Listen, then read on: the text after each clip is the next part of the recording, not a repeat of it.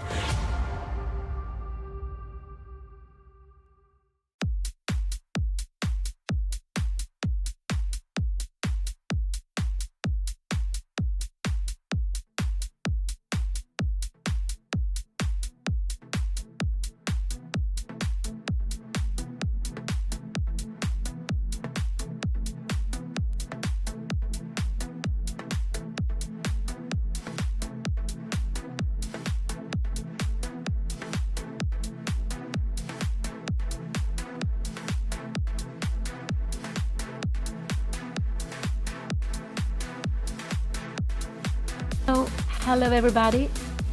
We are back with a new round, the round number 6 from Botez chess camp. Here we can see the chessboard. The players are not there yet. Anna will play with the black pieces. You're going to play black against Nemo. And it's a little bit it's delayed. I'm sorry for that, but I think they will start at any moment. Here we have Anna. And after 5 games being played, Anna is on 50%. She made a draw. She won 2 games in a row, but unfortunately, she has also lost 2 games in a row in the round number 4 and 5. And her opponent, Nemo, she is having half point more. She has 3 points, 3 out of 5. And Nemo is one of the 3 women grandmasters in the tournament. She is seeded number 3. Anna is seeded number 4. But we can see there is a gap with rating. It's like 116 points between them. And so Anna will play black against a strong player. I hope it will be exciting. And I do hope it will not go wrong in the opening as it did yesterday. Yesterday, Anna really didn't get a chance because the opening didn't go well. And she blundered a pawn. And with this pawn, it was just very, very tough. But she kept on fighting, and this we always have to do. We have to keep on fighting. So this is a very beautiful tournament, the Botez chess camp with 8 content creators who are playing against each other. I think that's not too common that they're playing against each other in a classical tournament, a classical time control. So this is a round robin, a single round robin, which is the most normal. You play against each other 1 game. So it's 8 players, 7 rounds, and this is the second last round. Tomorrow will be the very, very last round.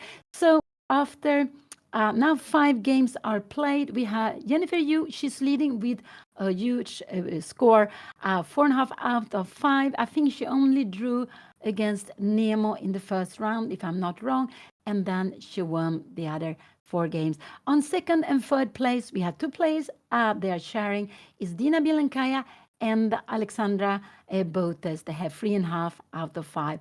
On fourth place, we have Anna's opponent, Nemo. She with 3 points. And Anna is on 5th place with 2.5. And then in 6th and 7th, we have 2 players on 1.5 out of 5. That is Julia Schulman and Linda Diaz. And on the 8th place is Andrea Botez, who has lost her games. But these are the 8 players, very exciting players, very exciting games. And I do hope they will start soon, but they're not sitting there. So it might take a little bit of time still. And I forgot to say who I am. I am Pia Kramling. I am Anna's mother. I'm also grandmaster in chess. And I have been here these first 5 games. I will also be with you the last 2 games. Anna is playing in this tournament over the board. And I think this is Anna's 5th tournament over the board this year. So she's playing more tournaments over the board. Otherwise, she's very busy playing online.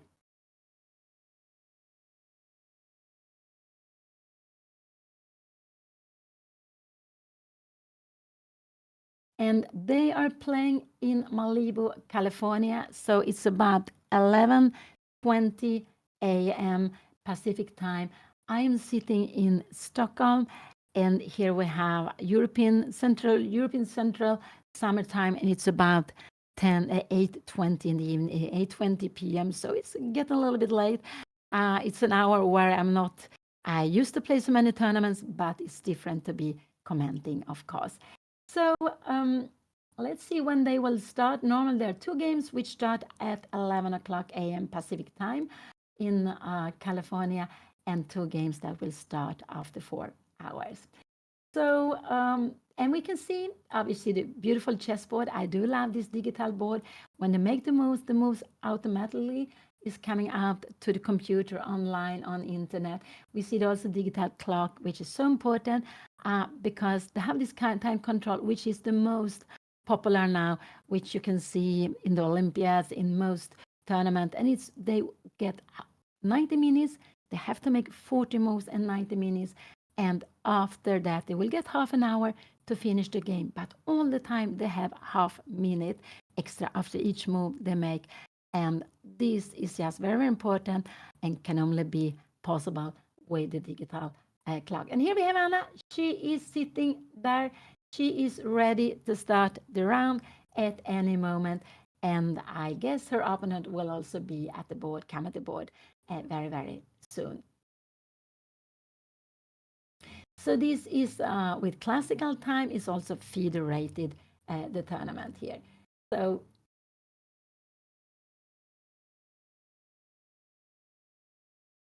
so I think they will start very soon, and I do hope they will start very soon also.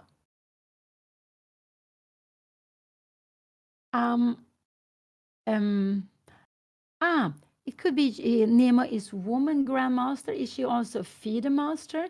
Could that be possible? Could that be? Yeah, because we have in chess we have the open class, open for everyone, but there's also a woman class, and the reason for that is that it's very very few women playing chess. It's also an old tradition with before that there were lots of separated actually, and it was even called not the open class, it was even calling the class for men and women class, but it's not like that. And so it could be that Nemo, she's having, is it a FIDE master title? I think so. So when you become woman grandmaster, I think you automatically becomes also FIDE master, because to become woman grandmaster more difficult. So I think this is why she has two titles. I think that's why. Mm.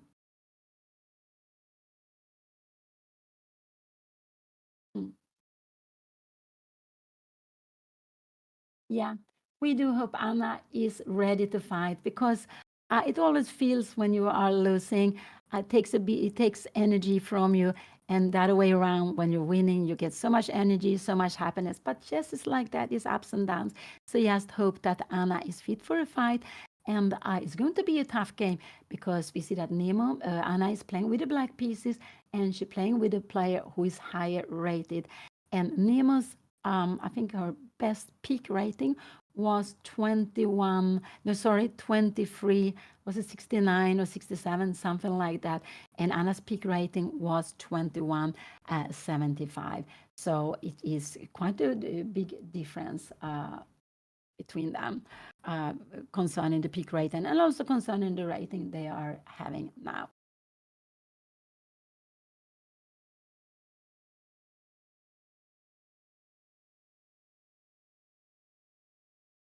So again, they are going up, and in when you play, let's say when we play the Olympiad, the clocks will be started. Maybe the first round will be chaotic, but after that, normally the clocks will start on time, more or less on time, maybe a little bit later. And then if you come late, I think we have, are we allowed to come 15 or half an hour late, but not more than that. So that is quite important. But here, of course, there are reasons because they couldn't start earlier. So the clocks haven't started yet. That's, of course, very nice, very normal here. And so we will have to be patient. In chess, we need to have patience, a lot of patience, a little bit more patience, and then I think they will start. And I do hope they will start soon, because the games can go on for long. 4 hours is quite common with this time control. But yesterday we saw that it was a 4 hour game, more than that. But Alex Botez, she played so quickly, extremely quickly, and she actually had more time than when. I think she had more time when she finished the game than when she started, but she also got this half hour after 40 moves. So, but the first game Anna played against Dina Bielenkaya in the first round was 5 hours. 5 hours something. It was finished very, very late in the evening. So 4 hours is very common. 5 hours is a very long game. But of course, sorry, the game can also finish earlier. But around 3, 4, 5 hours, that's quite common when we play classical chess. And it means we need to have a lot of energy to play these games. And that's why it's important to come with, I love to come with a big lunch. I have a rest before the game. And so have lots of energy, and then to drink something during the game.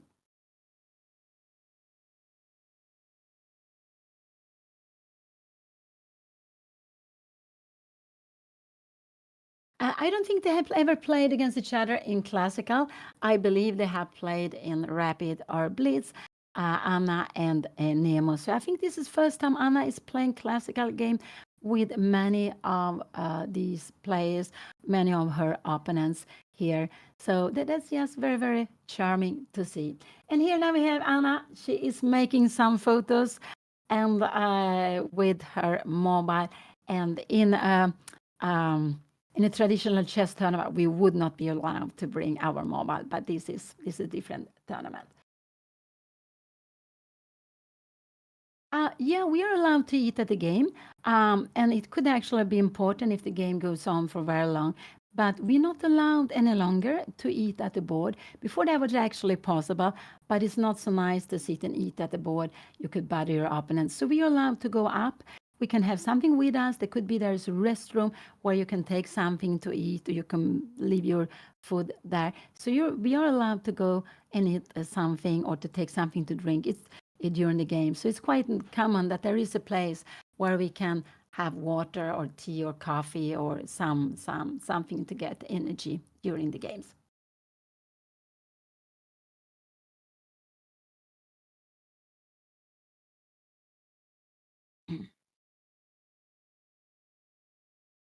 So yeah, it will be a little bit more delay. Um, and Nemo, she, like Anna, she was taught to play chess very, very early. She was only 3. And Anna the same. Anna knew the pieces, how to move the pieces with 3. And with 5, the family moved to Finland. And that I think was very, very exciting to hear. I didn't know that before. They moved to Finland, and she was the under 10 champion.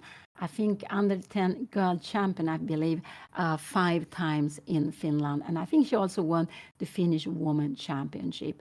And she was also the youth girl champion, youth world girl champion under 14, which is just a tremendous result.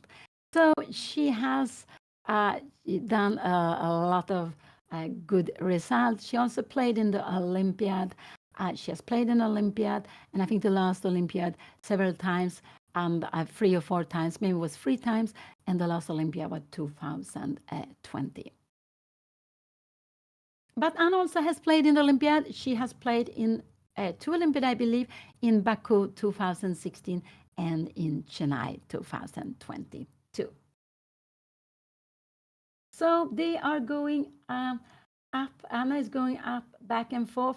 So there is something they are still waiting for. I do not know what it is, but we just have to be patient, and they will be with us at any moment. And I hope for an exciting game, and of course that Anna will get into her comfort zone, because this is what you're trying when we're starting up the game, and this is why the openings are important. It's to get a position we are happy with, a position we understand how to handle.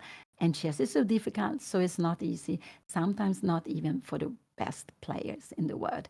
So, and this is why sometimes very early on we can see a player taking time for the first moves, but it's just to try to steer the game into a familiar position that yeah that you like, that you're happy with, and understand how to handle.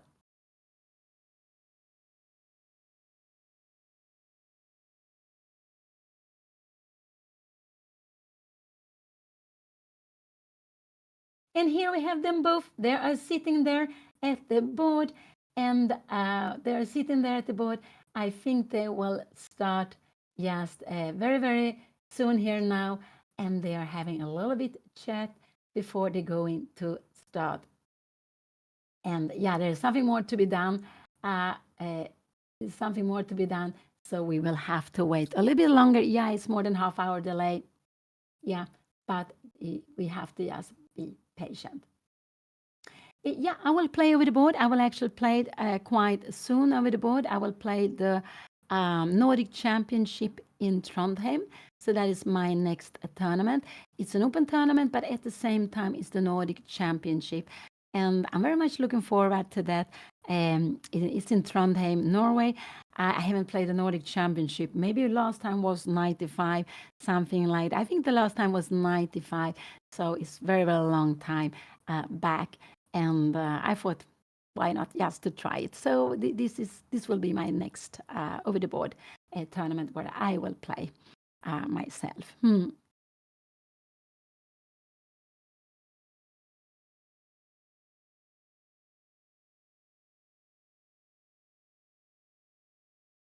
Yeah, let's see what is going to happen here. It will be so exciting. But it's true, with openings are very important, and it's actually important also not to play always the same openings, uh, because that makes it easier for your opponent to prepare against you. But it also means that you need to understand um, different position. Playing the same, you're hopefully you're getting a feeling for it. But it's right, it's much better to be flexible, to change openings, so your opponent will not so easy be able to prepare to know what is going to be on the board.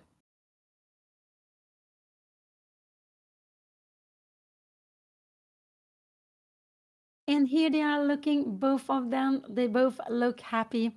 Let's see, they both look happy, and I think they will start now at any moment. So this is the, yeah, here we have the photo. Have the photo, we can see it here now. And this is the sixth round in this very beautiful Botez chess camp with 8 uh, chess streamers, and they are playing against each other.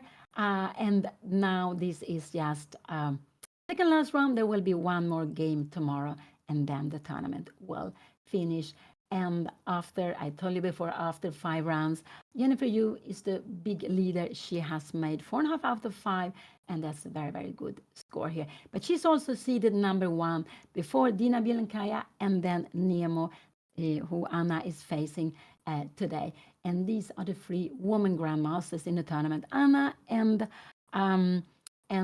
Alex Botez, they are both women FIDE masters. And the other 3, they don't have a title, not yet. So let's see when it will start. I'm getting very exciting to see how it will go. And but it will be hopefully good and exciting fight today.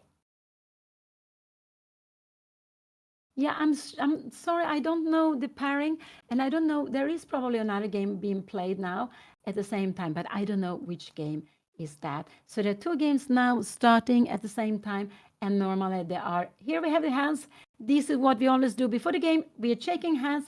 Black is pressing the clock, and let's see. Here we have the first move. E4 came out. Here we have it. E4 was played, and so that was, yeah, that was very good. Here we have E4 played. Yeah, I couldn't see. Is it not? I said it was good because I thought it was updated, but let's see. Is it not? Is it not automatically? Let's see if we will. If it will come up now here. No, it's not coming. I will make the moves. E4 was played. We have C5 here. What did she play? She played knight f3. E6 was played. Here we had D4 take. Knight takes D4.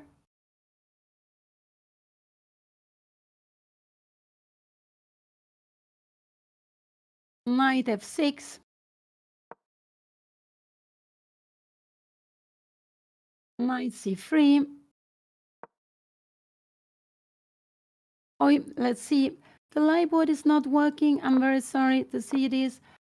We have here now, Anna is blitzing out.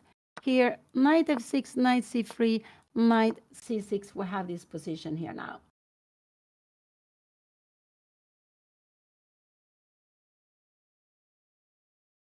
And this is what Anna's favorite line to play. I call it the 4 knights. We see the 4 knights are out here, both for black and for white.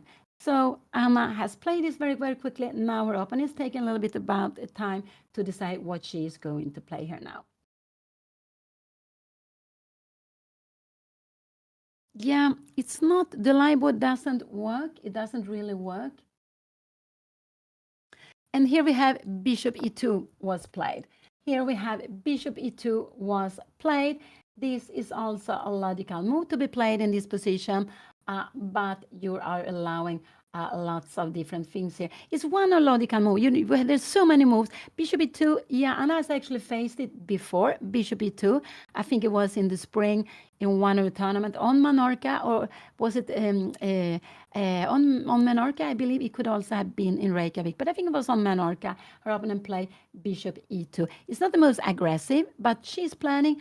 But it's a little bit to see what Anna will doing here. I think Anna went bishop before in that game. I think so. There were lots of different moves you could have played. Bishop e2 was one. You could have gone knight b5. You could have taken on c6. You could have gone lots of different ways. And she played bishop e2 just to get out with the bishop. And yeah, the live board is not really working, but I do hope it will start working later.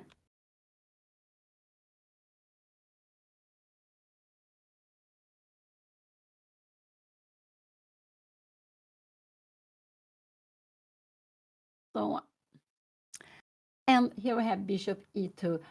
What would I play? I think bishop b4 is such a natural move to be played here. Bishop b4 is what I would play. And then you can actually, if you want, you can give a pawn here now if you want to, and you can take the pawns, but you can also, and yes, you can take the pawns, but we can also play something slowly. We can also go a little more like d6, and now this bishop is out. It's quite, and now we maybe start planning to take the pawn. We can absolutely take the pawn also, but I would maybe to play like this, there will probably come something like this, and we will have this would perhaps be bad because of queen d4, knight f6. We have this huge bishop. This would already be very, very good for white. So black needs to play different. So e4. So we have this. I will put the pieces up here now. We have this position. d4, take knight f6, knight c3, knight c6, and bishop e2.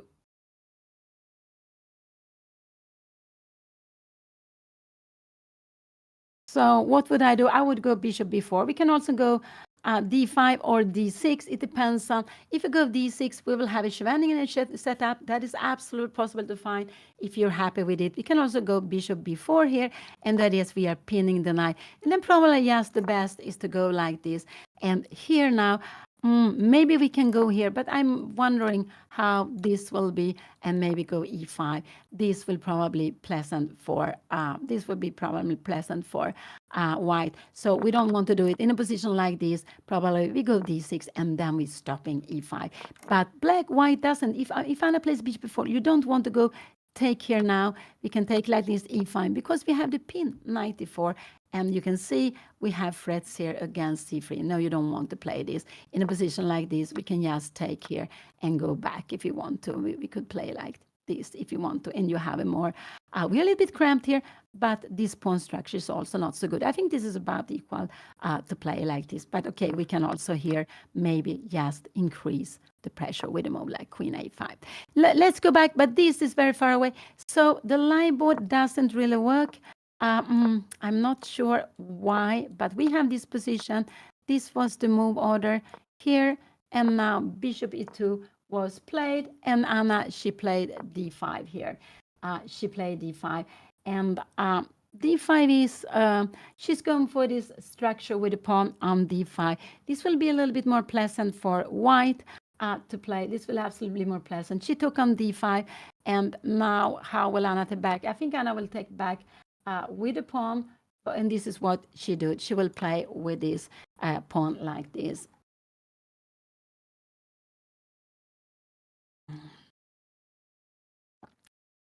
So this is a little bit favoring white, because now look at the pawn structure. We have one here, we have two, and we have three here now. And here we have 1 and 2. So black hasn't, this is called an isolated pawn.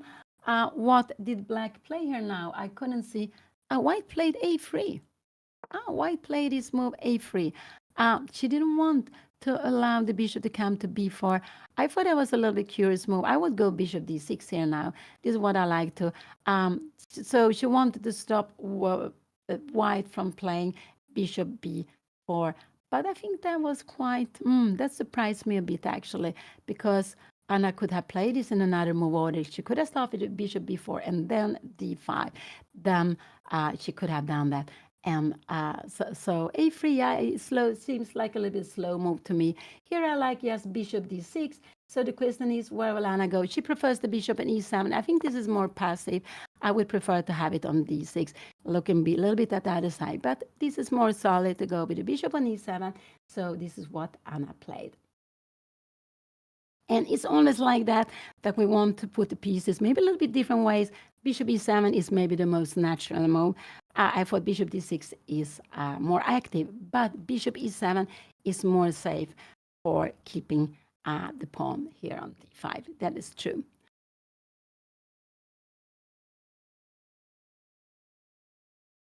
And now we have bishop e3 is played. Could it be that now Anna should go, yes, short castling? This is normal.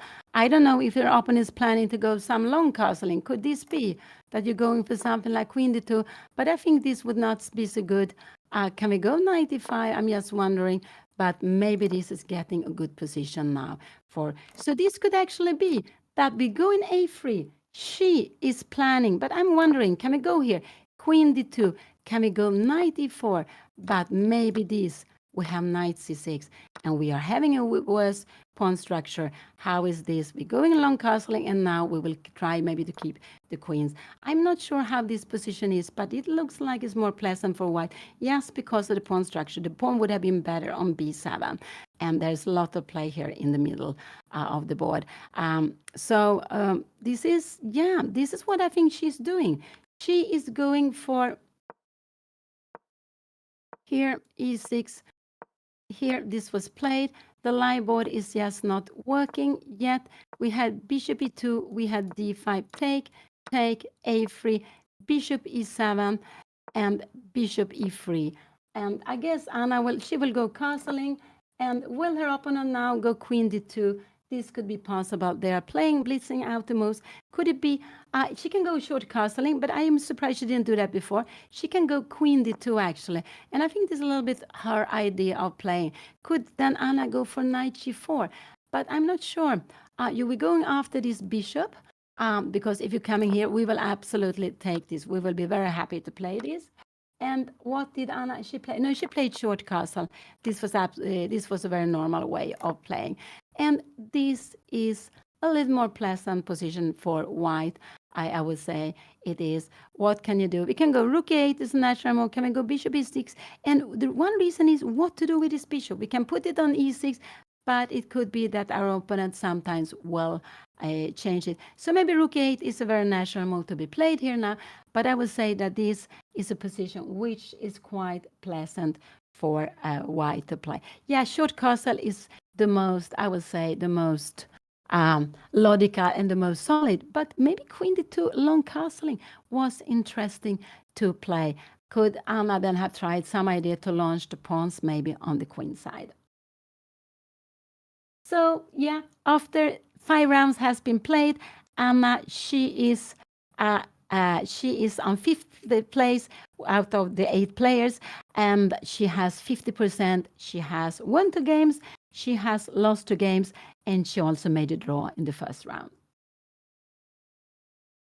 But it's logical. White is better because look at the pawn structure. We have 1 pawn island here. This one is alone. It calls an isolated pawn. An isolated pawn is a pawn which doesn't have any pawns together here.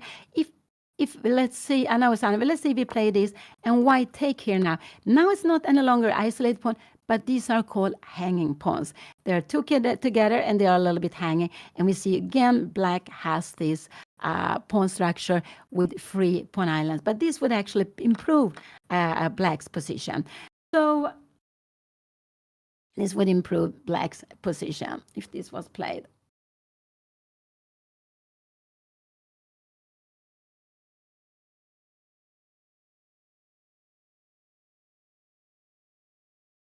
And an isolated pawn, yeah, no pawns on the side. So we see 1 pawn island here, an isolated pawn, and 2 pawns here. So there are 3 pawn islands for black, while white have 1 here and 2 here.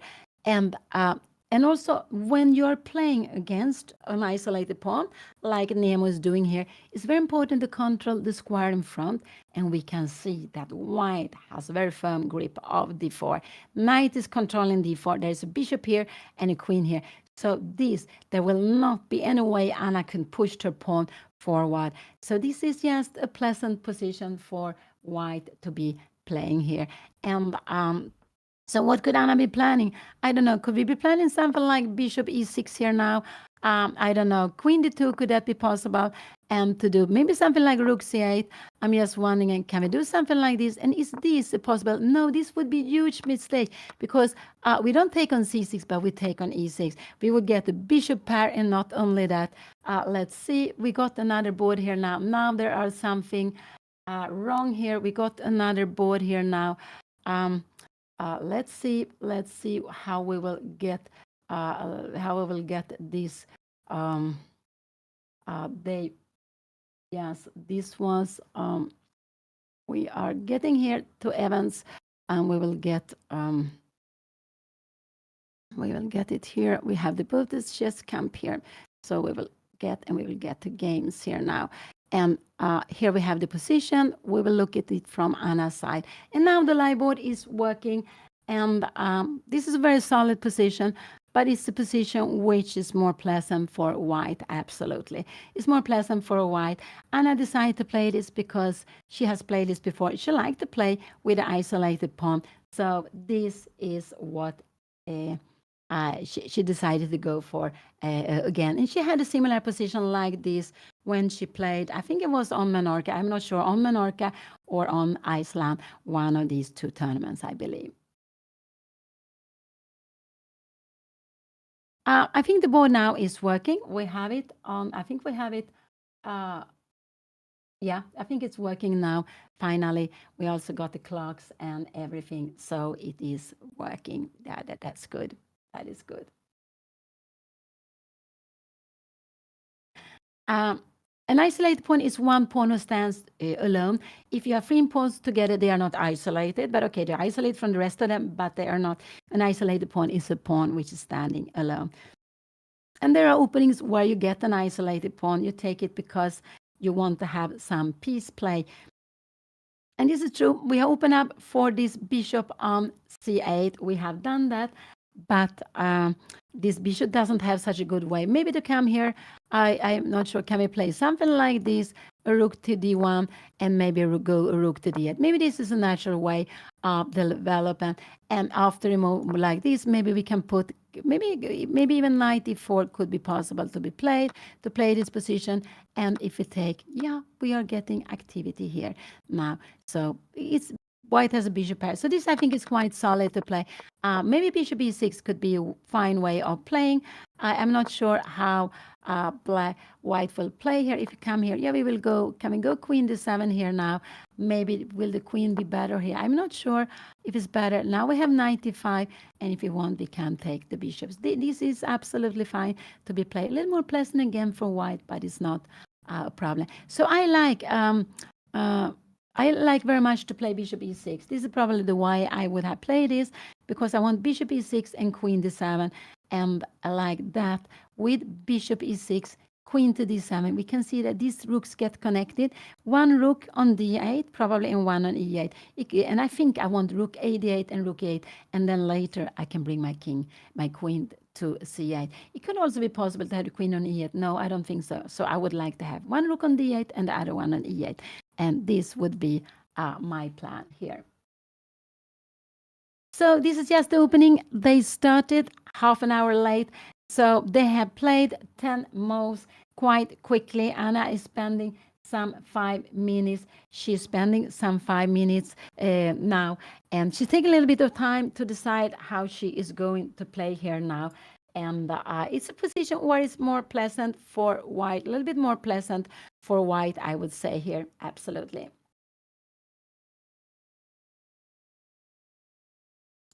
Yeah, no, I don't think 95 would be such a good move. We can go 95. And then, of course, we would maybe hope for this, because can we play?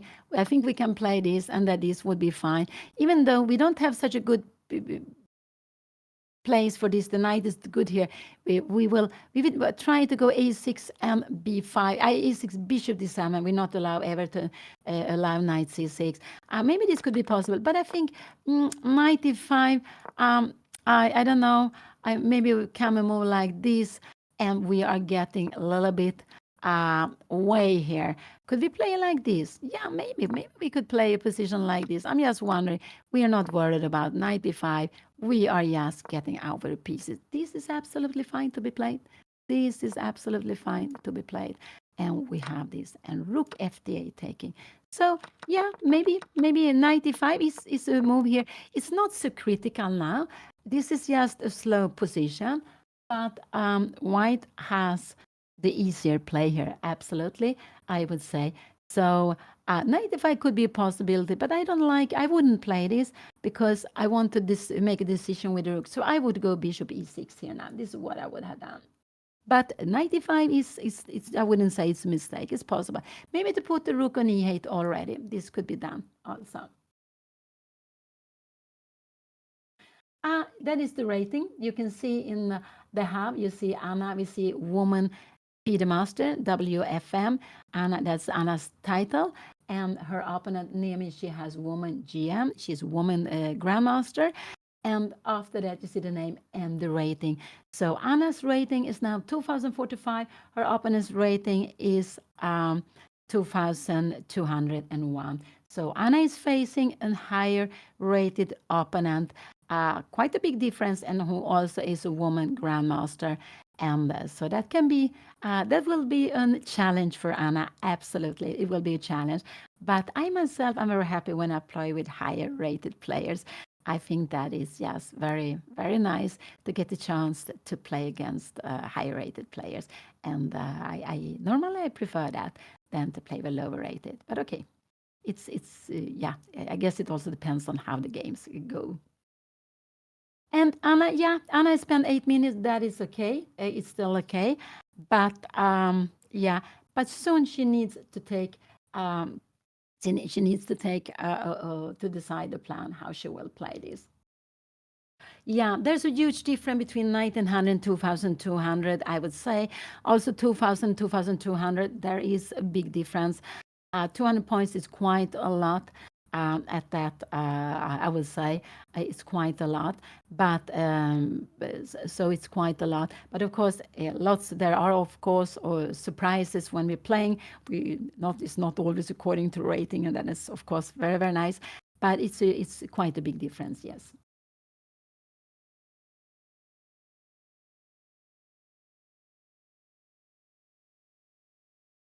Mm. Yeah, I'm not sure what Anna likes most to play. She has started enjoying playing classical, but it takes a lot of energy playing classical. When you play a rapid game or blitz, whatever happens, you will have a new game to go on. And it also takes a lot of energy, but it's also quite fun to play more than one game in a day. And when you play classical and double rounds, then you think it would be better to just play one game because it's very, very tough with energy playing double rounds in a classical tournament. For me, I actually think that I used to like classical most, but with age now, I think I enjoy more actually playing rapid, but both of them are fine.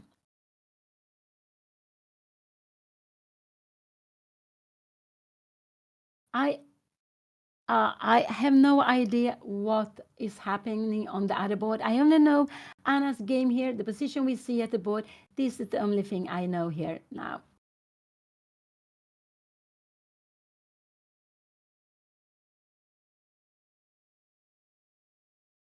Um,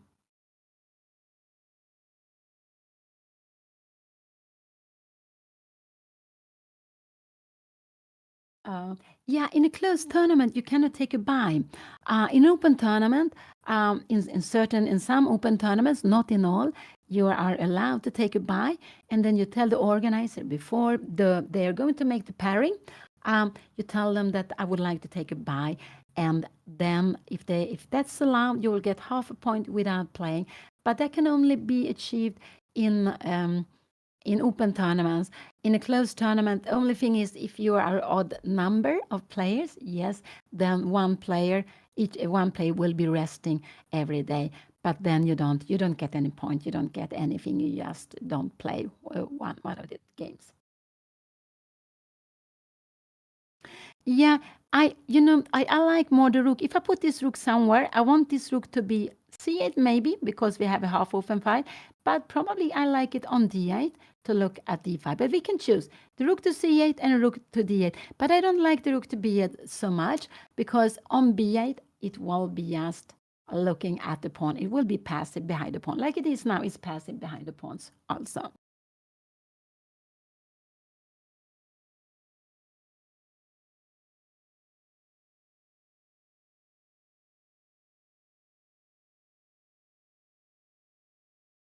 Yeah, if you get ill, that is something different.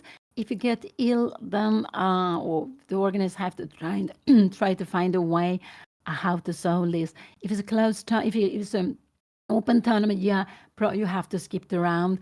And if you can, yeah, and then probably you will lose the game without playing, I assume.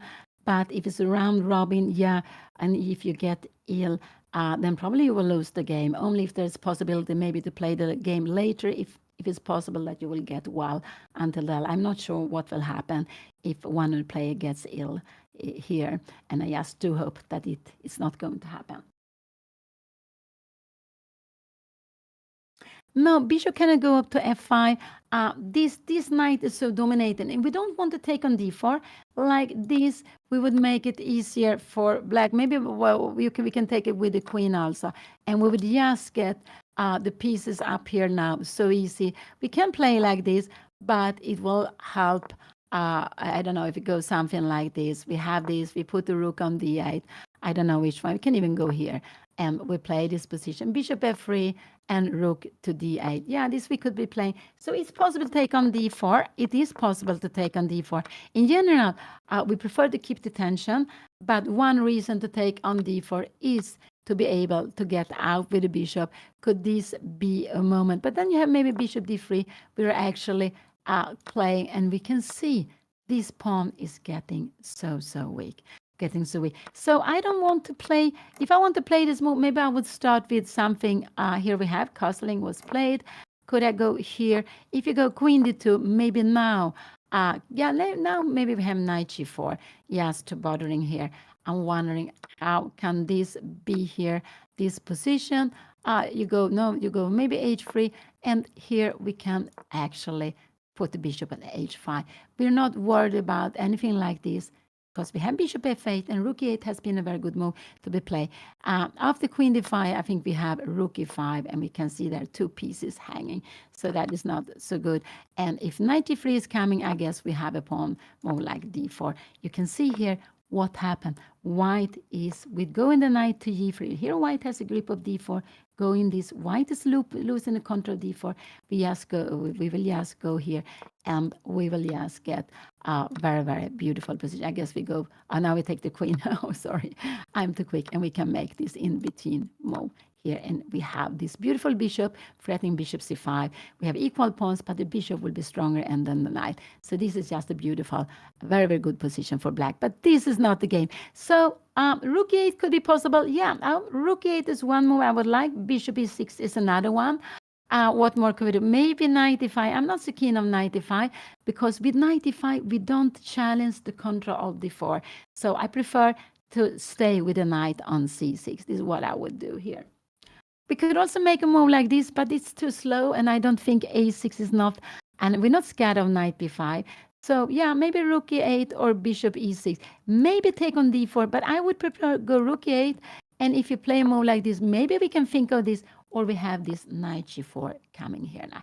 Bishop f4, and we go bishop f6, knight b5 here now, and we start pushing here. And now it's very good that we control the e4 square. This is absolutely fine to be played for. This is fine for white. So for black, I mean, this is equal. So Anna takes her time now. And yeah, I will wish that Anna plays faster, but I would wish that she plays faster. That she wants to take her time here now and just really needs to find a good plan. And these are the moves I can consider 1 and 2. I don't like so much to take here because the queen hasn't moved. I prefer the queen to move. You get out immediately. We could go 95, but I'm not so happy to play that because white is staying with this fantastic knight on d4. But okay, after that, the plan, if you come something like this, maybe bishop d7, can we do something like this? You're coming here and we are going rook to c8. Yeah, this can be played bishop f3, and now we need to defend this pawn, or maybe here we can start some counterplay against b2. This is possible to be played here. Rook beyond, and maybe we can put the rook here. And we have some, I'm not really sure what will happen here. And we have this bishop b5 coming here now. No, not bishop b5 here now. We have bishop c6, and we have, oops, this one here. So let's go back. This is very, very far away, very far away. But here, rook 8, 1 move. This could be 2 move. This could be 3 move. This can also be a move. These are the 4 most natural moves to be played. This would not be so good to be played. Move the bishop again, then it would have been better to put the bishop on d6. So these are the moves I can consider. Bishop d7 looks strange to me because now this is getting more lows, the pawn on d5. So this bishop is normally maybe even better on c8 than on d7. But okay, the idea with this is to go knight, rook to c8. So I would choose between 1 or 2. This would be my choices here in this position. Yeah, this is true. I want to get the rooks connected. So now we can see white has developed 1, 2, 3, 4 pieces, and also castle, put the king into safety. This is what we're learning that we have to do. Anna has developed 1, 2, 3, and put the king into safety. If she goes here, she's developing it, but we'll see that this will be a passive piece. This piece will be much more passive than that one because it's hitting the wall on d5. Let's see what Anna will do here now. And she played h6. She played a little slow-mo h6. Yeah, it's absolutely fine to play h6 also. She wants to avoid bishop to g5. Only thing is, maybe if she later go bishop e6, it could be she will be more weakened on the square. We also have to be a little careful that there could be a sacrifice here on h6. So it was not a necessary move to be played. After queen d2, maybe now, again, we can go for a move like knight g4. But now, bishop f4 and bishop f6. And now knight b5. This is not the same because here we have knight d4. This doesn't work any longer. This will be good for white. So this plan, knight g4, would not be a good move here in this position after queen d2. But after queen d2, what can we do? Yeah, we can go bishop e6 here now. We can go, actually, I wouldn't have played h6. I asked because sometimes there could be some sacrifices here. It could be a little bit annoying, but there's no problem yet. There are not enough pieces for that, but it's could a little bit be scary. But h6 is what Anna wanted to play. She wanted to stop bishop g5, but I'm just wondering what her next move will be in this position. It could be that she wants to go rook e8 and bishop f8. That could absolutely be fine.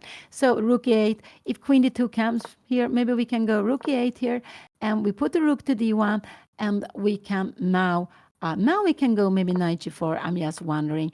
And here we have f3, and we bring the bishop back. This is fine to be played. This is fine to be played. You go somewhere here, but we can see that bishop f6, probably maybe bishop f8. I'm not sure. Maybe even bishop d6. There are pieces hanging. And with the pawn on f3, remember, when the pawn f has moved, the king side is always becoming weaker.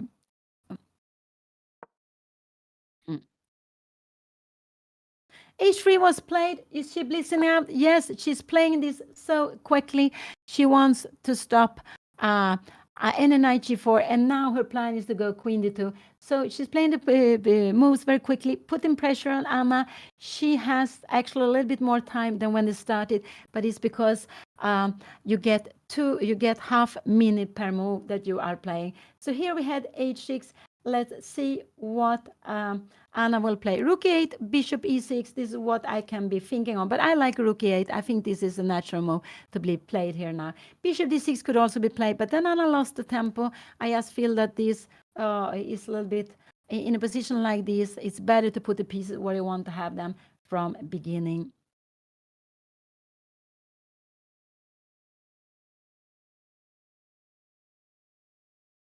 And the reason with h3 is to stop knight g4 annoying white. This is the reason why she played it, and she played it very, very quickly. So she is very familiar with how she wants to handle this position.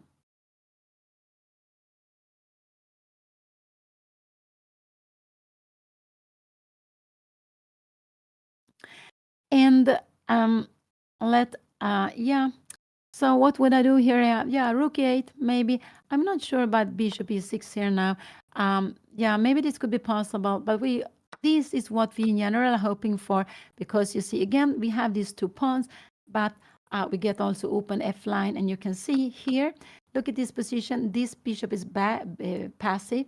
This rook is passive here, but all of a sudden, like this, the passive bishop is gone, and we get the rook, which will become active here. And we have a dream of maybe we will start moving our pawns. Not yet, because there are tactics against d5. We can't do it yet because we don't have the white square bishop. But this is absolutely fine. This has helped black to get a position like this. So h3 was played, and let's see what Anna will do here now.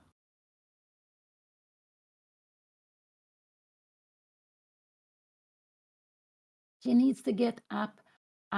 She needs to come up with a plan to know where she wants to put her pieces. And she is hesitating. I would say she is hesitating. And I would just prefer that she play this position quicker, because it was Anna who decided to go in for a position like this with playing d5. No, there's no possible to attack. I think she has to develop. So I would go maybe bishop e6. I don't know what. Maybe you will come here. I will go queen d2. Maybe bishop f1 something, and I would just connect my rook here. And if this is coming, I will go rook d8. This is how I would like to play it, because something like this, we can go rook a d8, rook a d1, and we can sometimes even we can go bishop f5. We are getting more our bishop to a more active square. So this is what I want to do. I want to go bishop e6 here now. This is what I would like to do.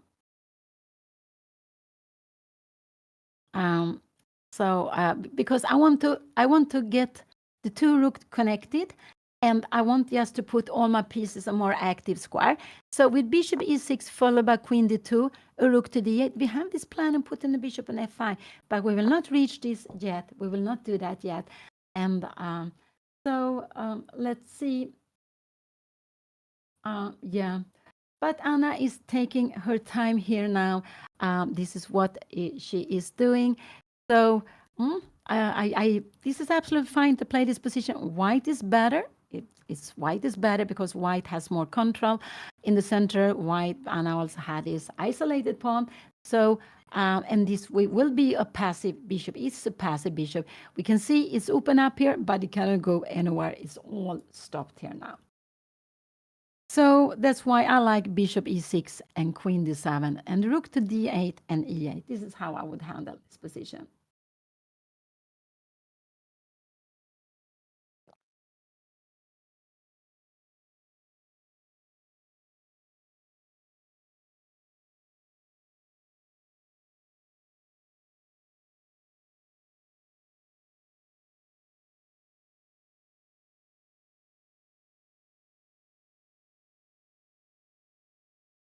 So they're both very, very focused.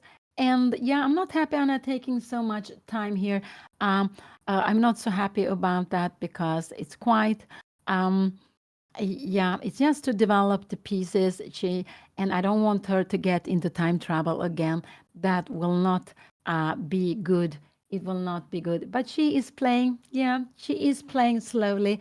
And I don't know if it could be that she is worried about the move like f4, but this would not be a good move because we just go bishop c5. After f5, we go bishop d7, and we start having some we have rook e8. This pawn to f5 is not a good plan here because after rook e8 there will be more weaknesses.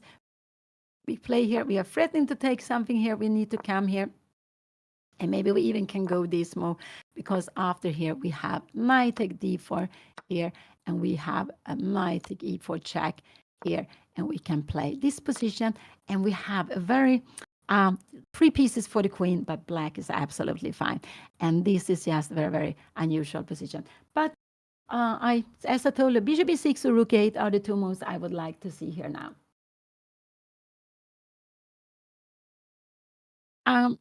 There's not so good way of moving the queen. The queen is actually standing best on d8. It's standing best on d8, and the square is just worse. So that's why I would like her to go bishop e6 and queen d7. There is no other good square. If you go here, you can be kicked by knight b5. No, it's not a good square here. Maybe queen d2, bishop f4. No, the queen needs to get to d7, but only after the bishop has come out.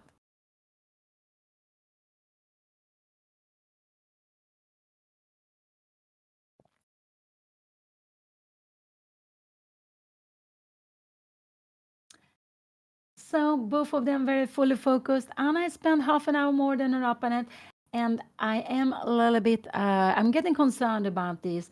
I'm really getting concerned about her time because she has been playing so slowly the other games too, and getting into time trouble today will not be wise, not be wise against such a good player. So and it's actually it's not wise against anyone, but I think it's not wise. And we also have a position where Anna has made 11 moves, there were 10 moves, but it's quite, it's not so difficult to come up with a plan here. There's not so many choices to play here for black.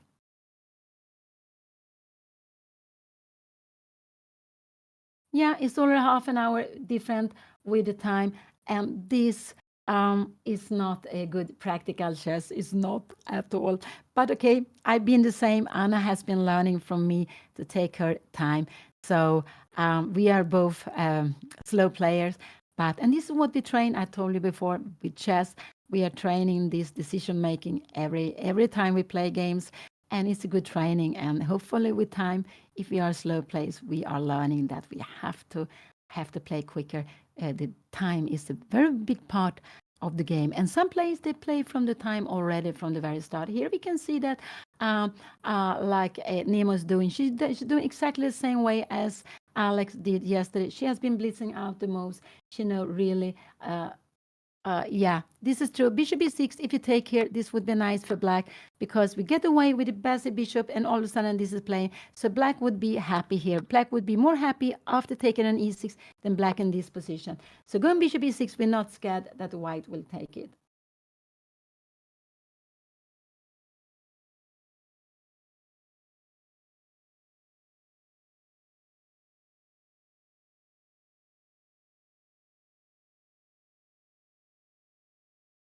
So after 5 rounds being played, we have Jennifer Yu. She's leading in tournament 4.5 out of 5.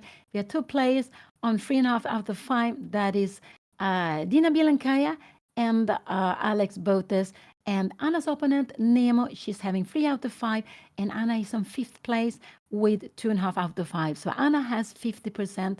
And then we have 2 players, Linda Diaf and Julia Schulman on 1.5, and 1 player who has lost her games is Andrea Botez. But these are the 8 players. So Anna is on 5th place with she's on 5th place with 50% now.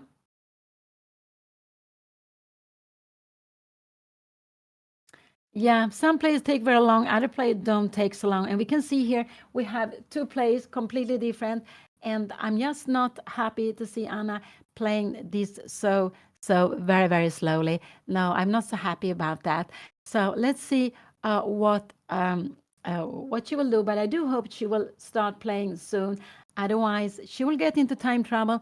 And oh, that will be very tough. That will be very, very tough if she will get into time trouble. And she has been spending like, I don't know, is it 20 minutes for the last one move? And I do hope she will not spend too much before she makes a move here now. Yeah, and I sometimes try to play the very, very best move, but it's just enough to play a fine move, a good move. You don't have tried to play the very, very best all the time. No, this is not the critical moment. I wouldn't say so. But of course, if you start a bad plan, then it can become worse. But it's not the critical moment. It's not a tactical position.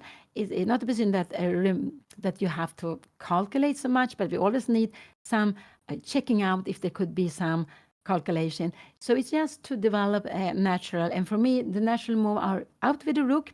You see, this is an open file.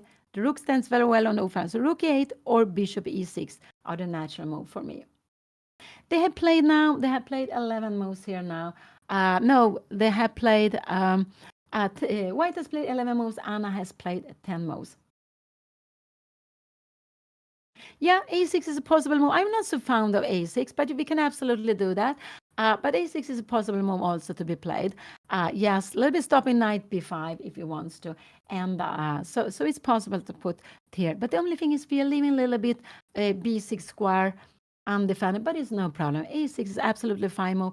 And then, but this queen is better. It's not so good on c7 anyway.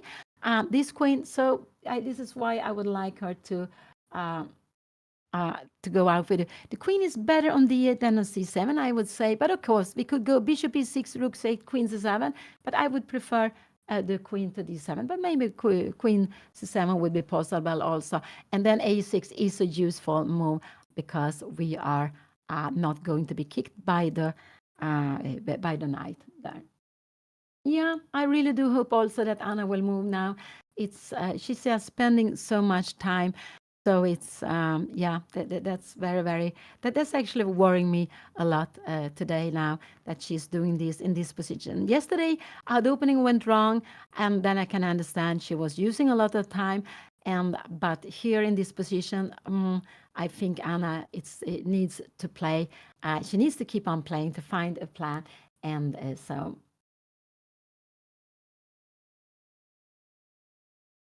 Yeah, 95 is possible to be played here also. It's possible if you want to. Maybe I'm not so fond of this move, but it's okay.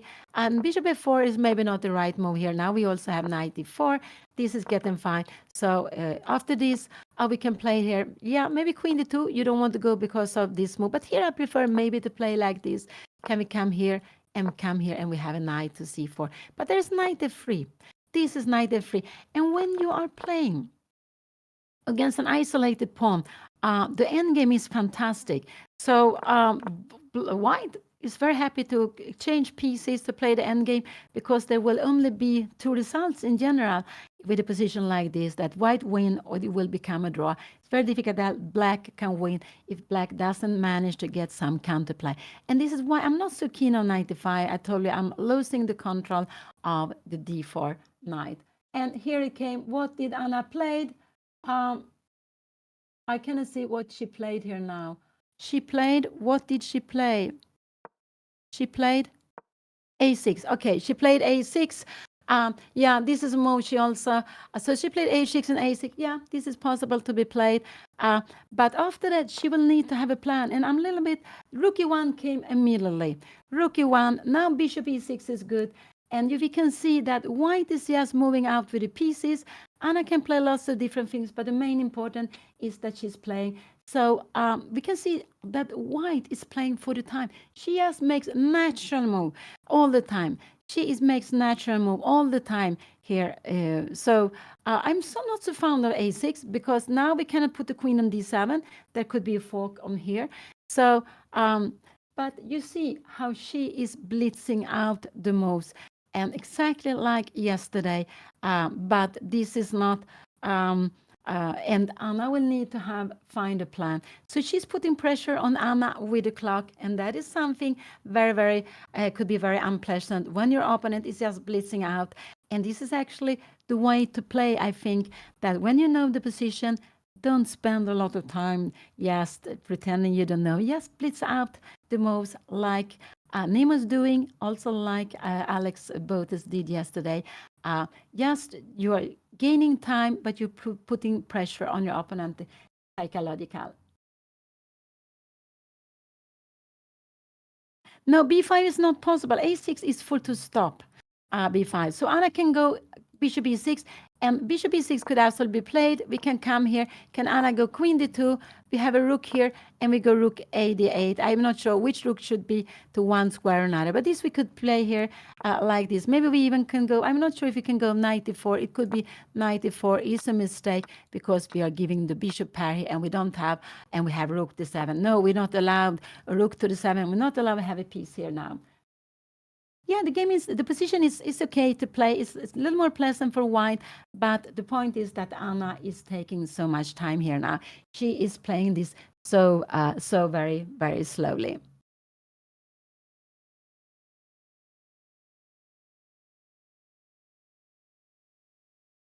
And that is what worries me. Yeah, a6 is coming in lots of position. You want to, it could be Anna wants to go some queen c7, but this is not harmony to have the queen on c7. It's absolutely not harmony. Harmony is to get out with the bishop. And as I told you, I'm not so happy with a6 because it's a little bit a hole on b6. The knight might come in here, but okay, after knight f4, we might have something else. I would go bishop e6 also in this move here now, and now queen d2 could be played. Can we go here now? Rook a1, and I would go maybe rook a8, and we play like this. Bishop d3, could knight e5 be a possibility, and we have this position here. And now we have this threat. So this is actually a little bit scary. This is scary, and this is why maybe Anna needs to go rook e8 and bishop f8. But more than anything is she needs to come up with a plan.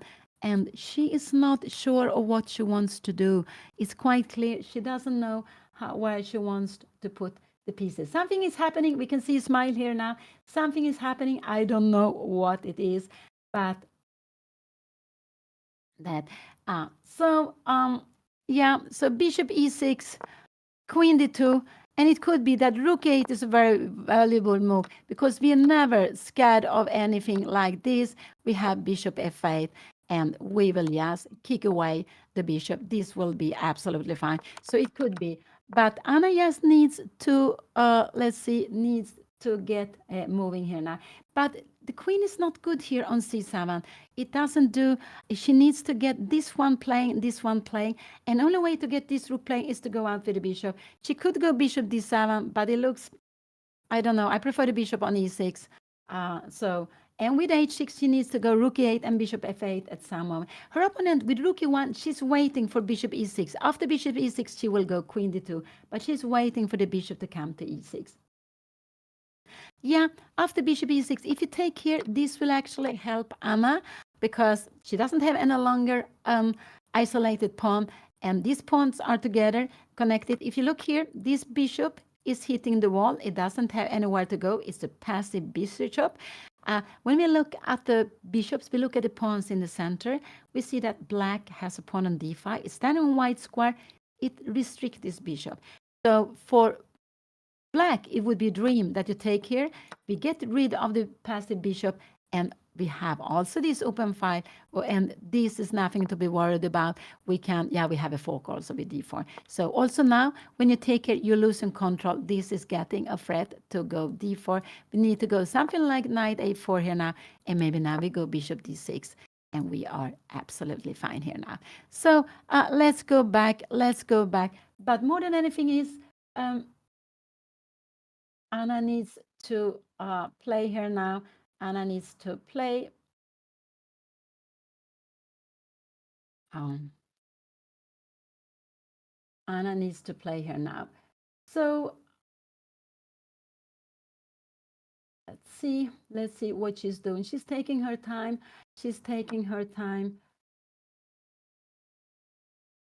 So wait a moment.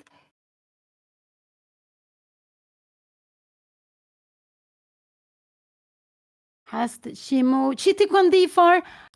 Yeah, she took on d4. So this was her plan. She took on d4. And now her opponent can play queen take d4 or bishop take d4. Both of them is possible. Both of them is absolutely possible to do so. Yeah. So Anna is just saying, okay, I'm going to play with this weak pawn, but now our opponent, what is most logical? I think both moves are absolutely fine here. Both moves are fine. So bishop, but maybe bishop take 4, and we will go bishop e6. Or maybe will she go even bishop f5? I don't think we can go here because we have bishop. Maybe bishop d3. Remember, even if Anna exchanged now, she exchanged this weak passive bishop, but this pawn will be very, very passive in the long run. So, but maybe she can she play this? We go something like, can we go rook e8? Could this be possible? But we have to be careful in position like this. This is just getting very, very pleasant for white. So what do I guess her to take back with? I'm not sure actually. Anna took on d4. She is taking on d4 with a knight. And but I would say that this is helping white. It will make exchanging pieces and letting white has a grip of the pawn of the square in front of the isolated pawn is actually helping white. So but both are fine, I would say. With queen takes, we are ready after bishop e6. We are ready to come out rook d1, and we have rook to c8. And this is Anna's plan. And this is actually now we see the idea with Anna going here with a6. Has her opponent played? Let's see. Has she played? No, Anna took on d4. Anna took on d4. And one idea with a6 is maybe not to avoid this kicking, but it's actually to defend the pawn. This is why she played, took on d4 here now.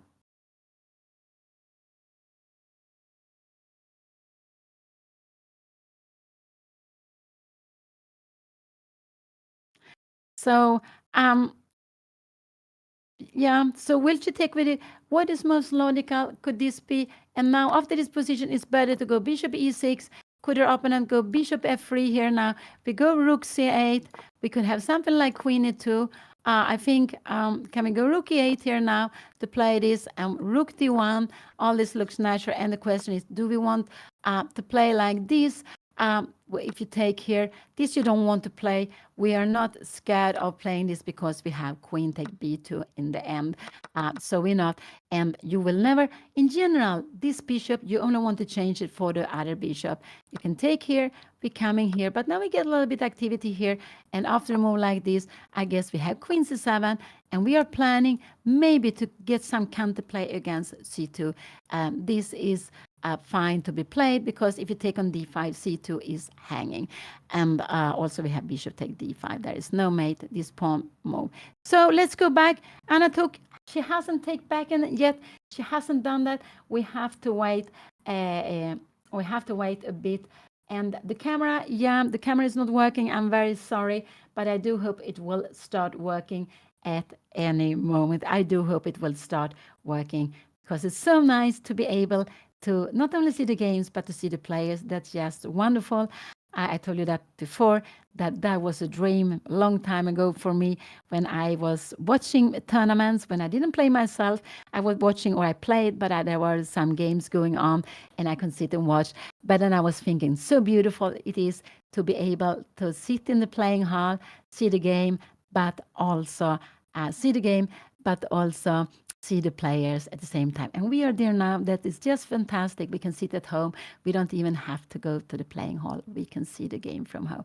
That's it's just so amazing. Will you take with the or with the bishop?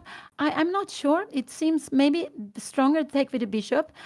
Because Anna, after queen takes, she has bishop e6 and rook c8. Maybe bishop d4 is the better move to be played here now, but it's just not so easy to make this decision. What would I do? I'm not sure what I would take back with white, actually. There's going to be a chess Olympiad. So we have our own Olympiads called the Chess Olympiad. It will be held in September. So it's not now. It will be held in September in Budapest. And the Chess Olympiad is actually a team competition where you compete for your country. And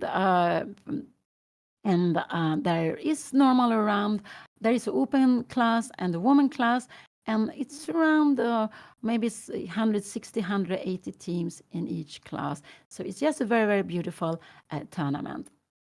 And Anna, yes, Anna is going to play there, or we will play we will play for in the Swedish woman team, both Anna but also Aid.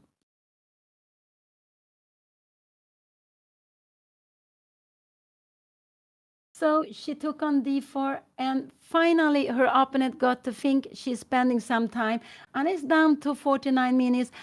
She's down to 49 minutes, and let's see how she will handle. Yeah, she's down to 49 minutes, but she made a decision, and that was important. She made a plan, and we always need to have plans. It's better to have a plan than not to plan at all, of course, even if it's a bad plan. So, and this is, yeah, it was one way of playing, but maybe it helps a little bit white, because we don't have this knight trying to challenge the d4 square, and white has a firm grip of d4, which is something very important when you play against an isolated pawn. All countries that wants to come and play or will can play in the Olympiad. So it's not a qualification for the Olympiad. It's a tournament that's going on for very close to 2 weeks. There are 11 rounds, and it's just a very beautiful competition. Each team is playing with 4+1 player. It means you are playing on 4 board, but you have a reserve player you can change. And before the first round, you're putting the players in an order, and you cannot change that order. But it's just a very, very beautiful team competition, the Chess Olympiad.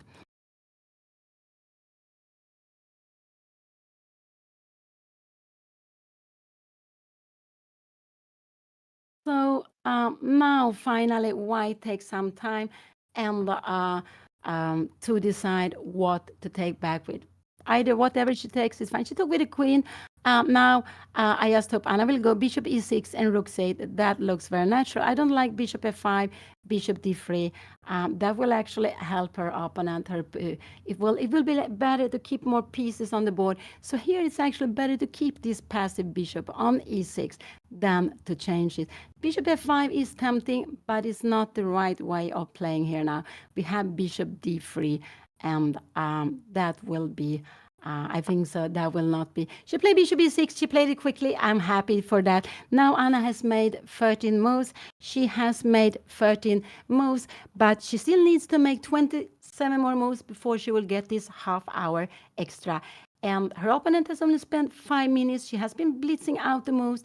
Only now, when Anna took on d4, she played like this. And Anna's plan is rook c8. This is how her plan to play here now.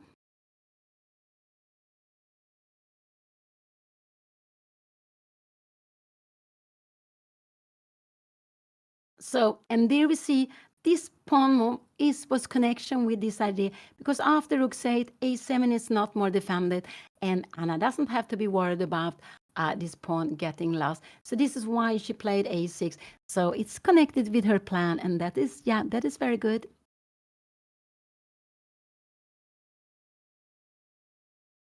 Yeah, it looks very natural. Put the rook on d1. I think that's very natural.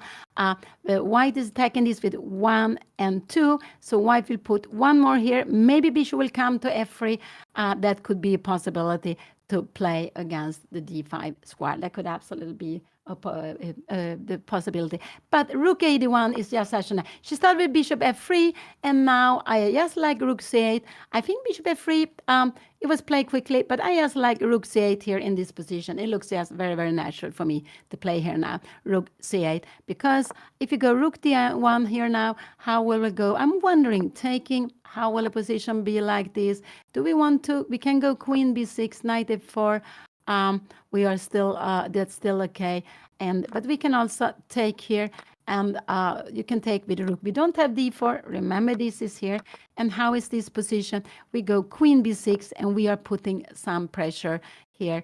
If you go b4, we will go maybe queen c6. And you see, this is getting weaker. No, you don't want to do that. Because, so maybe something like knight a4, and we will I'm not sure where we'll kick it and be free here now. And we'll put the rook to f8. This is fine. So rook c8, bishop f3, rook c8 is such a natural move to be played. And here it came. Anna played it quickly. Oh, I'm so happy. She is playing quickly now. She took some time for deciding her plan, but now she's playing quickly. I'm so happy to see that. That is very, very nice. And it could be funny that this is Anna's better bishop. White's bishop are both good, I would say. They're both good, but it could be that Anna should go bishop c5. But it's not such an easy choice to make, to go and change this bishop.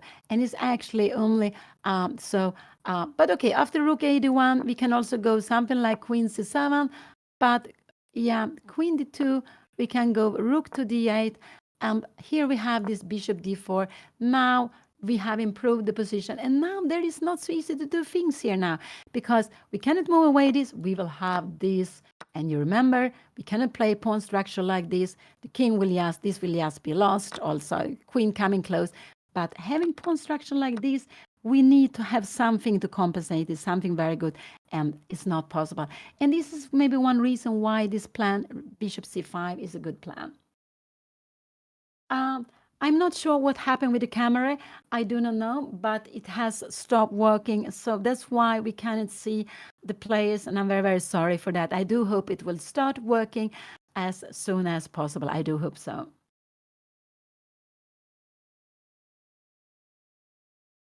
I'm wondering here, queen a5. I just think can we be kicked back? No, this is queen a5 here now. Queen a5. What did Anna play here now? She played something. She played.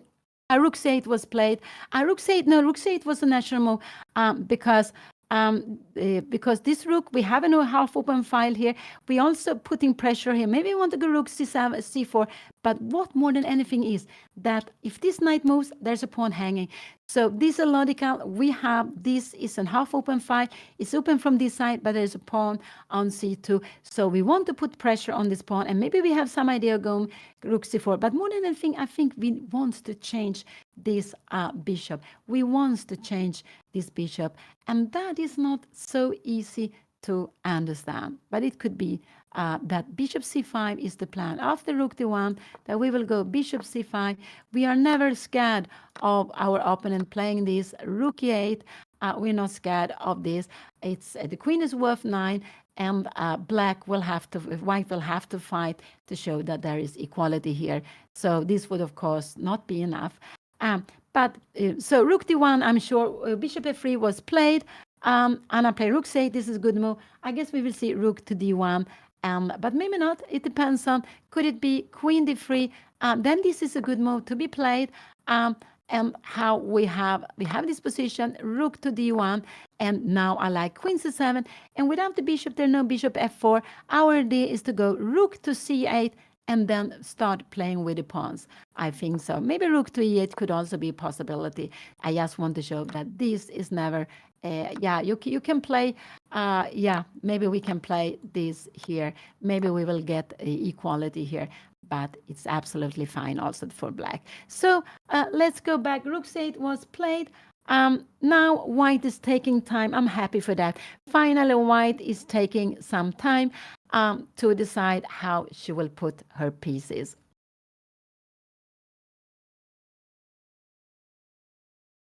Queen b6. No, I don't know. Queen b6 here.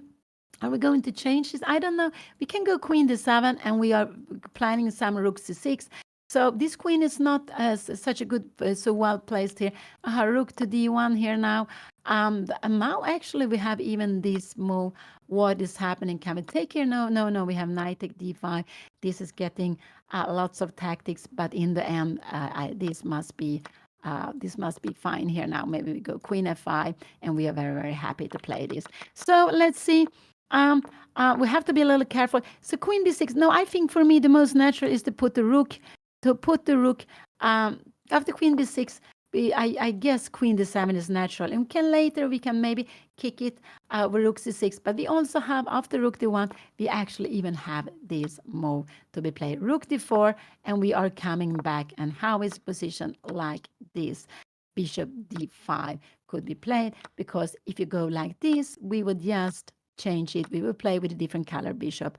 Maybe even we can go rook takes c2. Yeah, this is absolutely fine. So let's go back. Here we have the position. We have it here now. And rook c8 was played. Now, oh, white has played. I think rook d1 was played. And now I like bishop c5. But bishop c5 is not an easy choice to be made here now. What could be more be played? Queen c7 could be played. Bishop f4. Can Anna go queen c4 here now? But in a position like this, her opponent will not take here. I don't think so. Bishop e5. I think this is fine to play this position because we have maybe rook to c8 and we have knight e2. Oh, we are, yeah, maybe knight e2 is a good move. It's not so clear. Yeah, maybe these are, and you're getting, this is always this very, very important square for the knight. This is very, very far away. Go back. We go back. So bishop c5 is probably the best, but it's not so easy to understand. Are we go? Is it good or not to change here? I would expect Anna to go. Maybe rook c4 is a mistake. I guess could we just maybe we could just take it? Can we do it? Can we take like this and play this? But maybe this is not such a good way of playing because we have rook b8 here and we are getting activity. Here, I think Anna will be fine. I think she will be fine in this endgame. Absolutely. So rook c4 could be a possibility, but after rook c4, the queen will just go away. Maybe queen d7, and we go somewhere with the queen, and the bishop is coming to d4. And here, we are a little bit... we don't have, it has become worse. We cannot move away the bishop because then white will take on f6. So I don't want to allow white going with the bishop to d4. And so rook c4 would actually just help. So this was played and rook d1 was played. So yeah, sorry, we have lost the board. Now Anna is down to 46 minutes. She is down to 46 minutes. Bishop c5 seems to be the right way of playing here. And now to go queen b6 and try to get after b4. Maybe we can go queen c7 here. I'm just... queen c7, maybe queen c6 could be possible also. And we are a little bit pinned. But the idea to go rook f8 and just to play this. And we have counter here this way. So... yeah, this would be... So I like bishop c5 in this position, and we always... This is something always good to think of when our opponent is spending time. What pieces do I want to keep on the board, and what pieces do I want to exchange? And it can be strange that we want to exchange the black squared bishop, but it's because we are a little bit cramped, and we're scared of this maneuver, rook, queen d3 and bishop d4, because after that we will be tied defending the f6 with the bishop, and the knight on f6 needs to be defended because otherwise d5 pawn will be go. So with bishop c5 we are taking away a piece that can attack, it can exchange f6. Yeah, it is hard. It's hard to take an isolated pawn because there are lots of opening where you play with an isolated pawn, also with white. But normally what you have piece activity. Here, bishop c5 came. Oh, that was very nice. I'm so happy to see this move. Anna played it, and she's playing it so quickly. She's playing it so quickly. What will be happening here now? Could it be... what will be happening here now? After queen d2, I'm not sure where she will go. After queen d2, can we go a move like this? Could this be possible? Because after knight a4, we have this move. Rook took e3, but we cannot take the pawn. Queen c6, and we can go just back with a knight to c3. After b3, yes, we would grab this, and we would be so happy. So, so let's see. Anna played bishop c5. This is absolutely a good way of playing here to exchange this bishop. And but I would say this is not easy decisions to make, not at all. But these is the things we have to think of all the time. What pieces do I want to exchange, and what pieces do I want to keep on the board. And for white, a dream would be to change lots of pieces and to play with this knight against this bishop. To control d4 square either with a king or with a knight, and then to play against this bishop. This is one of the dreams white would like to have. Also, the bishop ending would be very unpleasant for black. For black, if they're the same color. If they're different color bishops ending no other pieces, that is absolutely fine if the pawn structure remain like it is now. I have no idea what will happen with the ratings. If Anna would win, she will gain rating. Her opponent will lose rating, and she will. It's like this. And if it would be a draw, Anna would win a little rating. Her opponent would lose some rating because she's higher rated.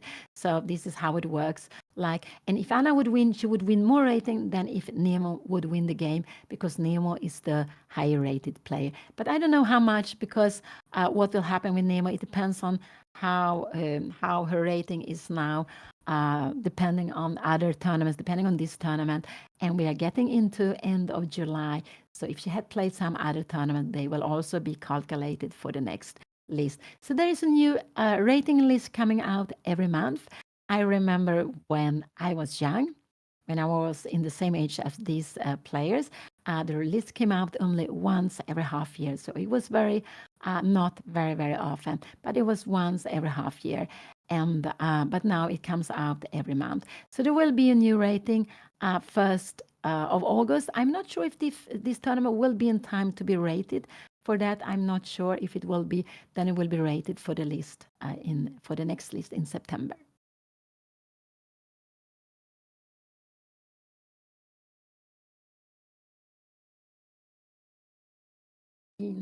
And sorry, we cannot see the camera. The camera doesn't work any longer. I just do hope that it will start working. It just gives so much to see the players at the board. It really gives so much to see them at the board.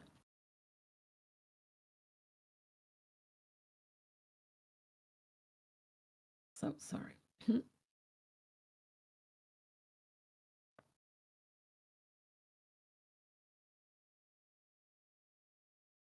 So her opponent needs to move away. There is not, what would I say? Queen a4 looks very strange for me to put it here now. It looks very strange. Are there some tactics here? I'm just wondering. It could be we have some tactics, but this will be firework. I don't know really what is happening here now. And we have position like this, and we would win an exchange. So this would be a mistake to go queen a4, d4 would absolutely be a mistake, and I would not. And going here would not be such a good. Maybe yes, we can go queen d6 also, or taking and going queen d6. And a position like this, we can. If you go here, we can also go queen d6 here, and now is defending. We go. Maybe I'm not sure if you should check queens or not, or if you just keep it.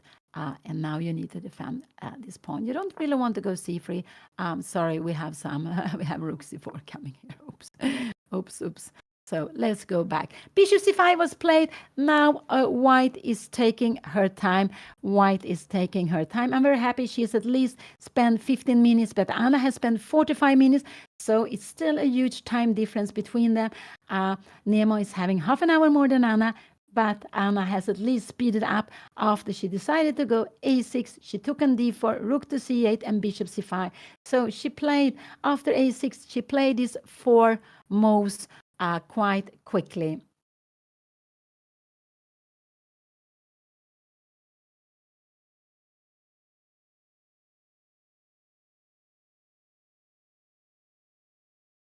So it's normal. I would say 1, 2, these are the normal. This would be a mistake. Queen f4 would be possible because after this, we can always go, we can go the queen to h4 also. So queen f4 could be a possibility, but it doesn't look so normal. And here, after this, we can take with the queen. Can we go maybe something like rook e8 here now? And we go queen d4 is this. Because rook c4, careful with the b7 pawn. Maybe we want to try something like this. Now we are having plans of rook c4 here. So this will be a long battle where white is trying to win this pawn, but white also has to look up for the pawn on c2. So this is why this rook is standing so well here, because if the knight goes try to take a pawn, the c2 pawn will be hanging. Now she has played, what did she play? She played a queen to d2. This was very natural move. Anna can take on e3. She can also go queen b6, but maybe taking an e3 is the best way of playing. So she played queen d2 here now, and so bishop take e3 looks very, very natural to be played here, because queen b6, maybe her opponent will get, after knight a4, we have this. So this is absolutely fine, but her opponent can take here, and we cannot take like this because of knight a4. We would just lose the game. And so maybe this is like this, getting less harmony here. And now we go queen b6. We have some play against the knight, and after knight a4 we can go queen c6, and yeah. So let's see here now. So I do hope Anna took an e3. This is what I think was a good move. I think her opponent will take with the queen. I think she will take with the queen just to stop Anna from going queen b6. This is what I think her opponent will be doing here now. And what will Anna do after taking with the queen? I guess we will see a move like rook e8. This is what I expect her to play. But maybe rook c6 is good, followed by queen c7. Maybe this is the good way of playing. Rook c6 and queen c7. This could be fine to play played like this. So bishop to e3 was played. Bishop to e3 was played, and that was better because now if rook takes, I'm sure Anna will go queen b6, put the queen on an active square, and I don't think her opponent wants to allow this. So I am expecting her opponent to take back with the queen, and this would be a mistake to be played is because look here, pawn structure 1, 2, and 3. The pawns are stronger together, so this pawn structure is better with a pawn on f2 than taking with a pawn. So even if you would take a more grip here now, and also taking like this rook was active with open file. Now the rook is getting passive. So this is not what anything you like to do in this position. So I expect queen take e3. Let's see if white will do that. And after queen take e3, I like rook c6 and queen c7, but and I can play in different way. But just to show that the move like moving this, I don't hear this would be probably a mistake. We have maybe you can take on d5. Yeah, maybe we can play a position like this here, and we come here and we have rook to c2. This is a absolutely equal position like this, and this is a little bit a dream for black to change this pawn against a c2 pawn. This is what black is hoping for.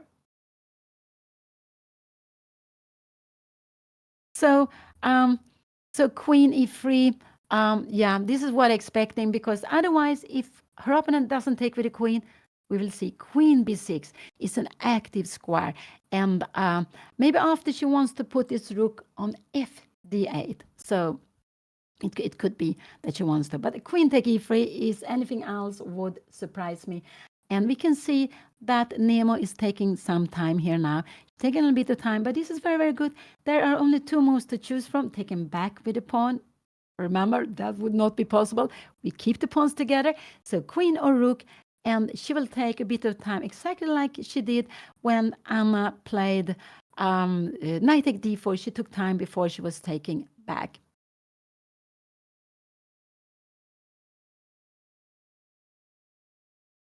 Yeah, if she takes with the rook, I just want to say, we go queen b6. You never want to take here, of course. This would be just an exchange up for nothing. Actually, we're getting away with this very passive bishop.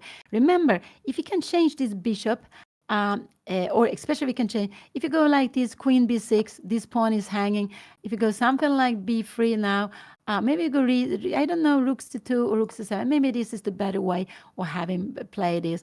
Knight a4, and we are just trying to go. If bishop f3, we can always come back here. After this, we can always yes, keep the pieces going. This is fine. It's absolutely fine to play. When the pawn is moved, this pawn becomes more weak, and this knight on the rim. Remember, knight on the rim is normally, a lot of time, it's not a good piece there. Has she taken back? No, she is spending time. I'm very happy for that. So the gap between them, the time gap between them is at least becoming a little bit smaller, but it's still 25 minutes difference because Anna took a lot of time in the opening to decide her plan. But finally, she decided to go for this.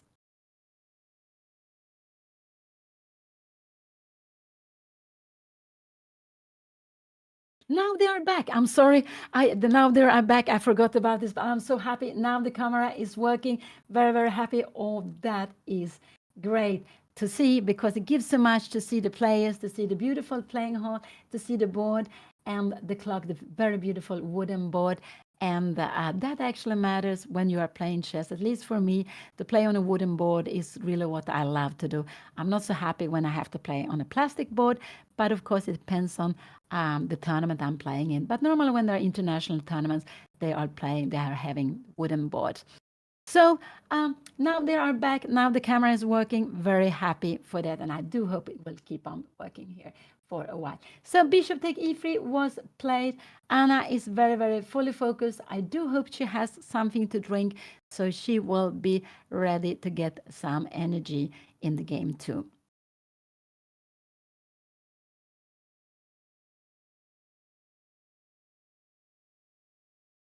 And this is the Botez chess camp. It's round number 5 out of 7. Anna, she has 50%, 2.5 out of 5. She made a draw the first round. She won 2 games, but she lost round number 4 and 5, unfortunately. And here she's fighting against Nemo, who is one of the 3 women grandmasters playing in the tournament. And we can see that Nemo, she's playing with white. Anna is sitting behind the black pieces, that she is high rated, 130 points, I believe. It's around 130 points between them. No, there's even more, 100. Yeah, no, I think it's 126, something like that, 126. So there are difference with rating. And Nemo's peak rating was 23, 60 something, 67 maybe. Anna's peak rating was 21.75. So here Anna is fighting, and I just do hope she enjoys playing this position. It is still more pleasant for white, but Anna has taken away a bit of the grip with this maneuver. She has been changing some pieces, but it's just to get more free hands with the rest pieces. So if rook takes, she will go queen b6. I'm sure we will see queen takes. Anything else would surprise me. It would surprise me. But it could be that she wants to do something like this and here. But after this, we have queen b6, and we need to defend this. After a move like b4, maybe queen c7. Can we go rook c5? Maybe this is mistake. Yes, because we have knight c5. And now this knight is getting very good. No, we need to go a move like queen c7 or queen c6. And yes, we have this domination. And maybe rook f8, rook d8. I'm not sure whether rook is better, one of them. I wonder if it can go like this, but the opponent would just maybe make something like this. How is this position? Maybe this is fine. I'm wondering if we can go something like this in the next rook to c8. This is still always still a little bit more pleasant for white, but it's very, very close to equal because white with moving the b pawn is getting weak. Also on the c5, and even if the c2 pawn is defended, this bishop needs to be passive to defend it. So let's go back. Here we have the position, and white, she is taking time. Oh, she's taking time. Is she going to take back with the queen or the knight? No, the knight, that's not possible, sorry. Or with the rook. That is the only 2 moves to consider. You could take back with the pawn, but we know that would not be good. And a player of her strength would not take back with the pawn. So rook or queen will take the bishop. And I expect her to take with the queen. This is what I'm expecting. But it could be that she likes this idea of taking here and put the rook on d3 and try to win this pawn. So this has been a Sicilian. It has been the 4 knights. And her opponent played a very slow move, bishop e2. Anna went for the d5, and that meant that she played a position. She went for a position where she's playing with an isolated pawn. It's a pawn that is alone. You can see it here. It stands alone. No pawns on the side. It's an isolated pawn. And normally, when you take an isolated pawn, it's because you want to have piece activity. But this setup is, it's more pleasant for white. Maybe it's not so much, but black has to play. Black has to play with activity. If we start playing passive, it could be that white will be able to maneuver and to improve her position. So that is important to avoid. She took with the queen. That was expected. She took some 10 minutes. Was it 10 minutes? that surprised me. It didn't surprise me that I took back with the queen, but it surprised me that she took back like that. So what can I play? I like rook c6 because I want to have the rook before and then after queen c7. This is what I would like to play here in this position. I like rook c6, and if I move like bishop coming here, we can go, I don't know, can we go even queen a5? You can go rook d1, but we will go rook e8 or rook f8, maybe rook e8, because this queen is not well placed here. You need to go maybe queen d4, but now maybe we can start hitting you, and you will need just to come back here, and we have this. And we remember all these things are absolutely fine to play. We're not scared of this because there are threats here.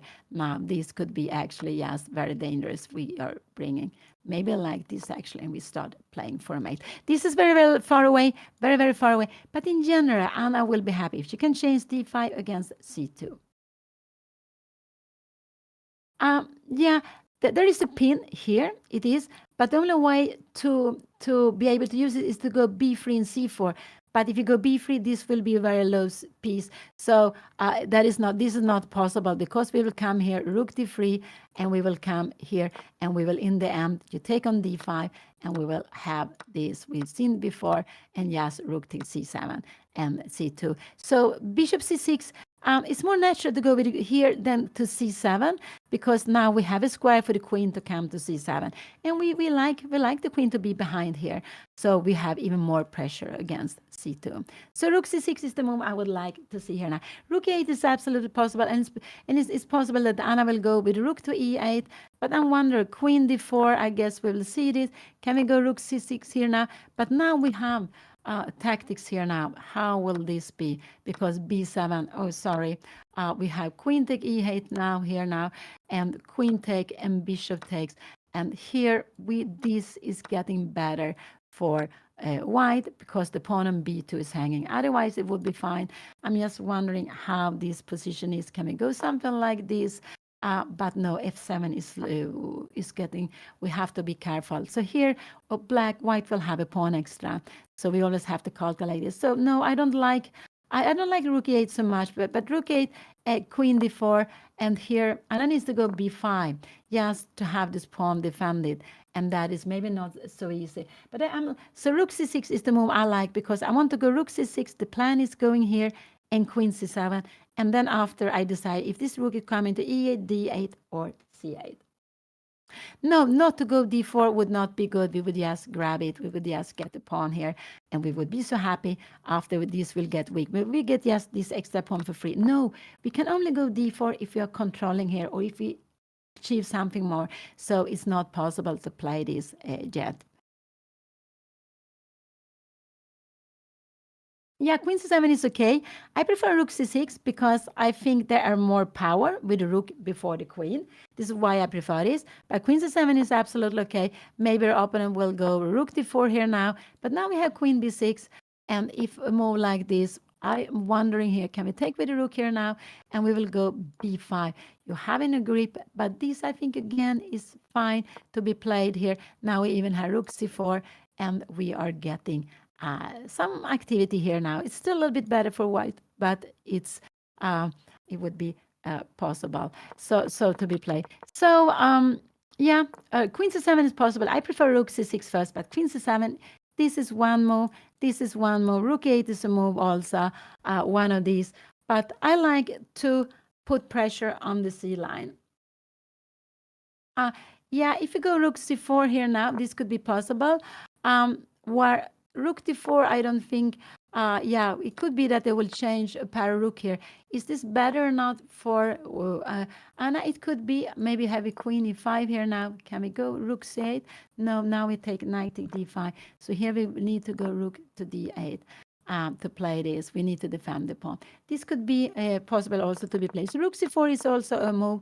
I like more the move on c6, because if a move like this is not possible, we just put pressure. If you go all the way here, b3, yeah, we have, maybe we have d4. I'm just wondering how we have this here. How will this? But this, I think, king takes. We are taking back. Bishop b4, bishop c4. This is absolutely fine to be played. This is absolutely fine. So go back. Rook c4 is a possibility. I think after rook c4, we will see probably a rook to d4. So it could be that Anna is thinking of going rook c4. Yes, and that is also absolutely fine. So 1, 2, 3, and maybe 4 more. These are maybe the most logical.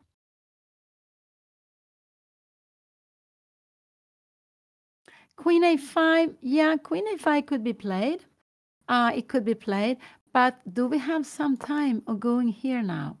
This, and the idea is if this is a mistake, 94, maybe this is, how is this position? This is maybe okay. We go king to black square. Remember that we have a white square bishop, the kings go to a black square. Yeah, this is okay to be played. So queen a5 could also be a possibility, yes. Queen a5 to bring in the rook. This is also fine to be played. So 1, 2, 3, 4, and 5. So here we have the position. Anna is down to 40 minutes. I am not worried about the time yet, but she cannot spend too much time. She has been spending like 5 minutes after queen take queen take e3. No, the idea with the queen to a5 is actually to get the rook connected, to put this rook on d8, I believe, or e8. But it's a little bit to get the rook connected, that they are talking with each other, they can defend each other also. So this is the idea. And after that, again, we can maybe have some plans, rook c6 and rook c8, or maybe rook c7. But I'm a little scared of rook c7 if there are b4 coming some moment. This is a little scary. So rook c8 and rook c8. Rook and up with the rook and then the next rook to c8. So queen a5 is also possible to play here. Let's see what Anna will do.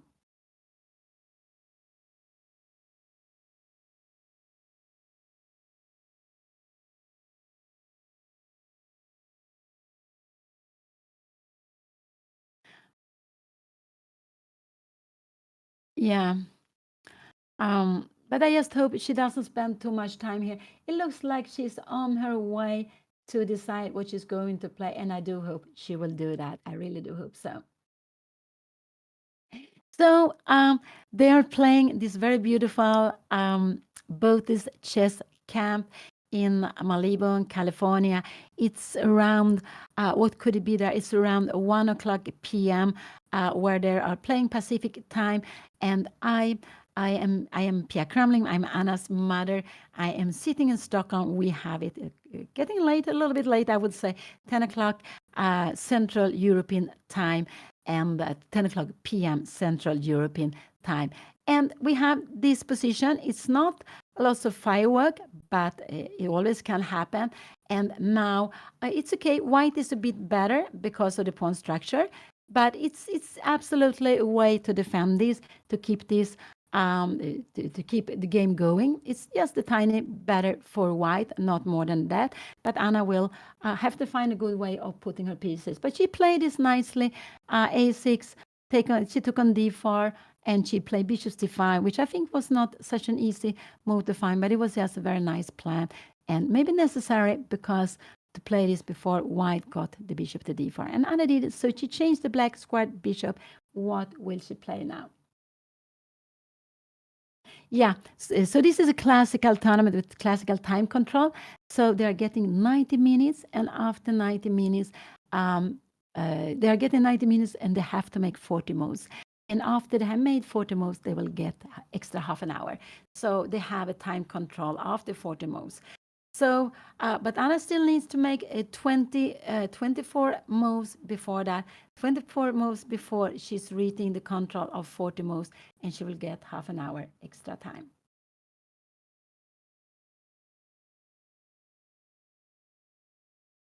Yeah, I enjoy visiting Netherlands.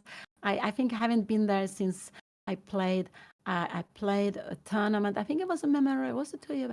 I played a very nice tournament there with some legend players.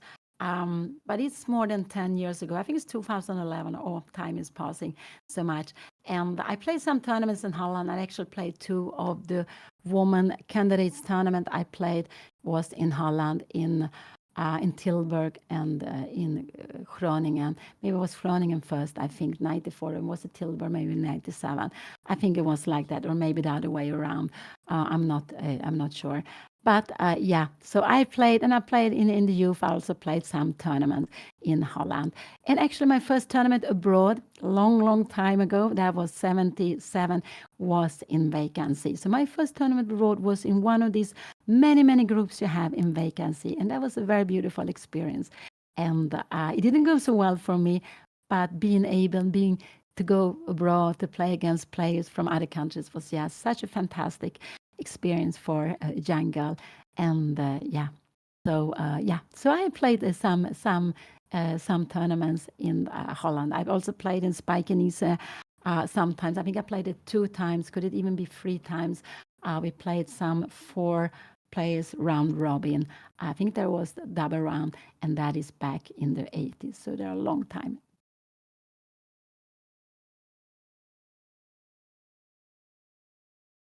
And let's see. Yeah, Anna she's going down to 34 minutes. She has spent 10 minutes for this move. And I just think this is a long time. Otherwise, she would have played Queen F6. If Queen B6, she wouldn't have gone out here now, but we can go here. The Queen would just grab it. So White is playing against, taking away this active plan Anna had. But she can play actively in other ways. And this is what we are also trying to do when we play. We see when we are making a move, when it's our turn to play, we are thinking what plans is our opponent having, and we try to play against these plans. This is what we try to do to make it more difficult for the opponent to achieve the plan the opponent wants to. So Queen A5 come, here we have it. It was absolutely possible to be played here, Queen A5, and I think we will say a move, maybe Rook E8, but there could be a danger of this move. Rook E2 is a good move here now. Can we go Rook C8, Rook D8, and can we play this? No, I don't think so, because now this is a good move to be played. Now this is good. We have Rook C8, but this would actually be we have Queen take F7. And what is happening here? We have Queen B3, and this would be losing. So Queen A5, yeah, I would have preferred Rook C6 to Queen on C7 also than this one. But okay, so a Rook to D2 or E2, does it matter? Maybe Rook D2 could be played. Maybe it looks more natural. We have Rook F8 here. Yeah, this looks a little bit scary to play like this because now this is a tremendous threat of going away with it. If you go something like Queen F4, maybe we get Rook to C4. So yeah, so Rook D2 not, Rook E2 is more logical. We can go Rook to E8 here also. And again, the idea, if you go here, we will actually just grab this pawn. We will grab this pawn. You're going somewhere here now, and I guess Bishop F5, can we go Bishop E6 also here, going here, and we go Rook B8, and we're going to take a pawn on B2, and we can play this position. It will be about equal here now. Maybe we even also in a position like this after a move. I don't know if we go Rook C8 or we can take that. But let's go back. This is very far away. This is very far away. Queen A5 was played. Anna's down to 35 minutes. And that is not so much time. She has 23 moves more to make. She has been spending some time before she's playing out this move. But Queen A5 was one of them to be played. It's not sure she's going to have the Rook here. So if Rook D2 comes, this is a good move. Can we see Queen A4? No, it's not. Maybe Queen A7 could be coming. And if you come here now, we have, this is hanging. We're not allowed. We need to go down with the Queen. Maybe Rook E7 could be played. I'm just wondering here, what is going to be happen here in a position like this? No, we have this very beautiful pin. There is only one way, I guess. You can go some B4. I'm a little bit unsure what is going to happen. And we always have these tactics, but we will just take here now. And this will be absolutely fine to play. This is again very far away. It's again far away. But I guess if Rook E2 comes, Rook 8 is what a good move to be played. So it could be, could she also go Rook D3 to be planning? But Rook D3, Rook C6, Rook D1 here now. And now maybe needs to go with a Queen to B6. Why? Because there are some plans of taking on D5. If you go like this, this will probably be a very good move to be played, because we remember here we have this, and now bishop take b7. So this is just getting, we cannot give away this pawn. So rook d3 could also be a possibility to be played here now, somehow to put more pressure on this. And I would actually, as I told you, I would have preferred rook c6 and the queen on c7, because if you take on d5, it might be that you will also threaten the queen. So and with c7, the pieces are more together. So that's why I liked more the plan with rook c6 and queen c7. But queen a5 is absolutely a fine move also to be played. It is. Rook d4 could be played here now. Now I like rook c6 here, rook d1, and here we have queen b6. Can you go knight a4? We will go queen c7, and we can see c3 is not possible to be played. We have b5, and we see that this knight is just not getting out so well. Actually, there is the only way is to play with the pawn line down like this. This is tactics. If you take like this, we would instead just grab the pawn like that.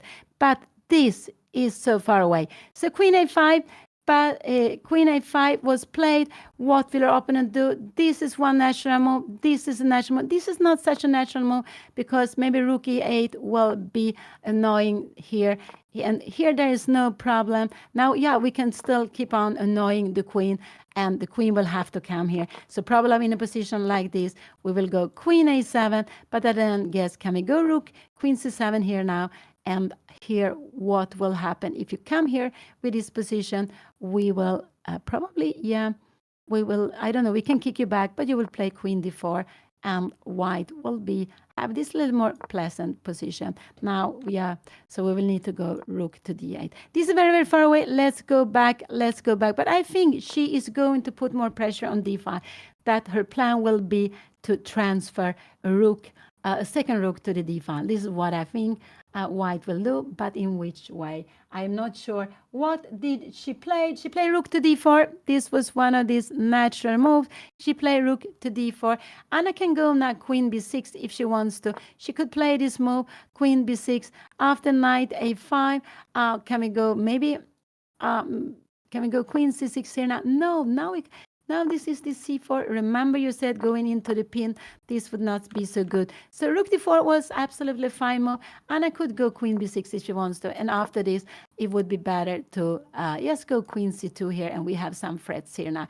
You have to go like this, but we can see that there are not getting not so much harmony here in the position for her. So queen d4 was played. Maybe there are some plans of going. So I actually like queen b6. I like queen b6 here now. This is the move I would like to play here now. And I guess we will see this. But we take here and you take here.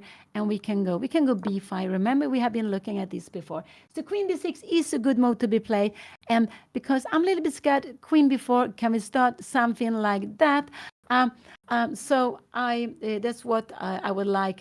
So I like actually queen b6 going there to after queen b6. We have a threat against here. If you go b4, we will just go queen c7, and we see that this one is getting lost. If you go something like this, there is actually a tactical way of going this, and this would actually be winning the game. I will show you why. After this, we go rook here. You're moving away, and we will take this, and we will win a piece. So there are always tactics to look out for. So queen b6 is the move I like most. What more could she consider? She could also go rook f8, but then we have rook d1, and I just think this will help her. So I would like, I like this queen b6, putting pressure here now, and her opponent, what? Rook b4, we're not scared of. Knight a4 could be a possibility. Here we can go queen a5, we could go back. Now we threaten to take on d1, and what will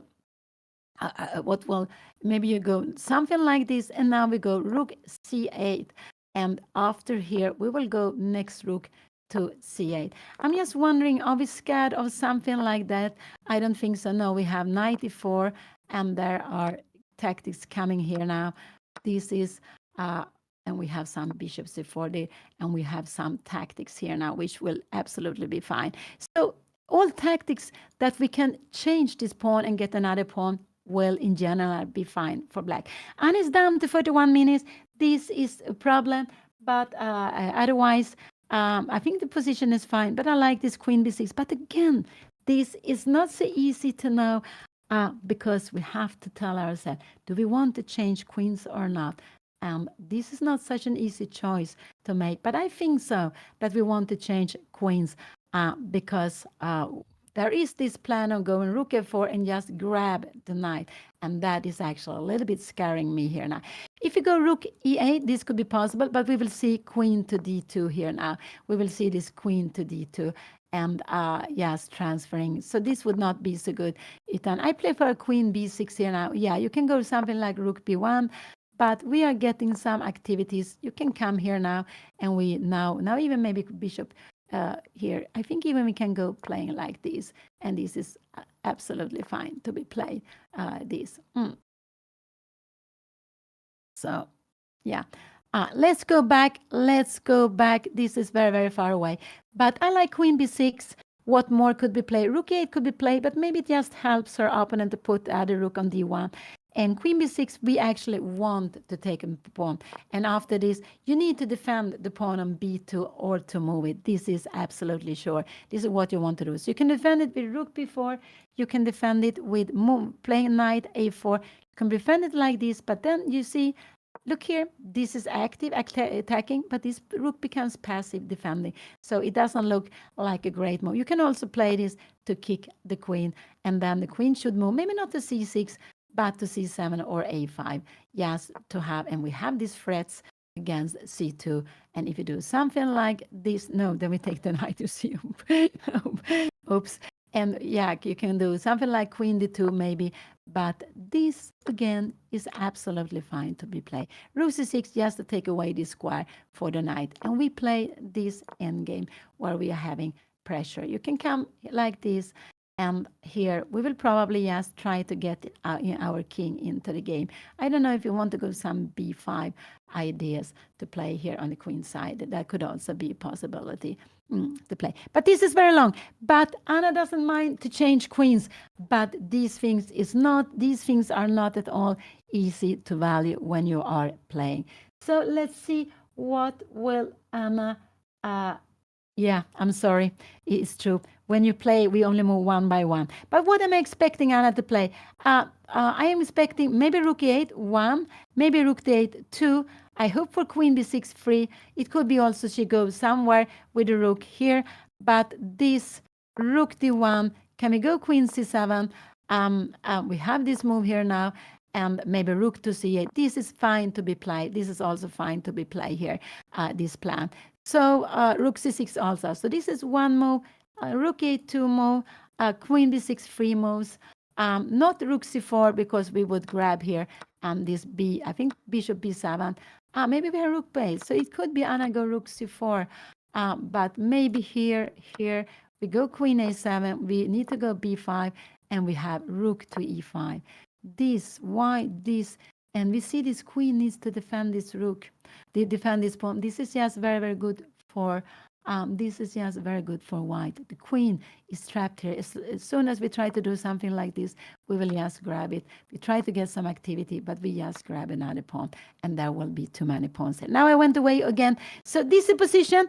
Anna is taking time. She's down to 27 minutes.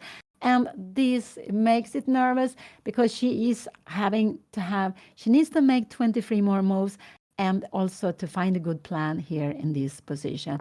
So, and she played queen b6. She played this beautiful queen b6. That was very, very nice. I'm very happy to see that. That was the best move. But it realized that she is not worrying about changing queens. She doesn't mind changing queens. So here we have queen b6. What will her opponent do? So with queen b6, she is pinning, but it's not a pin. You don't lose anything if you move. So her opponent, but she's also attacking b2. This is a move she wanted to play. But by going queen takes e3, her opponent stopped it. But now when the rook is in the way, Anna can go with the queen to b6. This is an active move. She's putting pressure on b2. If she's allowed, she's going to grab this pawn. So white has now 1, 2, maybe not 3, sorry, 3, 4, and 5 ways of defending the pawn. But I would say b3 would not be so good. I think we can just go queen c5. We threaten on c3, threaten a3. So this is not a possibility. But there is just 1, 2, 3, and 4 moves to choose from, and 5. I think there are 5 different moves to choose from. And will white play quickly? No, I don't think so. I think white will spend at least 5 minutes. 5 minutes is quite quickly, actually, also anyway, but I think white will spend a little bit of time here. So queen b6 was played, and that was a very good move to be played. And Anna is showing that she doesn't mind to play the endgame, that she doesn't mind to change queens. And that is actually right, because it could be that white queen here in the center is looking at this very important square, looking at the queen side, but it's also looking at the king side. It could be that white could have this plan, rook f4 taking an f6 in some moment. Not now, because there's no point going rook f4. Now we will just grab on b2, and we will not only grab on b2, we will attack this one. So this would absolutely not be possible. We have this in between move, and yeah, this would be winning. But so queen b6 was a good move. I'm very happy to see that. That was a very nice move Anna played here now. And what will her opponent play here? So the time control is 90 minutes for 40 moves. And after they have made 40 moves, they will get half an hour. And Anna took here, and this was played. And I'm sure we will see rook takes. And I do hope Anna will go b5 after that. I hope she will just go b5. And queen takes. Anna played it very quickly. That was good. So now Anna has go. And her opponent is thinking she can take with a pawn, but that would surprise me. That would surprise me. Yeah, she can take with a pawn, yes, to have a better grip on d4. But that would surprise me, actually. But it's actually possible here, though it wasn't good before with the queens on. Here, but the pawn structure will be worse, but she will controlling d4 anymore. But she has such a huge control of d4. So she will just think a little bit. But this is actually a very good thing Nemo is doing. After this move, you capture. She's taking time, because if you take back with the pawn, pawn structure will be changed, and that will change the plans quite a lot. So it's quite important how she's playing. After, if she takes here, I would say that this is maybe not such a good move, because maybe we have something, not rook b6 here now. It is better to go b5. It's better to go b5 here now and to play this. And now we have ideas of going maybe even rook c4. If you go rook here, can we go rook c4? Maybe we can do that. That if you take here, we will actually take b takes. We don't take away this one. You go somewhere, and we are having counterplay. Maybe we can go rook d8, planning d4. We can maybe even go rook b8 here if you want to. This is absolutely fine. Or we can even play a move like this, because if you take here, there will be a pin. I just want to show this to you. This would be just losing. You see, it's a pin. It cannot move back. But we go back. So Anna took an e3. This is the position. Her opponent has only 2 moves. Needs to take back on e3, either with a rook or with a pawn. Taking with the rook was the most natural move for me. Taking with the pawn is possible here. Even if you get more pawn islands, you will get maybe the king to f2, but you still has this weakness on c2. So we can say this is a weakness. Yes, now this is also a weakness, but white also has this weakness, and this rook is standing very, very well here in front. And she has played. She took with the pawn. That was surprising me. Now I like Anna to go b5. She took with the pawn, but I like Anna to go b5 here now. I think that is very good move to be played here now, because with b5 you go rook d1, we go rook c5. We're defending. If you go something like bishop e2, we will we can actually play. We cannot go a5. But maybe we can go knight d7. You have this a4 move now, and we are taking, and we go a5. Maybe we go a5. Maybe we actually have rook b8, and we're putting pressure here now. And there's no good way to defend this. If you come here, yeah, we also have tactics. So this is, she took with the pawn. That surprised me. I like b5 now. This is a big threat of taking here now. So I like b5, because rook c7, this rook will be tied here. No, I don't like this so much. I like b5, even if it's a white square, because we get more space. We have a plan maybe of going rook c4 maybe later. I'm not sure about rook c4, but it could be. If you go rook d1, could we go rook c4?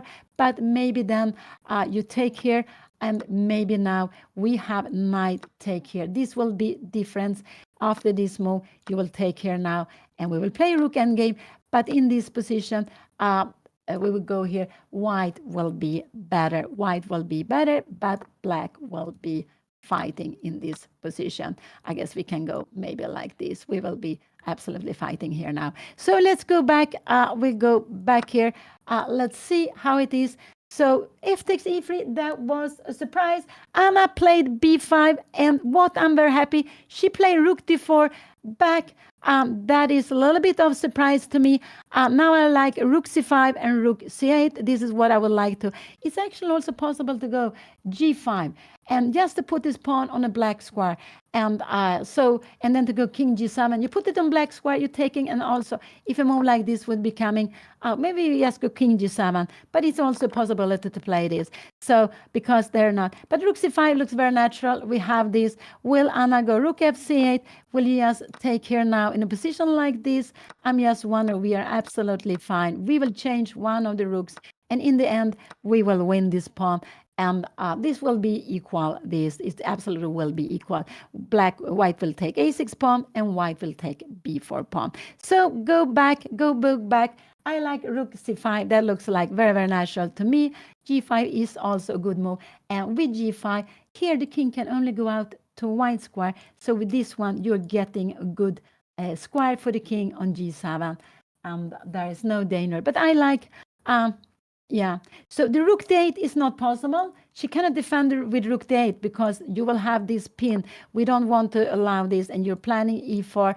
This would not, we can go rook d7, and again, we can play like this. But I prefer to play rook c5, rook d1, and maybe to go rook f8. You can go here now, and now I like this g5. And what, you're coming with the king here now, be coming up here. And if you go something like this, I'm just wondering, can we go something like a rook c4? Yeah, we changed in a rook here. This is what we are doing. We are not taking on c3. I just want you to see that we don't do this because maybe we can fight here, but it just feels unnecessary to play this position. The rook is so good in the end game. Maybe this is about equal anyway, but because we have got a pawn and the pawns are weak. But so this is absolutely fine. End game for Anna. The only thing is the time. She needs to make 19 minutes, and she has 24 minutes left, plus the half minute she gets for every move she will make. Yeah, it's true. Nemo has been playing very quickly. She has been practical. Only some few moments she has taken time, and I think that has been good. It has showed that she is a strong player, that she is taking time at some moment. She went rook d4, but I just like rook c5 and rook c8. This is what I would play in this moment here. I like rook c5.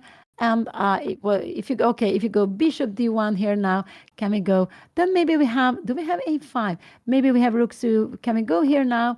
And you're planning to get away with this. But we have bishop f5, and are you going to go some c3? Maybe also in a position like this, maybe here we can go bishop f5 and if you're coming back, we're coming back here also.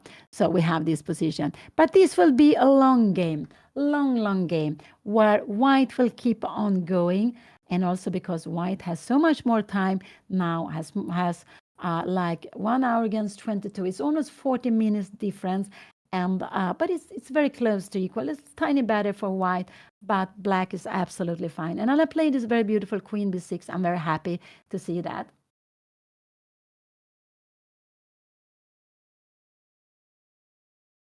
So the moves I like is, I don't like rook d8 because I want the rook to be on the c line. I like g5, but I would have played rook c5 here now. Yes, rook c5. Yes, to be able to double the rooks. And here I have an eye looking at the pawn on d5. So this is no problem. We are coming here. You go rook d2, and now we can go g5. And if you come king f2, we just, now we even have a move like this. I'm wondering, this will probably be a little bit better for us because you see this pawn is getting weak. And sometimes maybe it's fine, but we have some pressure and we can see, it's still equal, but white needs to defend this pawn here. So this is very far away. Let's see, Anna is down to 21 minutes. Anna is down to 21 minutes. And yeah, I'm a little bit worried about the time. And let's see if she will keep on playing well. Anna's played very well this game, I would say. She took this pawn structure with an isolated pawn, which is more pleasant for to play against for white. But she was ready to do that, saying, I think this is very solid. I'm not scared to playing with this lonely pawn. And then after she played nice plan, which was fine, and she also changed the queen, which was absolutely fine too. Yeah, I will take some water.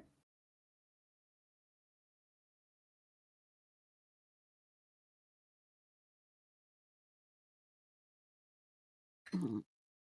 And this is a way, passive way protecting the rook. I prefer the active way of protecting the rook. That's why I like the rook on c5, because it will be very active here with the next rook coming.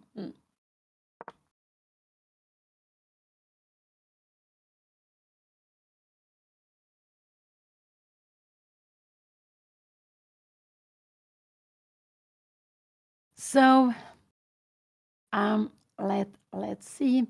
Yeah, isolated pawn. They're not.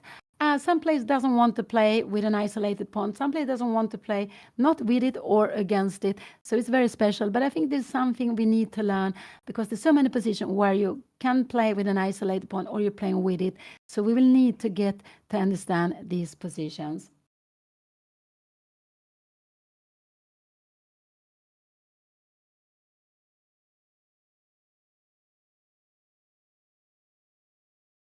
So we put on the live board here now. So here we have the position.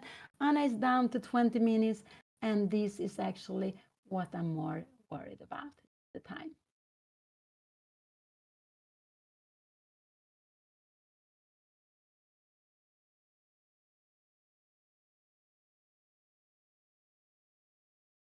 And here they both are thinking. So this is the round number 5 in this very beautiful Botez chess camp. And after 5 rounds, Anna has 2.5 out of 5. She's on 50%. And this is the second last round. This is the last game. Anna is playing with black. Tomorrow she will play her last game with the white pieces against Linda Diaz. So this is only 2 more games to go in this very beautiful tournament. And after 5 games, Jennifer Yu is leading with 4.5 out of 5 before Alex Botez and Dina Bielenkaya. They have 3.5, and Anna's opponent is 4th, and Anna is 5th. So because Anna's opponent has 3 points, Anna has 2.5. So a little bit about the standing, but it's an all play all tournament and a round robin tournament where you play all against all your opponent.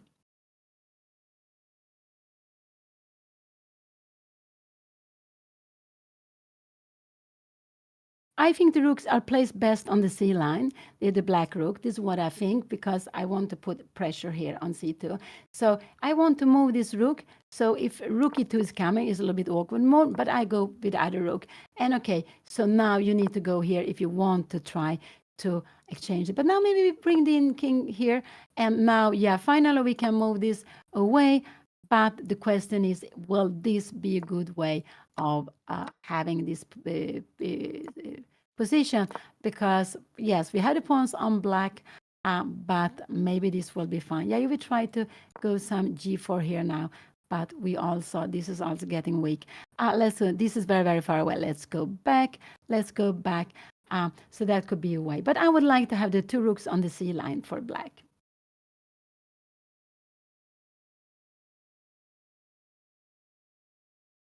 Yeah, it's true. Yesterday it went wrong for Anna. She just blundered a pawn, and after that it was just very, very difficult to save the game. And we could see at Alex, she played everything with control, and she didn't let Anna has a real chance in that game after Anna lost the pawn. But it was, but we saw when, like I said, we saw in night end game, we were training in night end games. We saw that the night end game with 2 pawns extra is just almost impossible to defend. So it was, we saw some end games, and Anna kept going for 65 moves. Now I'm getting worried about the time. Anna is so much into thoughts here now. She's so much into thoughts here.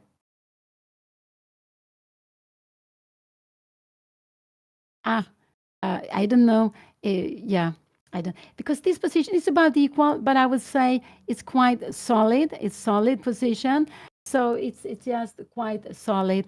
So and but black is fine here also. I would say that black is absolutely fine here now. Black has improved the way it has happened. And the idea we take on FT E, I think is actually after if Anna goes rook date, she wants to play. This is her plan here and now. E4 is a huge threat, but we can get out like this, and it's E4 is no problem. We just take it.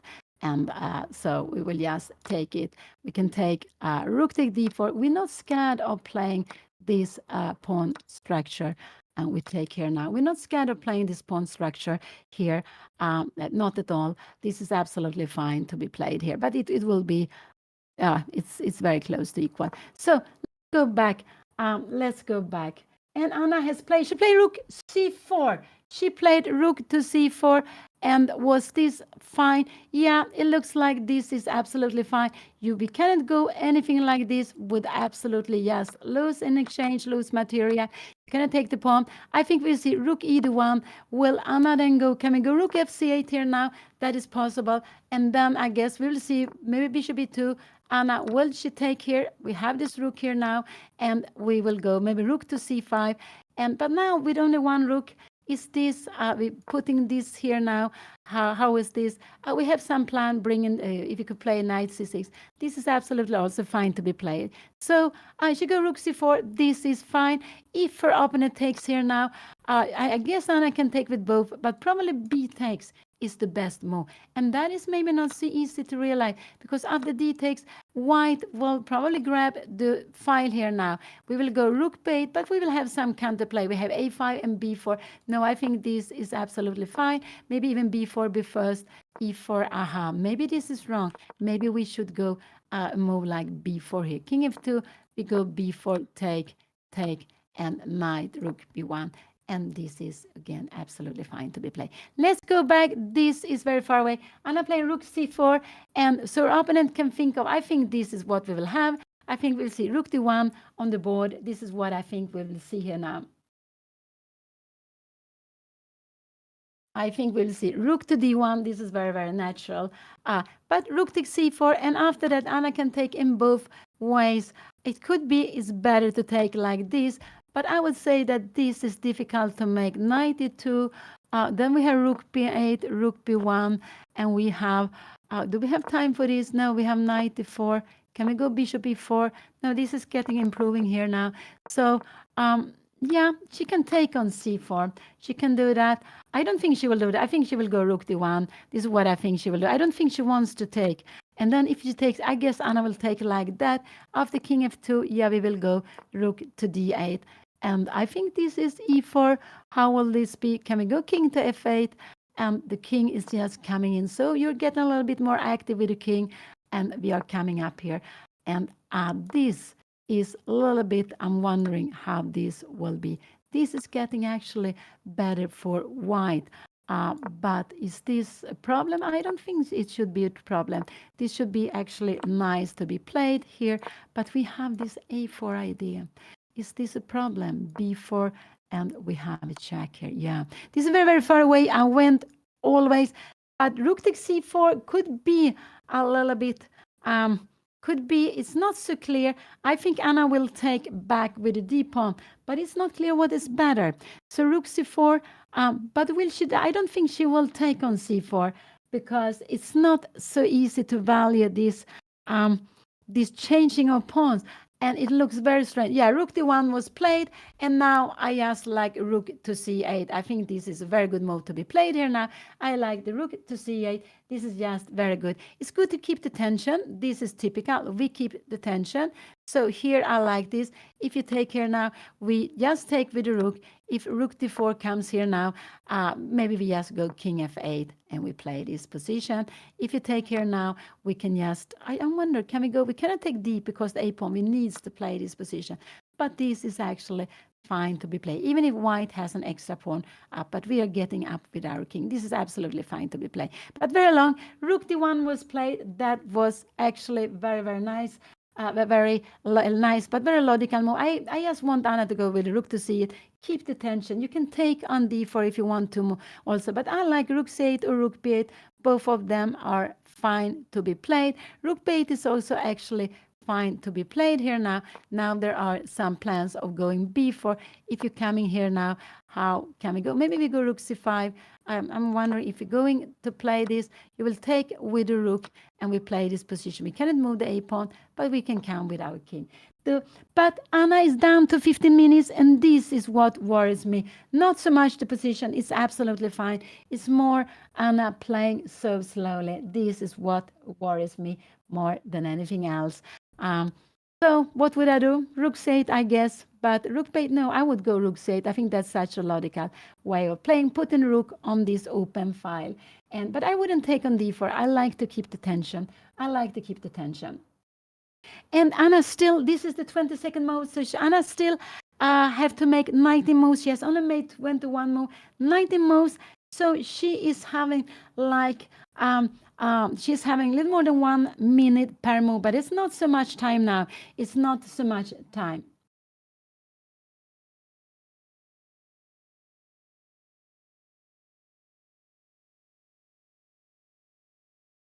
So rook c8 is quite fine. She can take on d4, but I just prefer to keep I just like to keep the tension, keep the more options open, and it will be more difficult for opponent to make a choice.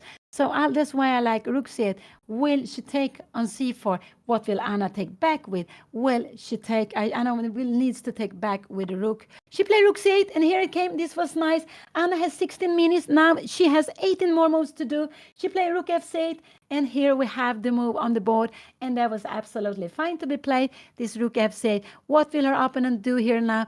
I think maybe a move like king f2 could be played. Could king f2 be played? No, I think this would be a mistake. I'm just wondering, how is a position like this? But I still think this position will be better for white. I think they will always be better for white. But at least here we have got 2 pawns. And this will be a long game, keep on going. We had 2 pawns, but anyway, it's equal, and we will bring out the king. But it's not necessary to play like this, but it's absolutely a possibility. So she put rook f8, and if she takes here now, Anna can only take with 1 pawn, one thing. She needs to take with the rook. And after rook d4, she can go king f8 if she wants to. She can go king f8 if she wants to. But she can also keep the rook, maybe with rook c5, and to play this position. And I think this is what we will see on the board. Here we have it. I think her opponent will take on c4 and rook d4. This is what I think. Maybe bishop e2 could be a possibility. Yes, to keep, that could be a possibility. But bishop e2, I'm just wondering, if we take this and we take his, what is this position? Yeah, this is a blunder because we have c3. And all of a sudden, everything, this, we will lose the f5 pawn. The rook is dominating the open file. Now, this we cannot play. We have to be careful with all these moves changing the pawn structure. So I expect the opponent take on c4, rook d4. It could also be bishop e2, but I liked rook c8 that Anna played here.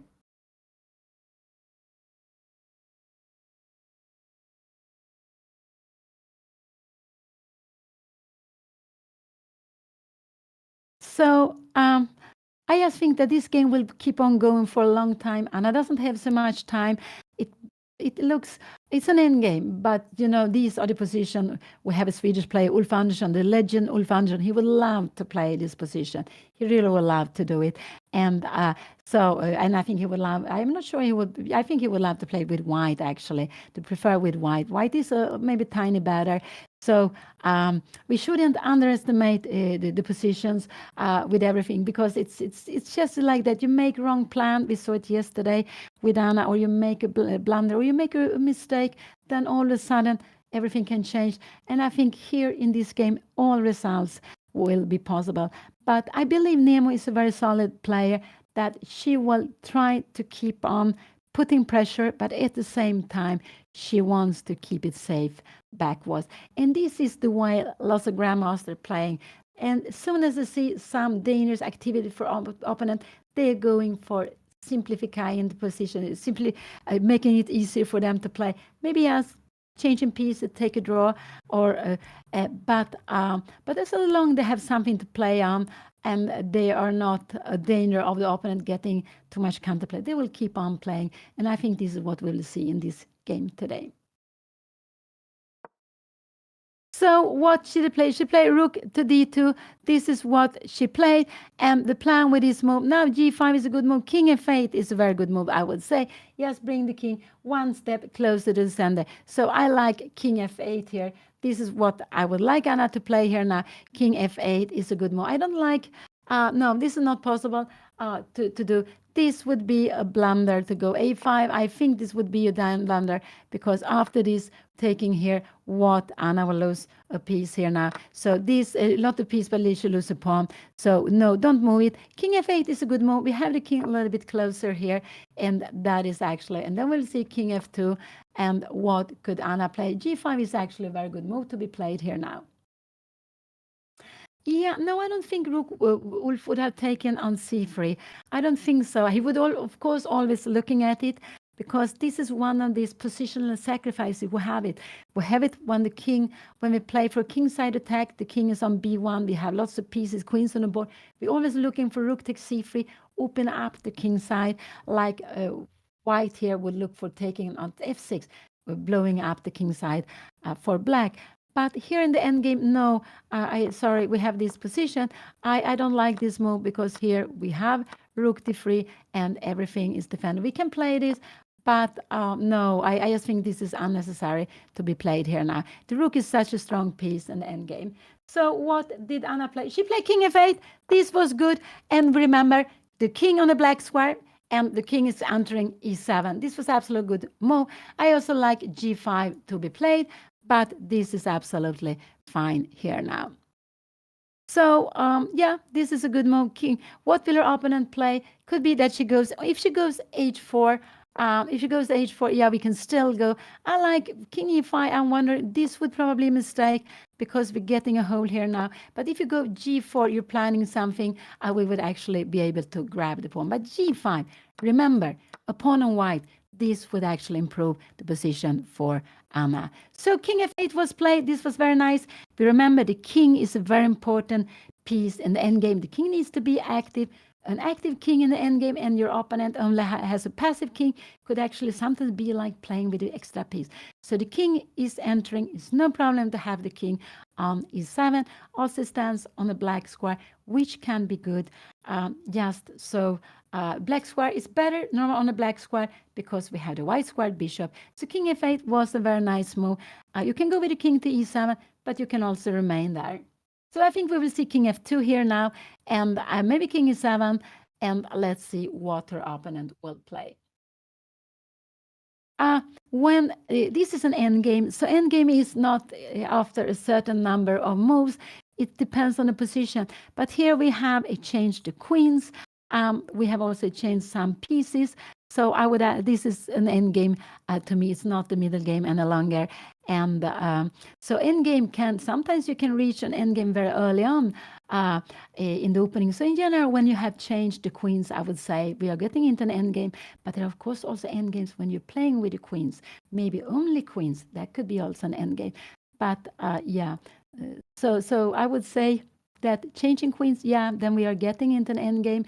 And but there are some endgames also. When you have few pieces, but you still have a queen left, then we have a kind of queen endgame. It could be the queen alone. It could be with different pieces. Yeah, there is still lots of difference with time, and that is actually the only thing that worried me. Anna's made 23 moves. She has 17 more moves to play here now. We can see she's looking at the score sheet, and this is one reason why we have to write down the score sheet, because we need to know the moves we are making, how many moves we have made. Otherwise, we will not know when we have passed 40 moves. And we also need to write down the moves if we, for example, want to say that now it will be the same position 3 times. So that is also one reason we want to be able, or the same, or it has been played 50 moves without moving a pawn. After that, we can also claim a draw.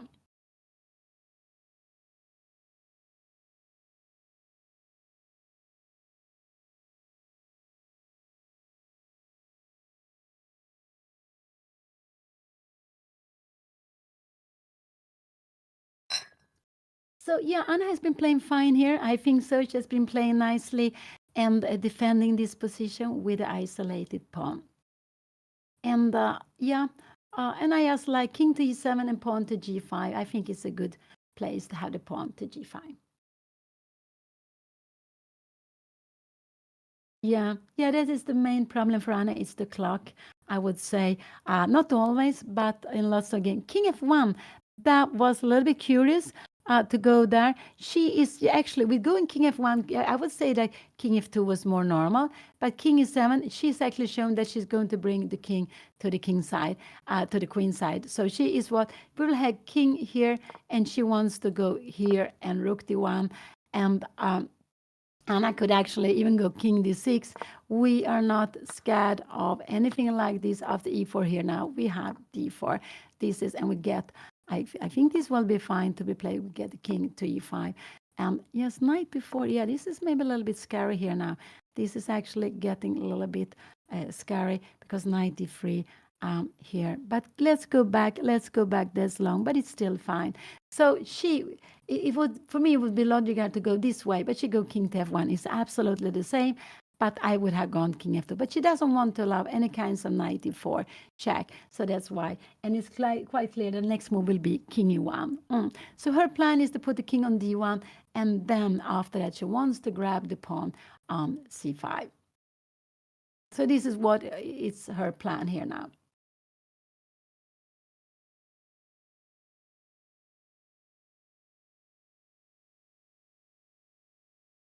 So king e7, king e1, and if Anna can go king d6, you go king d1, and can we go something like king e5 here now? You see, this is a very beautiful square. You can move away the knight here now. We have some g5 moves, and how will this be? Yeah, this is very far. But the queen has a quite nice square on e5. So actually, if Anna could, she wouldn't mind to change the knights, I would say, because the king has this very beautiful square on e5. But just have to be a little bit careful that there are not some, when the king is on d6, there is a pin. But king e7 is very logical. I just do hope Anna will play it now. She's down to 11 minutes, and this is what I scare me. And I think that this is a position her opponent liked to play. I got the impression that she's quite positional play, like to play slow games. But I do hope Anna is also enjoying this position. She has played it very, very nicely. And now king e7 is very, very logical to be played here now.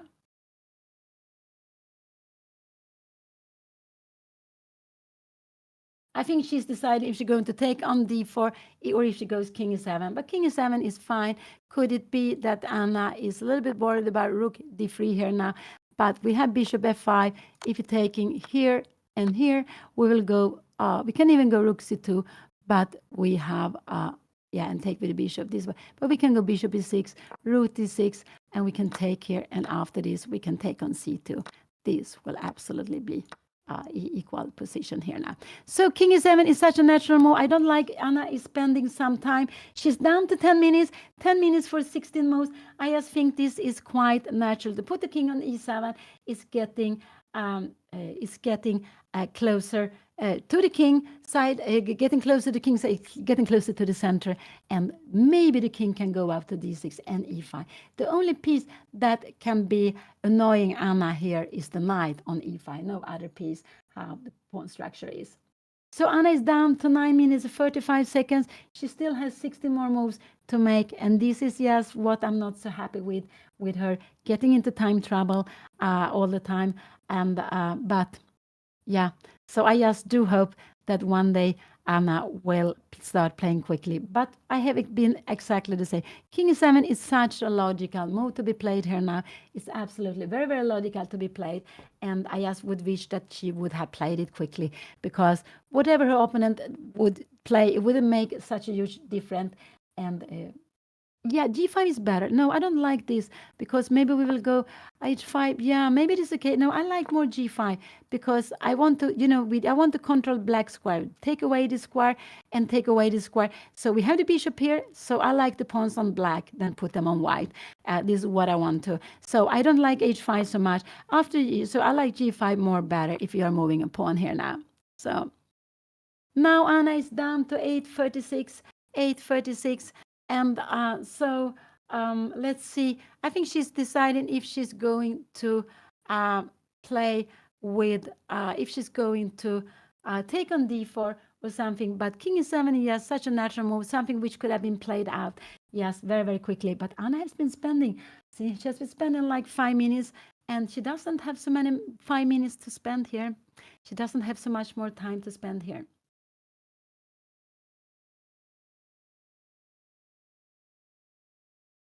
Yeah, I also think so. If Anna would be able to play all her moves quicker, she would absolutely gain lots of rating.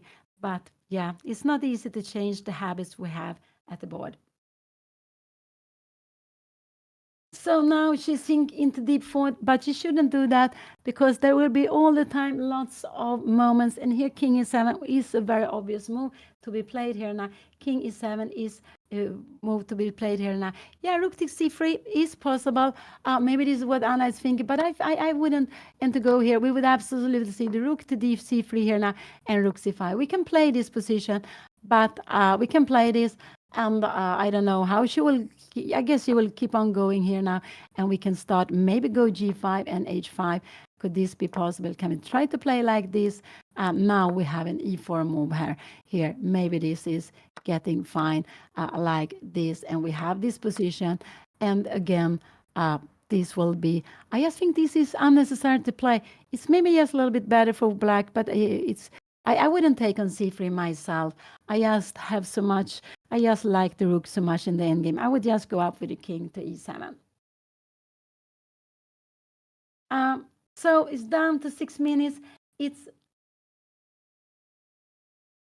yeah, king e7 looks like such a natural move. I don't know why Anna is spending time because there's still 60 more moves to do. There's still 60 more moves to do. So she is going to get into time travel. And will she be able to keep the balance in the time travel? I don't know. I don't know. This is just very, very dangerous. This is actually getting very dangerous. After 40 moves, they will have half an hour extra, but there are still 60 more moves to do. And Anna, she sank into forks. And this, she shouldn't do that. There is, she can take on d4. She can take on d4, go bishop f5. Her opponent will absolutely go back then. She can play this and go bishop f5 if she want to. Rook d2, she can play, and we can even go, can we go bishop e4? I'm just wondering how a position is like this. Maybe, yeah, this we could do. So she can take and play this, and if you take here, play this position, we could actually even take here rook d5. Here now we have bishop c2, and if you're coming here now, we will go bishop b3, take, and we will just go rook c2. We are going to grab the pawn. So what? But she needs to play. Did she play? She took on d4, I think. Did she do that? She took on d4. Rook take d4 was played. And what will Anna play now? I just hope she goes bishop f5. This is a good move to be played. Bishop f5 is fine, and bishop e4. This is a way of playing this if she wants to. She can absolutely play bishop f5 if she would like to, and she will be absolutely fine in this position. I think so, but it's not such an easy move too. Can we go bishop d5 here now? I'm wondering, and you take here, and we have bishop takes c2 and rook d6. We go bishop b3. You are coming in here, and we are going b4. We are changing some pieces because after this we have this check. So this is lots of moves, but rook c4 I don't like so much, but maybe rook c4 is absolutely fine to be played. It's absolutely fine, but I think we can take here now. We need to take with the b pawn. That is absolutely possible, and we are going to have an extra pawn here. But maybe can we play? No, we have to be careful. I'm wondering, can we play this here? And bishop b3. Yeah, this is absolutely fine. This is absolutely equal to be played. So she can go rook c4, and I think maybe this is what Anna is taking time on. Rook c4. She can also go bishop f5, but I don't think she will go so it could be that Anna is thinking rook c4, but she's down to 5 minutes. She is down to 5 minutes, and that is just very, very little time. So king e7 is a good move. Bishop f5 is a good move. Rook c4 is a good move. Everything is a good move, but she needs to be moving. So bishop, yeah, Anna took on d4, took back. There are still 15 more moves for Anna to play, but she's down to 4 minutes, and that is just very, very little time. Rook c4 is a good move to be played here now. Maybe this is the best to be played, but after rook c4, can we go here now? No, maybe then, can we go b4? No, this would be a mistake, and we have b3, and now we get weakness here and here. Maybe we can defend this, but it's just would be not necessary to play like this. I think this would be a mistake. She played, and what did she do? She played rook to c4. She played rook to c4. And what did her opponent play? She hasn't played rook to c4. It means that Anna will have, if she takes, she needs to. But I think we will see if king comes here now. If king comes here now, Anna can just, I think she can just take here, and we can play this endgame. This is absolutely possible to play, even if we have the pawns on white square. We have to be a little bit careful with the pawns on white square, but I think this should be fine to be played. We need to play with our extra pawn here, and white will try to play with the extra pawn here. But we are coming in maybe like this knight before. We have bishop c8, we have also a5 knight here, and we have even knight e4. There are lots of things. Remember, with pawns on both sides, the bishop can be better. So rook c4 was played. This is why she took some time. I think her opponent will play rook d2. This is what I think she will do. And after rook d2, I want Anna just to go king e7. And after king e1, a little bit be careful. We cannot go knight e4. That would be a blunder. But we can go g5 now here. And we are controlling. And if this move is coming here now, we can even go king d6. This is no problem because we have d4 here now. And if you try, we have d2. This is coming. We go king e5. b3 is coming. And what is this happening? This looks absolutely just one because knight take e4 is in the way also. This is absolutely fine to be played. If rook take here now, we could even start going after this. So d5 is a good move. But Anna has very little time. Rook c4 was played. This is absolutely a good move. Yeah, that's true. It's enough to make good move. You don't need to have to make best move. But this is a little bit the way Anna is playing. She really wants to play the best move. So what do you expect her to play? It could be king e7 will be coming. King e7 could be coming. Anna can also then go king e7. And after king d2, could it be Anna go king d6? And we just play this. And after a move like b4 here now, we will just let the position remain. Or maybe can we play like this? But we are having these pawns on white. But we are lucky that we also have a knight here to come in. And this is a backward pawn. So this should be absolutely fine to play because this is a backward pawn. You see, this is not playing. Oh, so let's go back. So this was the play. She played. She took on d4. Rook c4 was played. What will her opponent do? What will I expect? This will be 1. This could be 2 more. It could also be that she will take on c4. This could also be.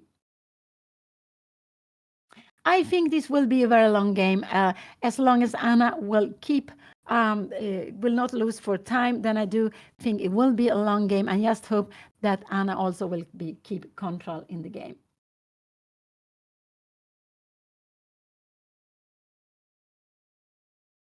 So if white takes here, Anna needs to take back with this. This would be a big mistake because bishop b7, we cannot move the pawn because there's another pawn hanging. So if white takes on c4, Anna needs to take back with the b pawn.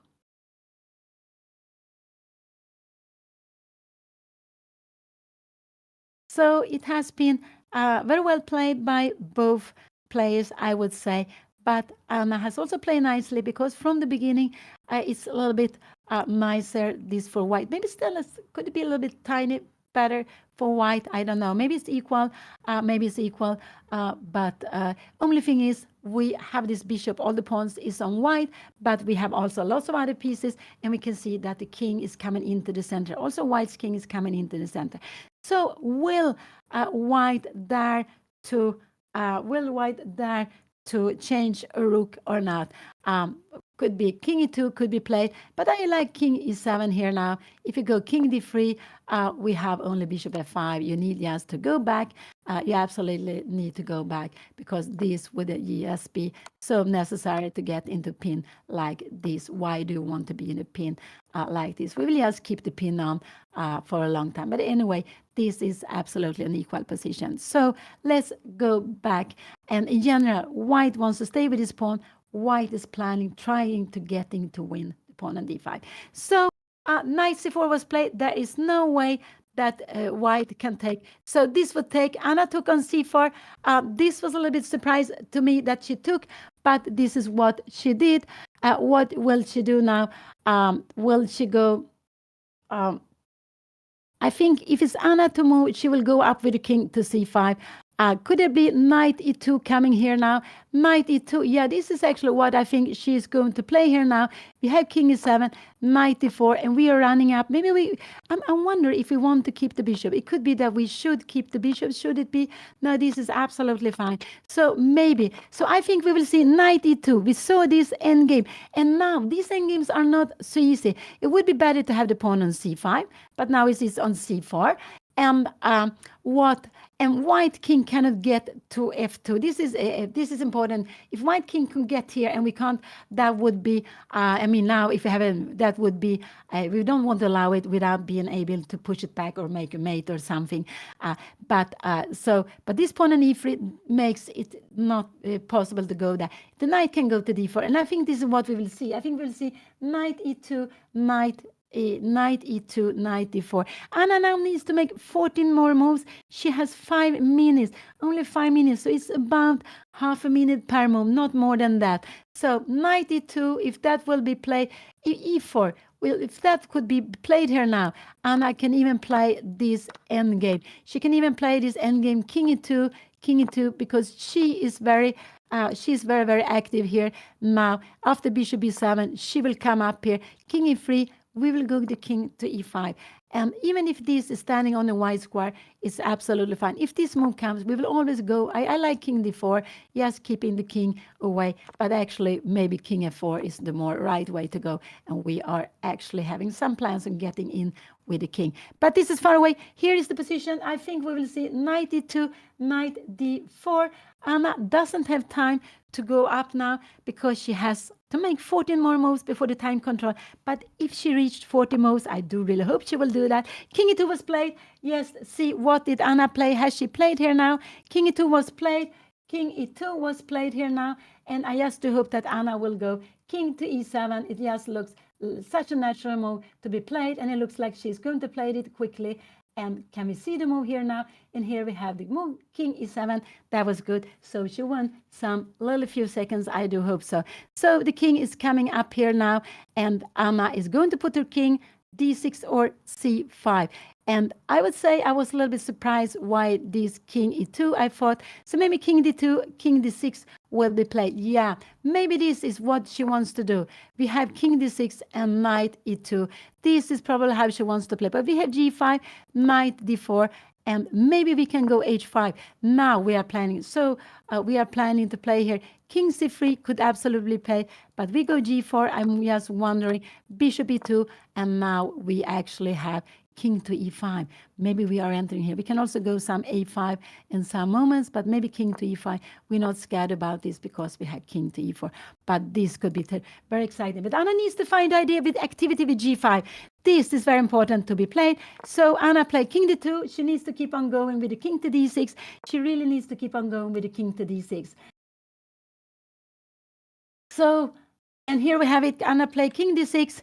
She's having about the same time. I don't know if the clock is right, but about the same time. King to d6. Now I think we will see knight e2, but g5 is a very good move to be played here. G5 is a very good move to be played here now. Knight e2 come now, and I like, yes, now very much g5. This is what I would like to play here now. King e5 is also absolutely fine to be played, but I like g5. I like this move here. Lots of move is good. Her plan is to go with the king, but I actually like g5 here. So the plan is to go the king to c5, king e5. Will Anna be scared of this move? We have knight e4 here. Can we play this? Take here. You need to go king to here. And how is this endgame? This is endgame. It's fine, but a little bit scary with this pawn. We would love to have it on c5. Oh, this is such an exciting endgame. This is so exciting. King d2 was played. What will Anna play here now? I'm a little bit worried about Anna's position actually still. even if it should be equal, because Anna, we need to find some activity, and because of the time. If it wasn't for the time, I wouldn't be so worried, but the time makes me a little bit worried.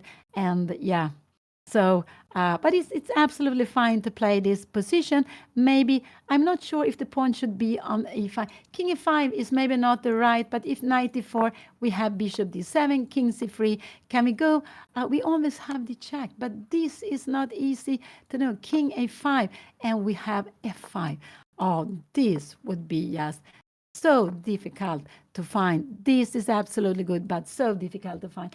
And this is the problem with little time. We need to be able to calculate. She is playing, I think Nemo is playing very solid and very normal way of handling this endgame. She wants to put the king on c3, knight to d. She's actually planning to put the king on d4. So Anna will always, if king c3 comes, she needs to go king c5 or king e5. But king e5 is the right way to handle this. But will she have time? Will she have time? She has only 3 minutes. Yeah, a6 is a bit weak, but Anna has counterplay. She has a pawn more here, and she should play with her extra pawn here. She should do that. So king e5, but it's not easy to understand this. So king e5 is a good move. After this, we can go bishop d7 and king c3. But this is after this move, we will absolutely king b4 and f5. How will this be here? We have knight d2. What is happening here now? And we have g5. Look at this bishop. But you need time to calculate this. You need time to see it. And that's why I am very scared of Anna's of this game. Not because of the position, but Anna needs to play accurately, and she needs to make some calculation. But with 2 minutes on the board, that will be very, very difficult. And White has a very clear plan of going king c3. So could it be Anna go a5? We could go a5, but I don't know if the pawn will be better here now. King c3 and king e5. Now it's not coming here. We have b4. We take it now. We need to take it like this. And we have knight e4, and we're keeping the king here. And after this, we are coming in here now, and king d2. And we need to play with our extra pawn here. Knight d4. We're not allowed to go into pawn endgame here now. I don't think so. No, we shouldn't do it. We should just keep it like this to play this. And we have an extra pawn also on the other side. So this, but this is too far away. And Anna is down to 149. So I think the time. Will she find that she needs to put the king? It could be that she goes the king to c5. And that will be, if she goes to king to c5, that will be worse. We have king c3, a5. Can we go here now? Take, and we will have, now we need to go knight d8. We have b4, take, king d8. We have maybe king d4 and knight c7. Anna played, what did she play? She played the king to c5, but the king is not better on c5. The king is better on e5. But this is not possible to understand with so little time. It's not possible to realize this, but the king was actually better on the other side. But she wants to go and defend there. This is very, very logical. And it's nothing wrong. Maybe now b4 will be a good move. So a5 was maybe a better move to be played first now. Can we go here, a5? She needs to take this here, and now she needs to go a5. We have the king to c3, and now she needs to handle her knight. I don't know, here, knight d4, and will maybe now, can we go somewhere? Can we go knight f6? We cannot play the bishop endgame here now.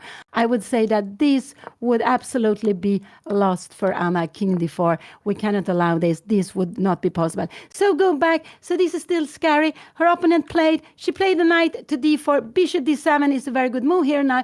Bishop d7 is a good move. Yes, to keep the bishop, but it's not so easy to know how to play it. But I like to keep the bishop here. She can also go knight d7 if she wants to. She's not scared of taking, but I like also a5. A5 is a move I would like to play here also. Knight to7, g5. I think every move is fine. The most important is that Anna will make a move. She has only 1 minute and 45 seconds. She's still they have been playing. Knight e7, king c3 was played.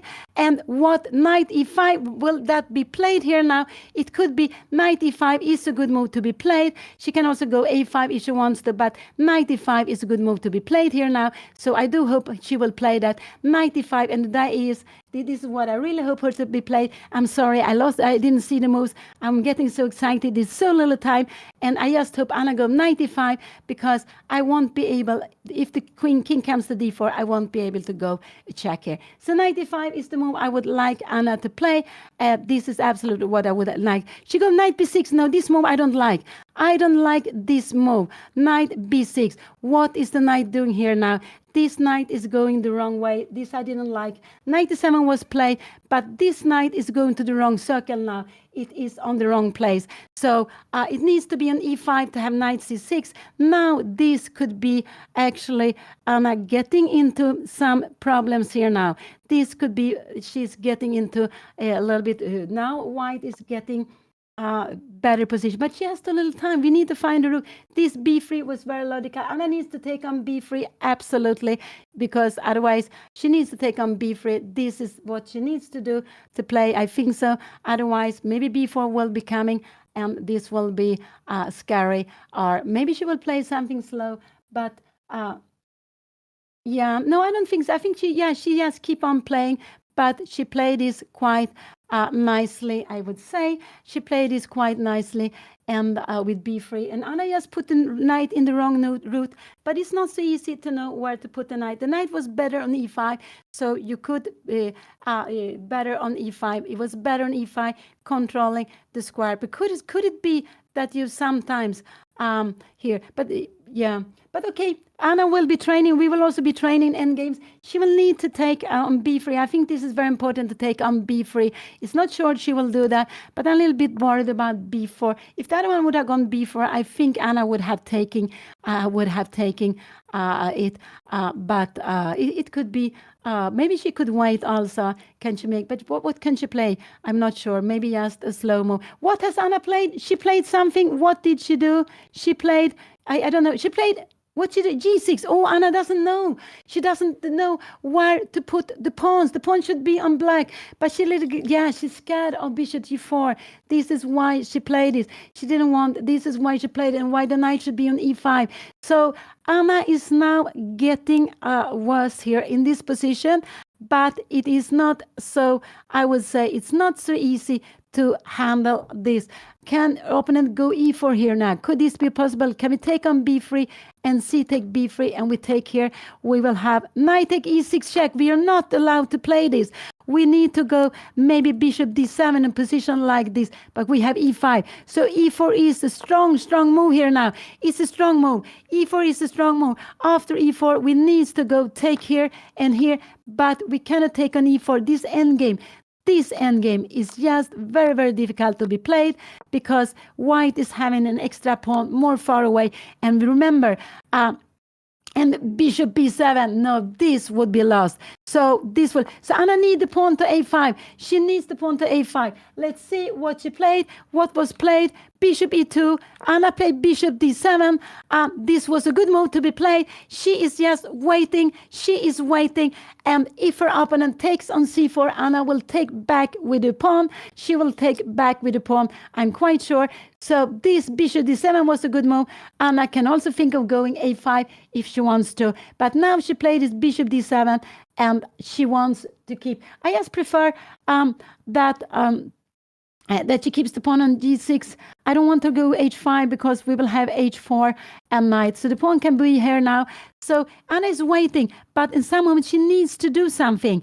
So maybe a5 is a good next move. Maybe a5 is a good next move to play that position. That could absolutely be possible to be played. So Anna still have 7 more minutes, 7 more moves to make before the time control. She has a little less than 1 minute, but very likely she get half minute per move. So it's now, and what did she play? She played h4, and now I like a5 to be played. She played h4, and let's see, Anna, she's writing down the moves so slowly. And Anna still needs to make 7 more moves. I like her to go a5. I think a5 is a very good move to be played here now. I like a5. I don't want her to go h5 because I don't want the pawns to be on white.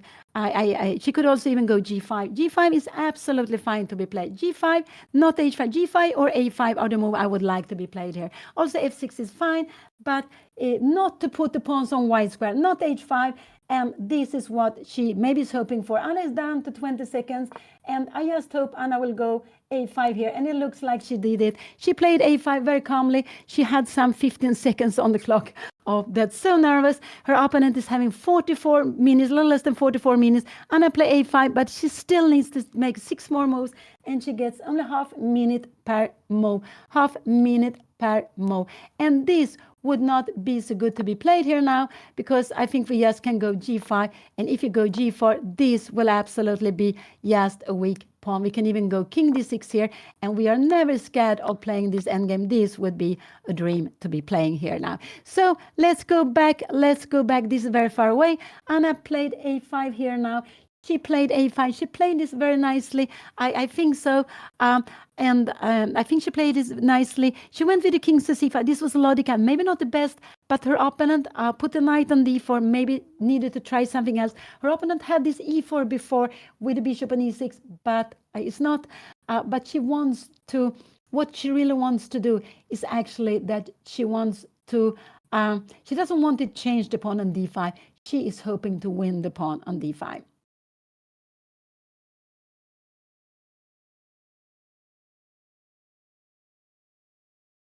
But Anna needs to be careful with what pieces she is keeping, because this is a backward pawn. She cannot play any kinds of pawn endgames that would be lost after b4. If all the pieces are gone, I think that would be lost after a move like b4, because you will have a passed pawn that is defended, and you will push the king back. Yes, that would be lost. So Anna needs to keep at least one of the 2 pieces on the board, and maybe a little bit be careful with the pawn structure here. So a5 was played. That was a good move to be played. If she takes on c4, I like just to take back with the pawn. This is what I would do. I would just take back with the pawn. And now we have knight a4 coming. We have also knight d5 coming. So we would push the king back. It's not good to take on b4, c4, and I would just take back with the pawn. So what did she do? She played knight to f3. She played knight to f3, but now bishop g4 is a good move. It's a good move just to play. Bishop g4 is a good move to be played. She played, and Anna played f6. This is also fine to be played. I think what we will see here now, will we see b4? Maybe knight d2 is coming. She played f6. This is absolutely fine to be played here now. f6 was a good move. She is stopping the knight coming in here, and Anna played quickly. She even gained some time, and now she has 5 minutes, five moves to make, and she has only 1 minute, but she gets this half minute. So I guess we will see the knight to d2, but after knight to d2, Anna can go here, and can she play this? And we go here. We have knight takes c4, but I'm wondering, this king e4 check. No, Anna will not want to play this, even if this is possible to be played, but because this is knight is out here, it is out here. We are trying to go and trap this. We are going to trap this, but this is again calculation. So knight d2 will absolutely be the next move. I think we will see the knight to d2, and what will Anna play here now? Maybe now she needs to go king e6, but I don't think she will do that.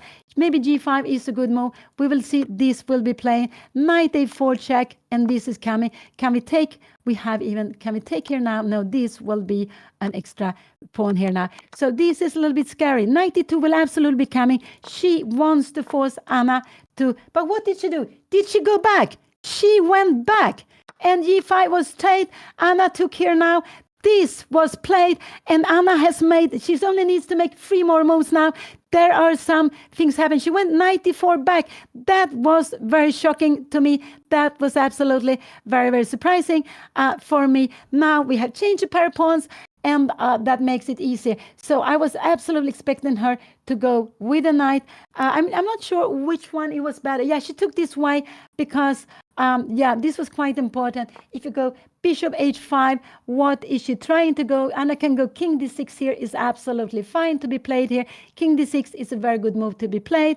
After b4, we have knight a4 check. So king d6 is a good move to be played. Her opponent is playing quickly. Anna has only 1 minute. She has 3 more moves to make here now. 3 more moves to make. Let's see what Anna will do. And she played king d6. This is a very good move because she see if you take on c4, I take back with the pawn. If you go b4, I will go knight d4 check, and then I will take the pawn. This is what I will do. So king d6, and maybe now, could it be that Anna's king is coming e5, king e4? Will she do that? It could be a possibility that she wants to go king e5, but I don't think so. I think she just wants to remain here very, very close. And what could be played here now? Knight f3 could be a move to be played here now. And now, maybe, is it like this that Anna is planning g4? I don't know. Normally, we don't want to put the pawn on g4. No, we don't want to do it. But it's just to keep this bishop away from the game. But the bishop will enter with bishop g6 like that. And we're a little bit careful of putting the pawns on white squares. So still 2 more moves to make, but Anna has 1.5 minutes for these 2 moves. And after the first move she makes, she will get 30 seconds. So she's still, but there's still 2 more moves to make before the time control. So what would I expect her opponent to play here now? Maybe knight f3. Could that be a move that she wants to play? It could be, could knight f3 be because she wants to bring in the king here now? But I'm just wanting g4, knight h2, and we have f5. And after a move like king here now, we actually have this way of playing. Maybe we can go here now. No, maybe not this. But we have knight c8, and we see that this bishop is not playing at all. We are playing with an extra piece. Oh, this is far away. Sorry. We have this position. Here we have the position. And so Anna has kept the balance. She has kept the balance, even though she had a little time to play. I was surprised her opponent didn't go knight d2 to put some pressure on c4, but she went back with a knight to d4 instead. So here's the position. What will her opponent try? I think her opponent will go for this move, knight f3. Can we go king c5 here now? Maybe then if you go knight d2 here now, we go something bishop f5, we go bishop here now, and we will go, we can even go king d7, but this is just impossible to play. Why should we go king d7 here? Just to play this king d6. We have always knight takes c4, and a position like this is actually, this is a draw. Even this is a draw because there's no way of playing with an extra pawn for white. We are controlling the black square, and these pawns are all perfectly placed on black square. So let's see, go back. What will she play? She's playing quickly. What did she play? She played bishop f7. That was very strange move to me. We can go king e7, and then we can come back. But I guess Anna can play almost anything. She played the king to e5. King e5 was played, and after if b4 comes, Anna will give a check. Now Anna has some plans of going. Can she have some plans of going f5, f4? She's actually had a plan of going king e4 here now. Absolutely, she has the plan of going king e4 in this position. So, it's getting so scary here. If knight f3 comes, this could be position. Does Anna dare to go here? We have king d2 here now, but we can go g4. This is not a mate. We have f5, and if you go knight d4 here now, we will see how can we try with needs. We go something king e5. We are absolutely fine here now. Let's see what has she played. Anna played king e5. She needs to make one more move. And she will get the time control. Oh, it's so exciting. But Anna has been playing this game very, very nicely. I'm very happy to see that. And this would be a mistake because we would take here and we would have a double threat against e3 and a3. So it's not possible to take on b4. And if this move comes, I just think you can even take on b4. But I think Anna would go like this and then take it. And maybe she would come back and we will play this position. So let's see what will her opponent play here now. There is one more move to make. Here.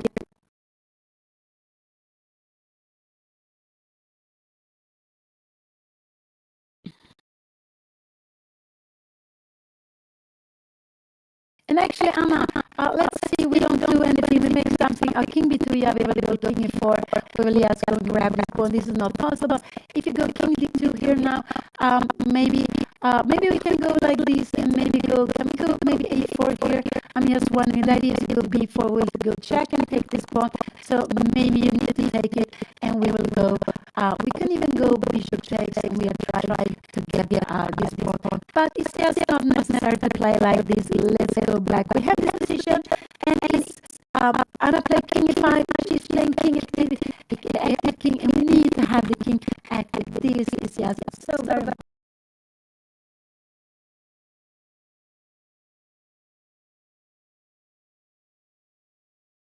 king, you would play with a piece more, and we see we have one, two, three pieces for black, one, two for white. So we need to play with one of our pieces. That's very, very important. Oh, sorry, I didn't check it. Oh, is my mic not working? Is it not working? Is my mic not working?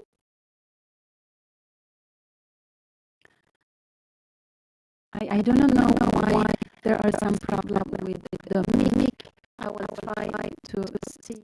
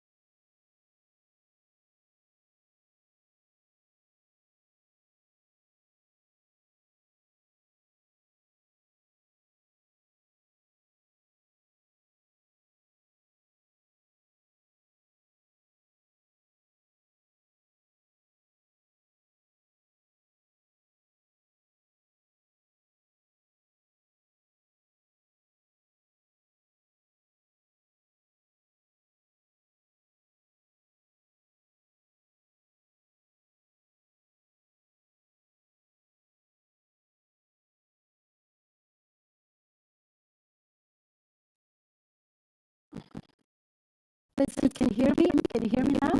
Can you hear me?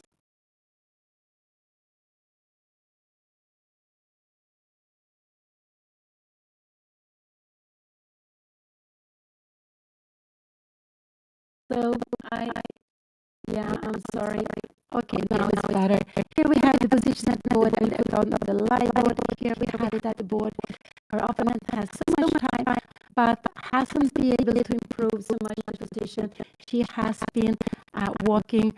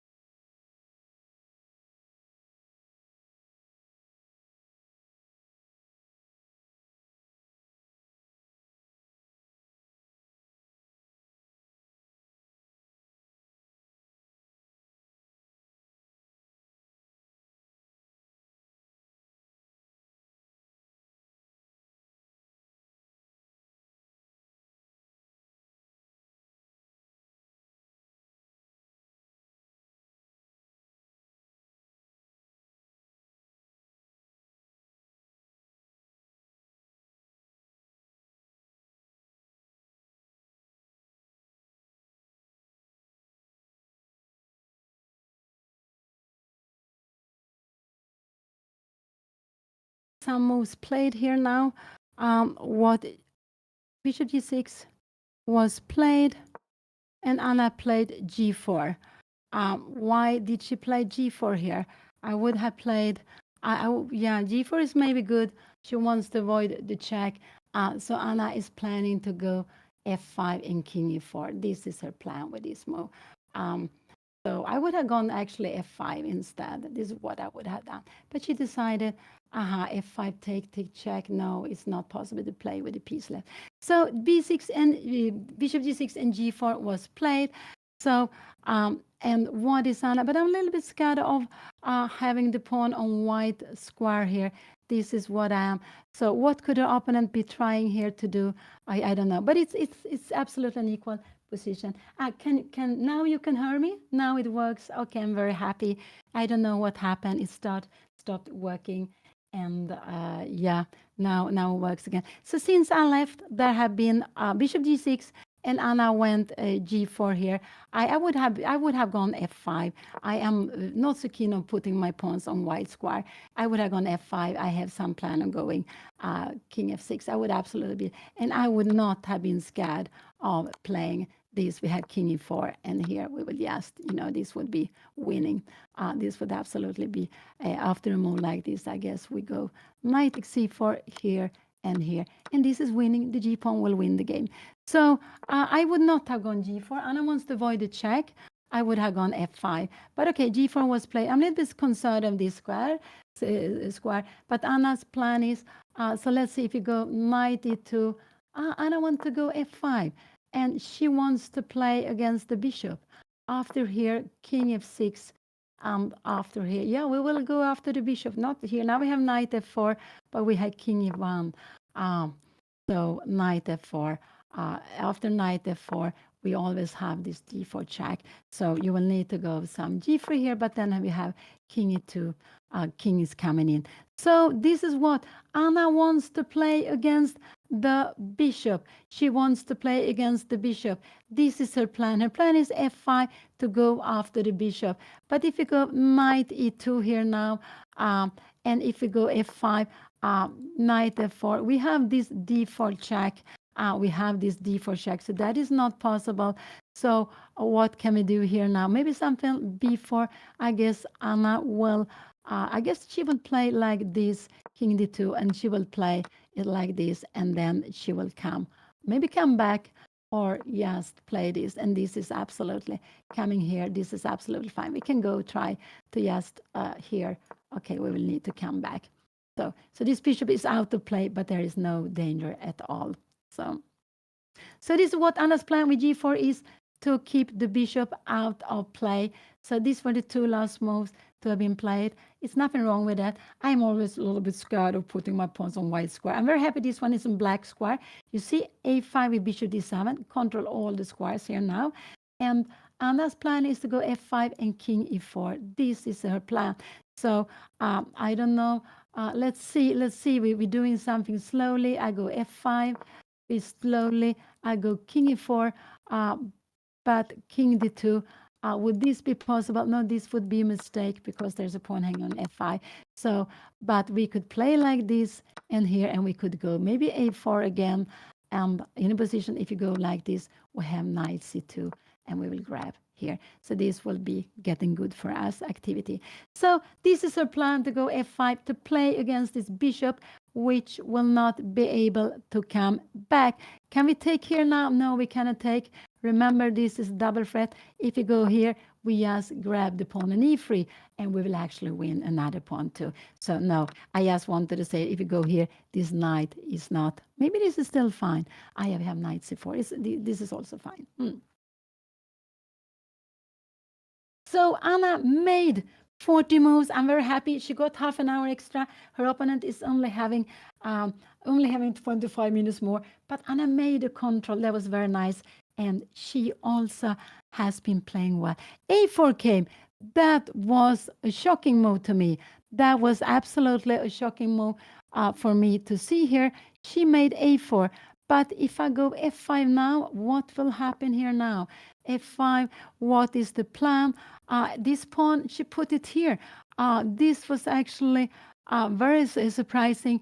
Now, if you go bishop here, yeah, we can always try bishop here. Yeah.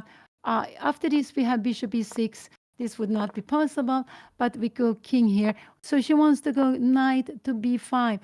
But we will just, this is what she wants to do. And what is the next move? I don't know what is the next move for her. But this is her plan. After king here, can we come up with a king here now? We have king in d2, and we will come back again. So this is what she played a4. That was a very, very surprising move for me to be played in a position like this. I must say I'm very surprised with this. And let's see, if you go f5 here, I think this would be quite normal. If you go bishop f7, can we go f4 here now or not? I'm just wondering, could this be possible to be played here? And after, yeah, this and here, we will go after this. And if you take here now, we will only take like back this pawn. This pawn is in a white square. This is very scary. She played a4. She put the pawn on white square. Here we will also put the pawn. But if Anna go g3 here now, we will have king e4. And because this will be a weakness here, we will probably, yes, now we have knight c8 and knight d6. This is getting, do you dare to play like this? No, we have knight e7 and this poor bishop, where are you going here? And we will, yes, play something like this, and we are entering. So she played a4.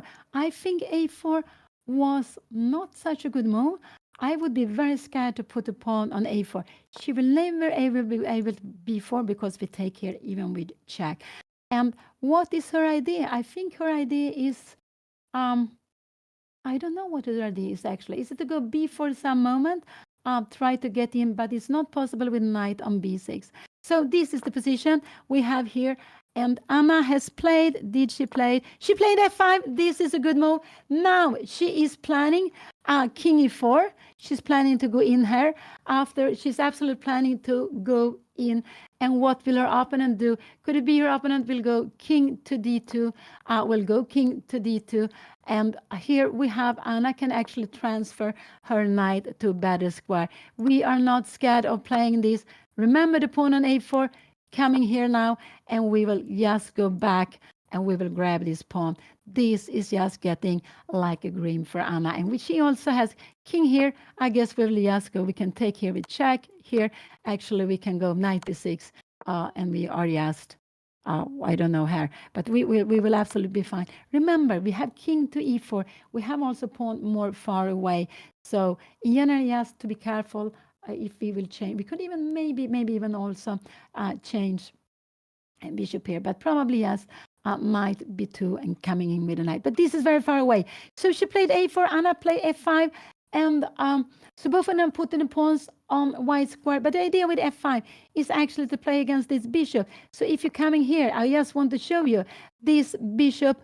You have knight f4 actually, and we need to come back. So knight e2 could be a possibility, but I'm wondering, is this a way of playing king d2? Can you come here? Yes. And now we go knight e8 and we go here, because if you play like this, we take back, you take here, we go knight e7, bishop f7, and we will just start taking. This pawn will be very, very important, actually. But I guess, so here. But we can also play this bishop take a5. And you see, we have, this is absolutely fine. Let's go back. This is absolutely fine. Anna played a5. This was nice. And Anna played this f5.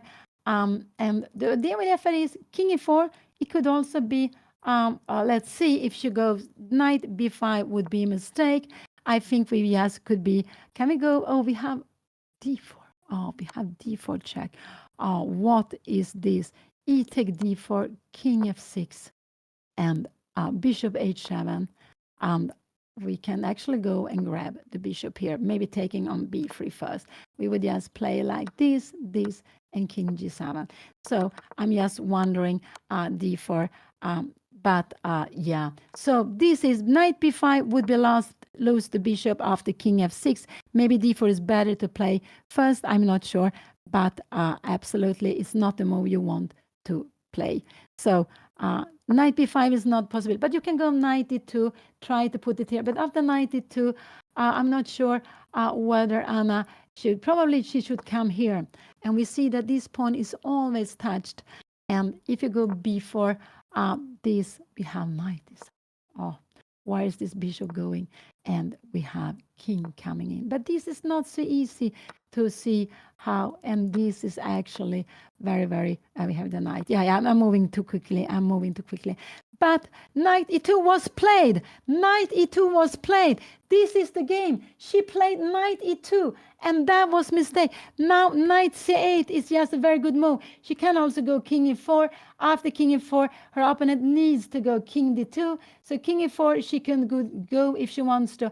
But knight c8 is also a very good move. But I would say that it's maybe not so easy. Go knight c8 here. Can Anna go knight c8 in a position like this? No, we have bishop f7, king e5, and we have maybe knight f4, and we are getting a little bit improving perhaps g3, but here we have king e4 and this actually. So this is absolutely fine to be played. But we can even play this. And can we go maybe d4? It would be just a draw immediately. No, we need to go some bishop c8, and we can try to play it. But this is a so she played knight to e2. So what move Anna has? Knight c8 is a very good move. Will Anna find this? It's not an easy move to be found. I would say it's not an easy move to be found. Can Anna go king f6, knight here? And now knight c8, this looks dangerous now because king is coming. We have to be careful. The king should be here. We shouldn't go put it on a more passive square. So if Anna go king f6, we will see king f6, we will see the knight of f4, and Anna needs to come back here now. And then I don't know really what white is going to do here now. So this is absolutely here. And actually now Anna is better. She is better. This is the good move to play, but this is not easy. And you allow b4, and we will go knight e7. This bishop needs to be stopped maybe here, and we will go king e4. This is just very, very good for Anna. I think so, but you have this move, and we go king e3. But again, this is not knight e4. This is maybe not so easy to understand. Yeah, knight c6 is a good move, but again, all this is not easy to know. But this is actually very, very good because d4, Anna's d pawn is more potent than, and they're also there. So Anna's, there is equal pawns, but this one is very weak. So maybe you plan in g3 and go and take it. Bishop here, we go g3, take here, and we will go d4, and we will just play like this. This is better, but this is probably a draw here, maybe. But this is very far away. So knight e2 was played. Knight e2 was played. Now knight c8 is a good move, but she can also go king f6 and back. Anna could also go king e2.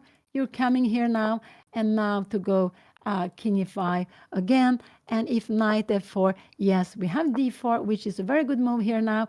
I'm not sure what are we going to do. Maybe knight e2, but c3 here. Can we take on e3? You need to take it back. And we have the knight coming in. Or we have the knight coming in. And this is just a very good bishop ending, because Anna will go and take the pawn. If you're coming here now, I guess we go bishop c6. And if you go king c3, we will also go, maybe we go g3, king g3. King g3 is also possible. And this will actually be better for Anna. But this will be a race. Oh, this will be a race. And I'm not sure. Here, this is a race. And we have king h2, and we walk here. We will just keep on walking here. But this is not the game. I'm so excited. So this is the move played, knight e2. It wasn't a good move, but it's not so easy to know what to do. What do you expect Anna to do? I expect her to go, could it be king e4? Is this something to be scared of? Knight g3 check. Can she take it? Bishop take f5. No, we have d4. King is coming down here now. Can we go even f3 check? Yeah, we get a very, very passive king here now. And now we have king f2. You taking here now, and we can just take back. We are going to have now even d3. I'm just wondering, and king e2. Actually, we will walk down with this, but this is so difficult to be say. So difficult. Oh, so much tactics. And this is why we need to train calculation all the time. There are always tactics. So she played knight d2, but it's because she was scared of rook, bishop f6. So that's why she played it. Now knight c8 is a good move, but I would say that knight c8 is very difficult to play. What one is you can take here, but we will just take back. And after you take here, we can go king e4 is good move. I guess Anna would maybe make something like this, but then we have king d3, and maybe white will be here in the game. But this is better for us, absolutely better, because what we have, which is very important to know, is that we have a pawn more far away. And when we play endgames, pawn endgame would be easily winning here because this pawn is so far away. So it would be absolutely better. So it's an advantage to have this pawn more far away.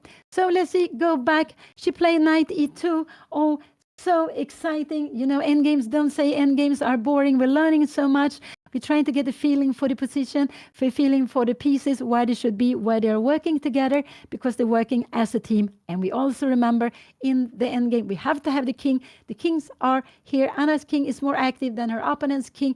So what will she do here now? If Anna goes knight f6, her opponent will absolutely go knight f4, I would say, and Anna will need to come back. So it's not really, because there is a threat of going king d4. So this is not really a move she wants to play. So here we have the position on the board. We have the position on the board here now, and the last move was knight e4. So what is logical? King e2 is logical, but after king e2, king d2, it's not really so much Anna can do here now more than go back. So this is the right move to play. But if you come here, she's going back. Can we try something like knight c3? No, this would be a mistake. We are getting more activity here now. You try to make something like this. And again, we see the pawns on white. Maybe you're trying to come here now. No, we have knight d5 check. You see, now this knight is becoming such a strong piece. So if we manage to get d4 in, this piece will become very, very strong. So it could be, this could be played, knight f4, and Anna could go back.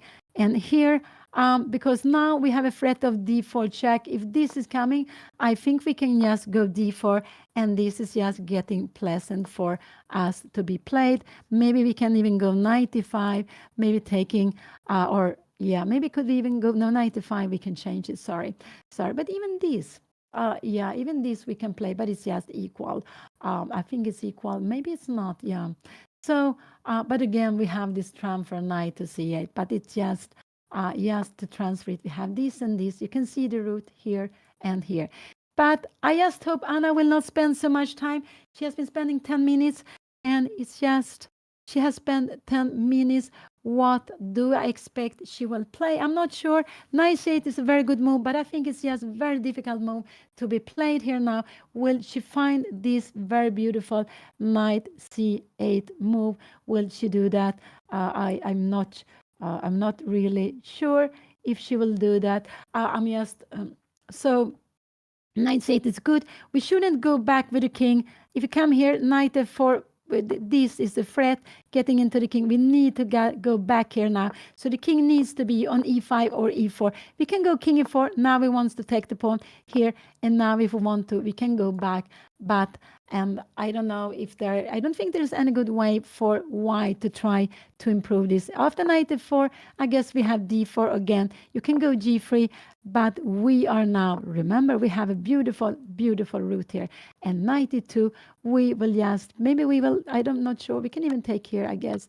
We can take here, and we have knight d6. And we're planning to get the knight to e4. Here we go knight to e4, and this is good, but you need to stay here. This is maybe this is just equal, but we see one pawn stopping these two, and it stands very well here because we are always able to try to go and attack this. And this, if you get knight e4 in, you need to defend it. But okay, so I'm so far. Knight e2 was played. So what move can we consider? One can be considered. This is the best move, but it's not an easy move to say. This could be played also, but it's not so important. It's not, after this move, we will need to come back And the only move white cannot make here now. White cannot go here because black cannot go here. We would just lose. We would just win the piece. So that is not possible. But after king f6, white has this. And now we need to come back with the king. Maybe white can try something like knight h5 here now. And we play this position. I am not sure really what will we do here now. And there's not so much to do because you can go g3, but if you go g3, we have king e4. Remember, we have king f3, or maybe even knight d7, knight g7, and we are bringing up our knight. This is very far away, but this is very far away. But Anna is absolutely fine. What did she play? She played king e4. She played king e4. King d2 was played. What will she play here now? Now, what will she play here now? I think king e5 is a good move to be played here now. Let's see if she will do that, or what is she going to play here. I don't know. She has already planned, but I like, yeah, she has already planned.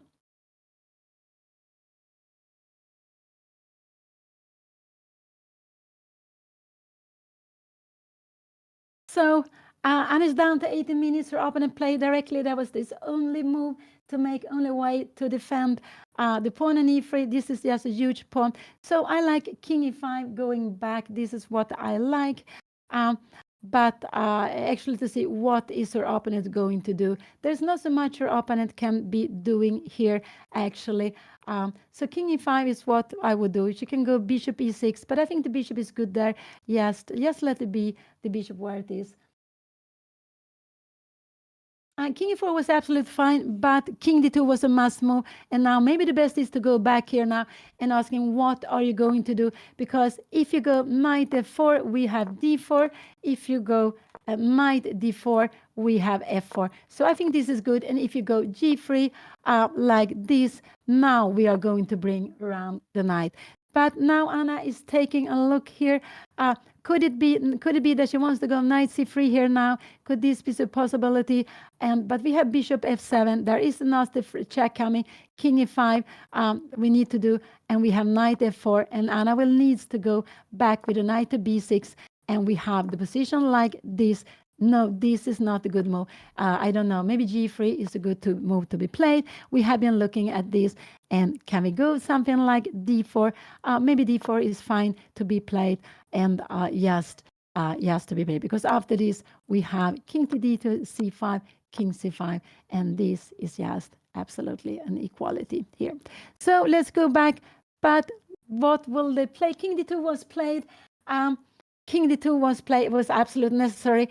Anna is she's a bit better here now, but there's nothing concrete after king e4. So king e5 is a good move to go back, because if she is trying to root her knight here now, the bishop f7 will be coming. You can also give a check first maybe, and king c3 and bishop f7. I'm just wondering, maybe we have time and we can go d4, and we are yes getting this position. This is absolutely fine. Now f4 is a threat, and so we will yes want to put this pawn on a white square. But we have this, and this is absolutely fine to play. It's just a little bit better for Anna. So she can play different moves. Knight c8. She can go king e5.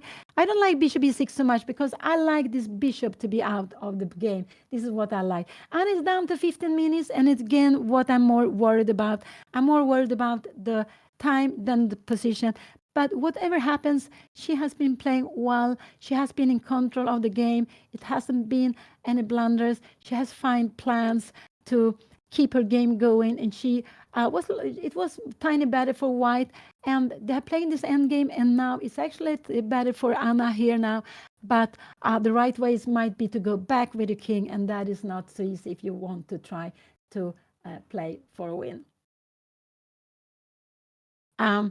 It depends on the position. If Anna feels she's better, of course she wants to play on, and she has to play on. This is absolutely important. This is important. But if Anna makes a draw, yeah, she will be happy, I guess, because she's playing against a higher rated player, and a player with more than 100 points higher than her. And Anna has also been black in this game.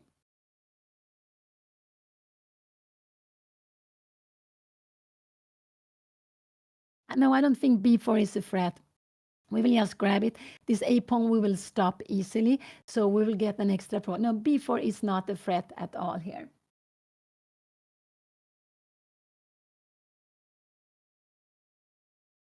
Yeah, so Anna has been playing well here. She has been playing very well in this game. Very happy to see that she's back fighting after the game yesterday. And that's the most important. We are playing lots of games. Sometimes it goes our way, sometimes it doesn't, and we just have to keep on fighting. Try to get into mood, take away when it went wrong, try to learn from it, and just keep our happiness for playing.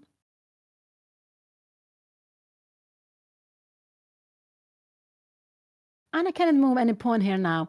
She can take a pawn, but she can't move a pawn. But taking the pawn, she could do that, but it's not necessary. It's not necessary. So what could Anna play? I don't know, bishop c8. I don't know, coming here. We go something like this. We have some plans, but then we have knight d4. No, I don't like really to go like this. And bishop e. So here we have king d2. This is the live board. So here. So knight c8 could be a possibility to play here.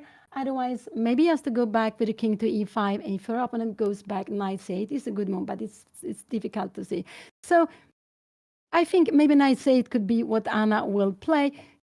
She could also go bishop here, but we have bishop e8 now and bishop d7. And if we take, let's see how this is. This is actually improved for white. So I don't really want to play a position like this. Is actually now getting very good because we have knight b6. We win the pawn. Oops. And remember, this is also, we saw a knight endgame. If Anna gets this against that one, also she has plans with f4. This is very weak. Here she's actually winning here. This could not be so easy to see, but she has plans of f4. She will enter the king to f2 and win the g2 pawn. So go back. This is the position. What will Anna play? She is taking some time. But she has played very lovely in this game, and I'm just very happy for that.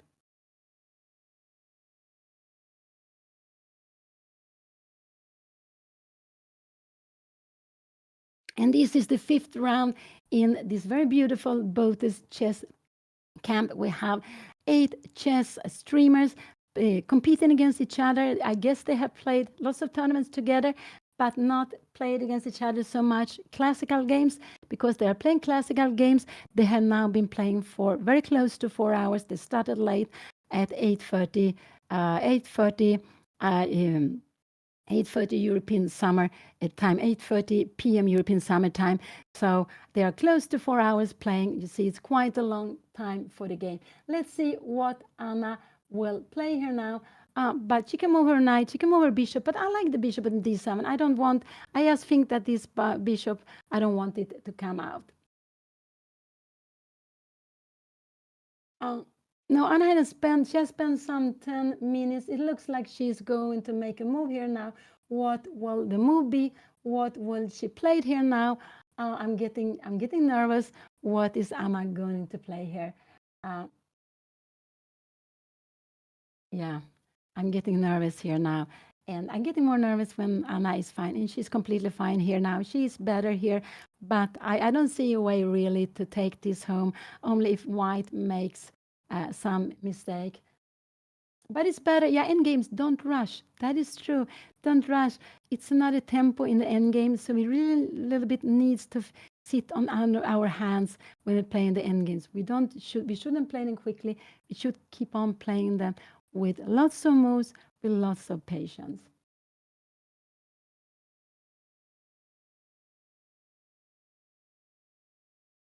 No, Anna should not give a piece. If Anna gives a piece, she will lose the game. So, because this a pawn is very fun, she cannot give a piece. This is very important. This giving a piece, the a pawn is not. And actually, Anna would lose f5 immediately. That would be a losing. That would be absolutely losing if Anna take a piece on a4. So no, she cannot do that. Yes, to keep on playing. And that's what I said. We shouldn't be so impatient. We need to keep our pieces. If Anna shake a piece, her opponent will have a piece extra, 3 against 2, and the pawns will not be enough, not at all. So Anna needs to keep her pieces here. What move? Anna can try knight c8. She can come back. It's actually stronger to go back first. Maybe to go back is actually a very clever move because if knight f4 comes, Anna has d4. This is good. And if knight d4 comes, Anna has f4. I think so. But maybe this is absolutely fine to be played. Maybe this is fine to be played. Maybe this is not so worried. So 92, 94 could be played. Anna could go king f6 if she wants to. And this bishop is coming here. And now we have knight c8. So maybe the bishop needs to go bishop h5. We have here, and we go here, and we have bishop g8. Maybe this is what we need to do, and we go up here. So now the bishop is better there. We shouldn't allow this. So the knight to d4. Let's see what Anna will play, but she needs to play.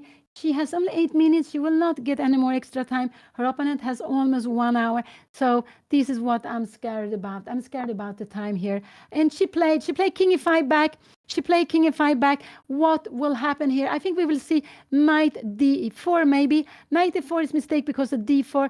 Why is knight e4 mistake because of d4? Because after with d4, we will later on get to play against this pawn. Bishop will come up. So this is mistake. So Anna played king to e5. She played king to e5. Let's see what her opponent will do. If knight comes here, will Anna go d4 here, f4 now? Her opponent will be waiting, and Anna can actually also be trying to find a good route for her knight. I'm not sure which is the best route. Maybe knight e2, and we will have a position like this. This will absolutely be about equal. I'm not sure whether it's better to go maybe something like this. But again, we have knight e4, and this is about equal. So let's see. Anna went back. King e5 was a good move. King e5 was absolutely a good move. And what her opponent played, king c3. She went back, king c3. Let's see, will Anna go back or will she try something here now? I just hope she doesn't spend so much time. I hope she doesn't spend so much time before playing the next move. Anna could repeat the position again. Knight c8 is a very good move here now. Knight c8 is actually a very, very good move to be played. But by going king c3, Nemo is saying, I'm very happy with the draw. I don't mind a draw. And what will Anna play? Will she find, it looks like she's going with a knight. It looks like she's going with a knight. Is she going with a knight to c8? Will she go with a knight to c8? That is absolutely a very good move. Will she find this fantastic knight c8 move? Will she play this? Oh, I'm getting so nervous. But knight c8 is a very good move. Anna is down to 8 minutes. She has only 8 minutes, but she is having the advantage. But she needs to find the right move. Here we see Gina Belinkaya. She is behind there. Probably it looks like she's playing her game. She looks very, very, very fully concentrated. So it looks like she is playing her game. So knight c8 is a good move. It's really a good move. Will Anna find it? And the idea of knight c8, we see it has a root here and knight e4 coming in here. So this is what she wants to go. Or maybe knight e7, knight c6 could also be the right way. But what would I say? Whatever Anna does, it's just perfect. She has played so nicely these 43 moves. She has played so nicely here. So it's just, I'm just very happy to see how she has been playing today. It just has been very, very nice. So whatever choice she does, if she goes to play for a win, and with a little time, anything can happen. She can try to repeat. Let's see if she can try to repeat if she wants to. Her opponent just realized that things are getting dangerous and she wants to have a draw. She's also having half point more than Anna, but I don't think she's having half point more than Anna. But Anna has been, so let's see what she will do. Will she keep on playing or will she go for the draw? I don't know. I just hope that if she's playing, that she will take the decision quite quickly, that she doesn't go, that she doesn't play it so slowly. I put it here, but no, this is not the right move. The right move is knight e7, going after the bishop. This is the right move. So knight c8 is a very good move. Knight f4, could this be played? No, we have d4 check. This would absolutely be very bad. And if you go knight d4, we have knight e7. And where is this bishop going? You need to come here now. And can we go after the bishop? I'm just wondering, can we play like this? and go after the bishop. Maybe this is the way we have to play, and we will just here, we will play this, but this will probably just be here. We have knight c8, and now we have knight b5, and maybe this is a draw here now. Yeah, this is a draw like this. Let's go back. This is very, very far away. This is very far away. But Anna needs to make a choice because she only has 5 more minutes. She has only 5 more minutes. And what would I do? I don't know. I'm not so happy playing with so little time. So it could be that I would go for king e4 just because of the time. Otherwise, no, we should never take on a4. This would be a mistake. We cannot give a piece. We need really to. So if Anna goes, this should be, and the right is knight d7. We're playing against the bishop. We're going to play against the bishop like this if she goes so. But knight c8. Let's see what could her opponent be playing here now. Let's see. Maybe she can go a move like b4. So I don't know. I'm just thinking that king e4 would be very good. It's absolutely fine to repeat with king e4 when she has a little time. I just hope she's down to 455. She's down to 455. What will she do after this? Yeah, could it be b4? Could this be a good move to be played? Knight e7, bishop h6. And no, this is not possible. We need to go bishop f7. We go king f6, and we have this. This is actually a way of only forcing the draw. We don't get anything more here now. So let's see what will Anna do. But if Anna goes knight c8, if she goes here, this is the only move to be played by her opponent. Yes, to have some counterplay against this. But if you come here, so let's see, Anna, yes, what will she be doing? What will she play? She's down to 4 minutes. She is down to 4 minutes. Yeah, I'm getting stressed. I'm sorry. I'm getting stressed.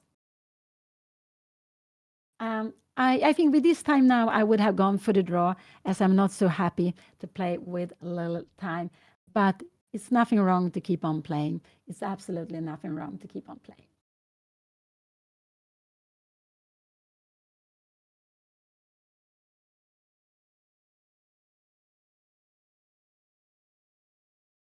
Yeah, I'm getting stressed here.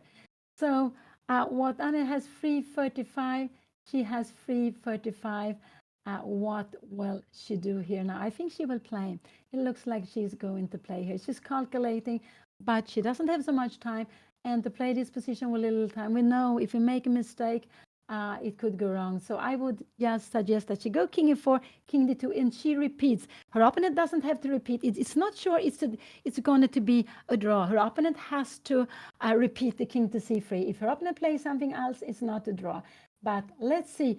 But Anna is better here, but she has to make a decision. She has been spending some minutes here, some value minutes, and she doesn't have so much time here now.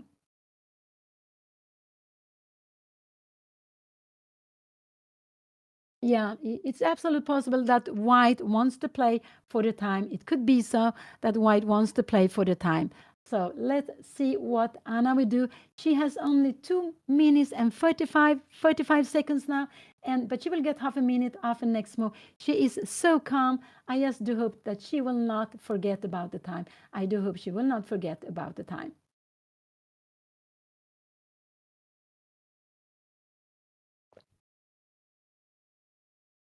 Oh, Anna, yes, please. I just hope she will play. Oh, it looks like she's falling asleep, but she's down to 2 minutes. And I don't like this because her opponent can choose to play afterwards. It's not after king e4, king d2 is forced. And the best Anna can do is to go back there. And I'm just scared that she will lose control of the position with so little time on the clock. But okay, by playing it out, whatever happened, you are learning. Maybe you're learning more. So it absolutely, yeah. My peak rating was 2550. I think I had it twice, 2008 and 1995. I think these were the 2 years. And here we have, this is the 5th round, and a 5th round in this very beautiful Botez chess camp. Anna is down to 144, and what will she play? I think she's going to keep on playing, and I would prefer she go king e4. It doesn't look like she's playing in the center, but with so little time, I prefer her to go. I would absolutely prefer her to go king e4 with only 1 minute to go. I prefer that. So let's see what Anna will do. I do hope she go king e4. She has spent so much time. It's just easy to go wrong with a little time. So she spent like 4 minutes. It means that she will spend lots of time either also. So now it looks more in the center. Can she go king e4? I do hope she will do that. I really do hope she will do that. She will not get any more for half an hour. And yes, so now it looks, it looks like she's going for king e4. Let's see if she will do that. Did she play it? No, she played knight to c8. This is a very good move to be played. Now b4 is the only move her opponent can play here now. b4 is the only way of playing this. Will her opponent find b4? But Anna played knight with only with so little time here now. She played this, but this is a little bit scary for me. This is a little bit scary. After b4, if Anna takes here now, will she be worse here now? Now, knight e7, bishop f7, we have king f6, and this is a draw. And if you go here now, we will go king e4, and we will just go after this pawn. So this is absolutely a must. So let's see. Yeah, this is, this is so nervous. Anna playing knight c8. It's absolutely the best move, I guess, but I'm a little bit worried here about the time. I'm really a bit worried here about Anna's time here now, because her plan is now to play against the knight. Can b4, can this be played? Can we go knight f4 here now? No, we have king takes here, and we go king f6. And where is this? No, we go not king e6, we go d4. This a5 pawn is not possible. We will just grab here. So this is not possible. What will she play? The only problem is that Anna has so little play time. Knight c8 was very good move, but it was the best move. But she has only 1 minute for the rest of the game. Only 1 minute. But she wants to keep on going. And actually, by doing that, whatever happened, you are learning a lot. So it is actually very nice what she is playing here. Let's see, we make, this would absolutely be a mistake. We have king e4, and we have knight e6 actually, and you don't have any longer this because we give it check, and we will take pawn here now. So this is not possible. So I just wanted to show. The best is b4. Will she play this activity? It's not so easy to find this b4 move. But Anna is actually now, she is planning, she's planning king f6. I believe she's planning king f6 or knight e7 playing against this. And if we go knight f4 here, we have c take b3, take here, and we have, and here now we have king e4, king d2, and we go d4. d4 is always very, very good to be played here. But Anna has so little time. I think her opponent will take some time now after knight c8. They only had this position one time, but Anna decided not to repeat. She wants to play the position. And this is absolutely right. The only thing which concerns me is not the position at all. It's actually, what concerns me is actually the time Anna have here now.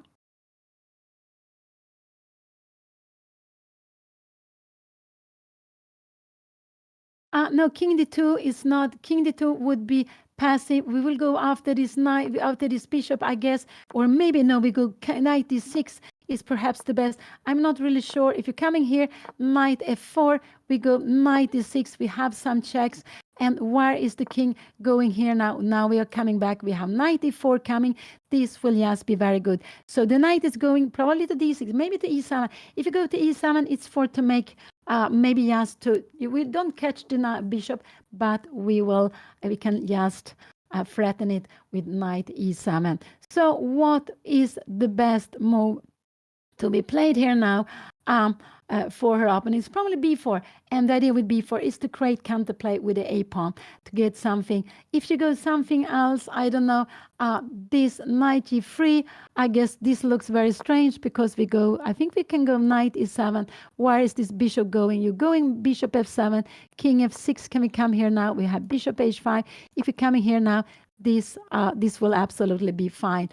You coming here, so the bishop is not doing so much there. The king is good here, and in a position like this with the bishop on f7, how are we going to improve? Maybe we are going to make a move like this, and we are planning, trying to plan to get something d4 or anything. And we remember, if you take here, we will just take back. You take here, we take on a4 in these positions, or maybe, sorry, we don't take on a4, we take on g2 instead. Sorry, that is a bigger pawn. So let's see what she will play. Knight c8 was a good move. Knight c8 was a very good move. So what will she be playing here? she has um, she has time. She has lots of time. Anna is absolutely having a nice position. She is better. She's putting some pressure, but in the end, it comes to calculation, and Anna has a little time. If Anna would have had at least 10 minutes, I would be much more quiet, but I'm nervous with the time, actually. I'm very nervous with the time. But if you don't try to win, it's actually a good way of learning. Keep on playing when you are better, when you like the position. The only thing is the time is yes. And we could see taking here is no problem. Anna would absolutely yes take back. King take here now, and we can go knight c4. We can also go king e4, and we will grab the next pawn. This is absolutely a very good way of playing knight. If you go knight e4 here now, if you go knight e7, you move this, and we will just grab this pawn, which is more important. When we want, we can go and take a4. So that's not a pawn to be scared of. So this pawn on a5 is very good. It stands on a black square. It stops white from going to the black square. And this pawn on g4 was touristic. She played, what did she play? She played g4. And what did Anna play after b4? She hasn't played. She played the best move. Will Anna go now for knight e7 was played? Will Anna go for knight e7? This is actually very, very scary now. I'm getting, because after bishop f7 here now, if Anna goes now after bishop f7, Anna can go king e4. This is very scary, and she can go here and she can take next pawn, and this is coming here now, but no, we take the knight. We had this for a long time ago. I remember, did we have it? I think we had this for a long time ago, something, but not like this. It was a pawn on a3, not on a4. So she played b4, knight e7 was played. What will she play here now? Will she go bishop? Bishop h5 is a mistake. This is a mistake. If she goes here, can Anna take this now? Take here and go king e4. How will this be? No, this would actually be was for Anna. How will this position be now? She will go f4, and we go a5 here now. We need to go bishop here now. If you go something like this, now this will be winning. So you will need to play like this. And we have bishop here now. I'm not sure what is happening. And this position, but this is a little bit scary. This is a little bit scary. Maybe we just can we go f3? Maybe this is, yeah, we can just go f3, c4, and we play this. And this is absolutely a draw, this position. This is a draw. Let's go back. Let's go back. This is very, very far away. This is absolutely back, very far away. Anna play knight e7. Where will her opponent go with a piece? It is actually not so easy, but bishop f7 is the only move. And after bishop f7, if Anna go king f6 here now, she can go bishop h5. And if Anna goes here, can you go knight f4 here now? Now we have a move like d4. This is actually a good move. You need to take it. We take on b4. No, we actually go knight c6. Oh, this is getting crazy. And we have knight b4. C3, but all these things, and all of a sudden this is just tremendous good for Anna. But this is not. Let's see what will be happening. It's just getting so crazy. Knight to e7. There is no way. White needs to defend this. If white go knight f4, she can play this, but then we have this d4 check. This is just a very, very good move to be played, d4 check. And if you take here, we will take on e3 and knight e3. We will go king f6. You don't have time to take the pawn. You need to do something with your bishop. Oh, it can only come here now. And we will take here. You need to take for the king. And look at these pawns. Look at these pawns. And we will start walking down here now. Oh, look at that. So knight f4 would be a mistake. d4 is coming. It's not possible. She needs to move away the bishop. Where is the bishop going? Where is it going? Where is it going? It's just very, very, it's just so scary, this position. It's so scary. No, it's not scary, but it's so dramatical.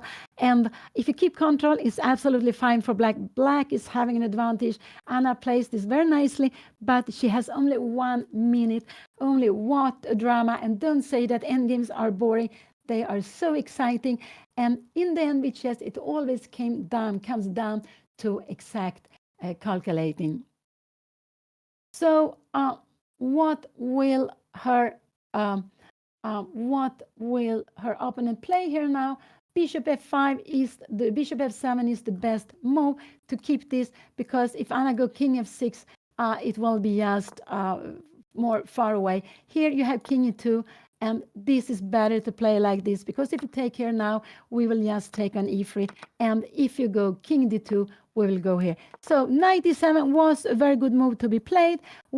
After bishop f7, this is the best move to be played without taking the pawn, out taking here, and we come here. And how is this? We have knight d4, but we can even go knight c6 here now. We can even play this, taking here, and this is just very nice for Anna to be playing. We have g3, but again, how can we know that this is such a good position? This will actually be a draw now, so I gave away lots of pawns. But let's see, it's such a drama, and we can see white has 1, 2, 3, 4 moves to consider. There are no more other moves to consider, but there are 4 moves, and it's not so easy. You need to calculate. You really need to calculate. Oh, wow. Oh, wow.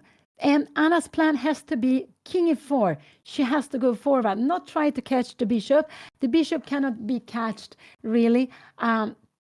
Maybe her plan is to go king e4 here now, but she goes knight e4, knight e7, because she wants to defend. And here, don't take on b4. King e4 is the right way of playing. Take here and go here now. And now Anna is planning, after a move like this, we take the knight. I've done this before. So knight e4 is absolutely a must move. What else can we play here? Could this be a mistake? Yes, we have a6. We cannot play it. We need to go knight to c6. And after a6, we have this. And here we having this. And if you go bishop d5 here now, we will actually have time for this here, and we have a check, and we take also the next pawn. So let's go back. Let's see. This is not the position. Here we have it. Anna playing knight e7. It's such a drama. It's really a drama. And whatever happened, Anna, she is fighting so well. She is really fighting so well, and I'm so happy to see that. That's so nice to see that. And when, this is the way to play, to learn endgames, to play them out. I said it lots of times. It might be that we lose them, we go wrong, but we are trying. She played bishop f4. This was a good move. Now it's Anna's time. I didn't see that. She needs to go king e4. If you go something else, it will not be. If she goes king f6 here, we have bishop h5, only move king g5. She can go knight f4, and in position like this, d4 is actually the best move to be played. Let's see what Anna will do. Oh, it's such a drama. What is she going to do? King e4 is the right move, and this is what Anna is playing. She playing so beautiful. She played this king e4. This is very good move to be played. Now she's planning to take on e3. Her opponent will need to take, there's only one move she can do, take on a5. Anna will take on e3. But again, she will need to find bishop c6. Will she do knight c6? So this is not, I'm just wondering, if I come in here, and Anna go here now. This is the only move. Knight c6 is the only way to keep this going. If she go bishop c8, could something be wrong here? Could it be dangerous for Anna? We have f4. I'm a little bit worried. Is this something to be worried about? No, this is actually good. f4 for her. We have a6. And Anna needs, can we take this? No, after this and here, white will actually be better. Oh, it's so scary. So after a move like this, we need to go f3. And if you go a7 here now, yeah, we will go take here. So you need to go, oh, this is so scary. After this, can we take this one? Yeah, after this would be a draw here now. Oh, so I don't think this is such a scary. She find bishop f7, Anna play king e4. This is very exciting. This was absolutely the best move. Bishop f7, Anna played this. But I would say that this is still not easy to play. Knight d4. If she goes f4, this would actually be a6, f3, taking here. Can we take here now? A7, and what? We will have f2. We'll have a queen here now. Anna will also take a queen, and this will be a perpetual. We have like this. This is absolutely check here. and we are even winning the piece. No, we don't, because there are queen take d7. I didn't see that, but this is absolutely equal position, but very, very far away, very, very far away. So let's see what will happen. What the drama. King e4 was played, but Anna only has 1 minute for the rest of the game. That is only what worries me. Everything else I'm not worried about. Could this be a way of trying? I don't think so. We will go king e2 here, knight d4, and we will actually go f4, b6, and we will stop it with bishop c8. If you go bishop e6 here now, we can even play like this, and we have f take g2, and if you go f3, you take it. We have g3. You take here now. We will get a queen before, and what will happen? We will have a mate here. Oh, I'm so, why is this a mate? Because we have queen a1 check here, and we have this beautiful mate. Oh, it's so exciting. But you see, it will be lots of calculating here, but Anna is trying. This is very, very nice. This is a way to learn to keep on playing this position. This is absolutely a way to learn to keep on playing them. This no, b5 is better for black white to have this pawn more far away. On b5 it's easier to stop it, so the pawn is better more far away. But these things are not easy to know. It only sometimes you have a thumb rule. Maybe also when you take here, you will also have this square coming up with the king. So this is why it is better. And I played king e4. This was very beautiful played. She played this king e4, and yeah. Oh, wow. Wow. But her opponent has 40 minutes, and that's the only thing that scares me. So I'm sure we're going to see this, and king take and knight d4. This is not possible if we grab it, of course. No, you need to go here, because otherwise, Anna, you need really to go here. This is the only thing you can do. And position like this, if Anna go f4, knight c6 is the best move. But I'm just wondering, can we play like this and d4? We are having, now we're getting a piece. But how is this? This is actually, and we have a6. This, we have bishop c7, a7, and bishop b7. And now, oh, this is just, we'll take on g2. Will we take on g2? Can we do this? No, because there is knight c7. So these are very, very, this is very, very tricky to be played here now. Oh, it's too much. But okay, let's go back. Let's go back. This is so exciting. It's so exciting. With Anna with more time, yes, I would believe Anna would have chance to win. This game can go whatever, because if you make a mistake from having an advantage, Anna is having advantage, it could be that you lose. So this game can be whatever, but Anna is trying, and I think that's so nice to see that she's trying. And the only problem is that she has spent so much time. That is the only problem.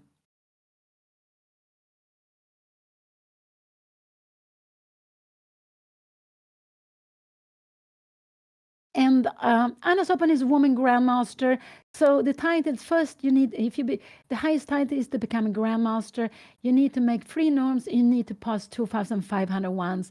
And to become an IM, you need to make 3 norms. But I don't know if you need to pass 2450 or 2,400 ones. I don't remember. It's such a long time ago. It's more than 40 years ago I became an IM, so I don't remember. And becoming woman grandmaster, you need to make a little less. So if you become an IM, you will, as a woman, become automatically a woman grandmaster at the same time. And and then to become a woman, yeah. And Anna, she is woman FIDE master, and I guess you need to make a performance. Is it the 2001 to get it, or maybe it is to become a woman international master? It could be. I'm not so sure about these ratings that are achieved. So Anna is now. This was very good move, king e4. She needs to go there without taking on b4. If her opponent will play slam slow move, Anna will take on b4 and then take on e3. But she couldn't do that before because there was a knight c3 check. So king e4 was a very good move that Anna played. And it's just so nice to see how she's playing. But I think we will see pawn take a5, king take e3, and knight d4. And this will get very, very exciting. And after that, I don't know. I guess Anna will go bishop c8, and it could becomes a bit scary there. It could becomes a bit scary. I don't know what will happen. Yes. Oh, yes. So they see they are both so they are both so much focus of the game, move so much in the game. Of course, Anna took some water. She has to be fully focused. She has only 1 minute 33. She does the seconds, and she doesn't get any more extra time at all, and that's a pity. In the old time, we had 40 moves for 2.5 hours. 16 moves for an hour, and we kept on playing like this. Only 16 moves for an hour, and we got more time. But with these days, we don't keep on playing all for how long as possible. For it just has to stop some moments. So this is a very typical time control. So they are having 90 minutes for 40 moves. After that, they got half an hour. Anna has spent up all her half an hour. Her opponent has like 6 minutes more than this half an hour. And after that, they only get half a minute. So Anna is going to play this with half minute on the clock. And I just do hope that whatever happened, that yeah, I just hope she will be in control. Really, I'm just scared about the clock. She's playing so nicely, and that's very nice to see. Her opponent also played nicely before. This was the absolutely best chance.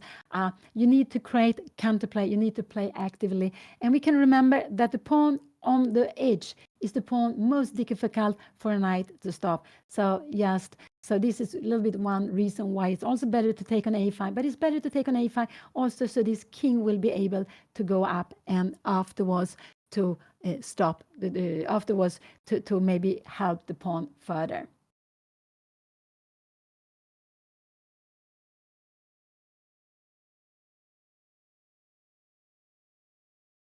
So this is the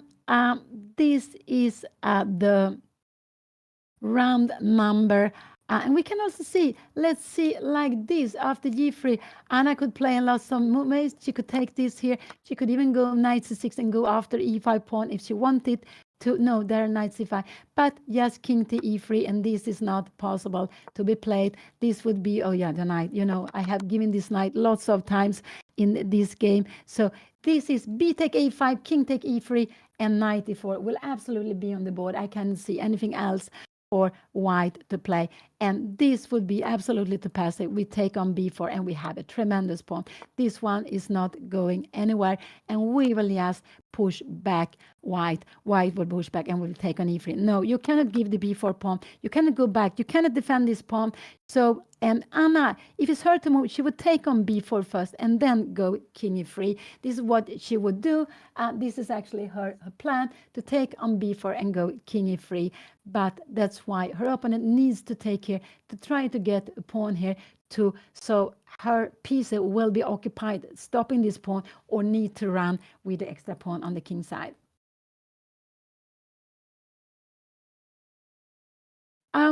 Anna has been playing, no, they have played 4.5 hours.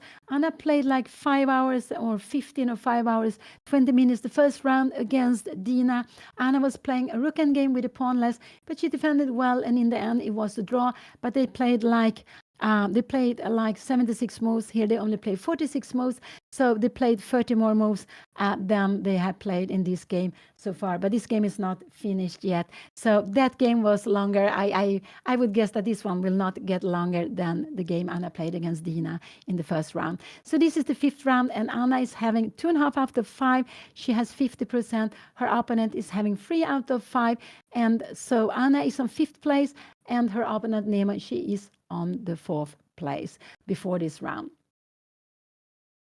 Yeah, ELO is calculated for all the games after the round, for all the whole tournament. So when the tournament is finished, it's sent into FIDE, and I think this tournament will not be calculated until the next list. So I don't think it will be in time for the August list. I think it will be in time for the September list.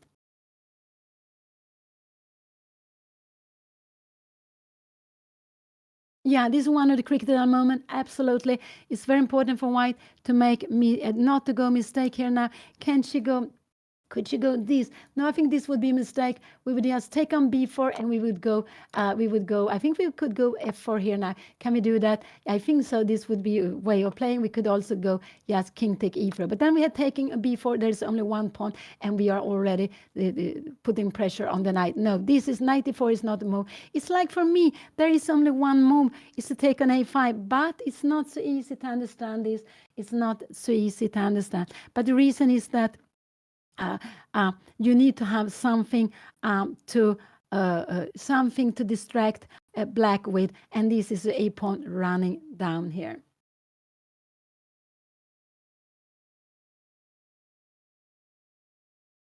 I think I expect white to take on a5 because I don't see any good other moves for white to try here in this position.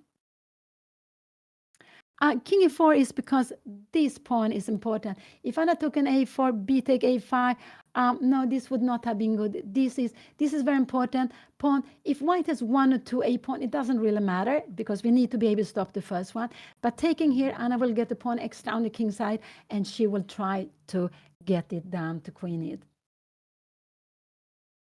And the reason is this because you will try to push this down, and it means that one of the pieces will have to stop this pawn. So one of the pieces have to be passive, defending against this pawn going down. This is why this is a saving. It's a way of getting activity here for white.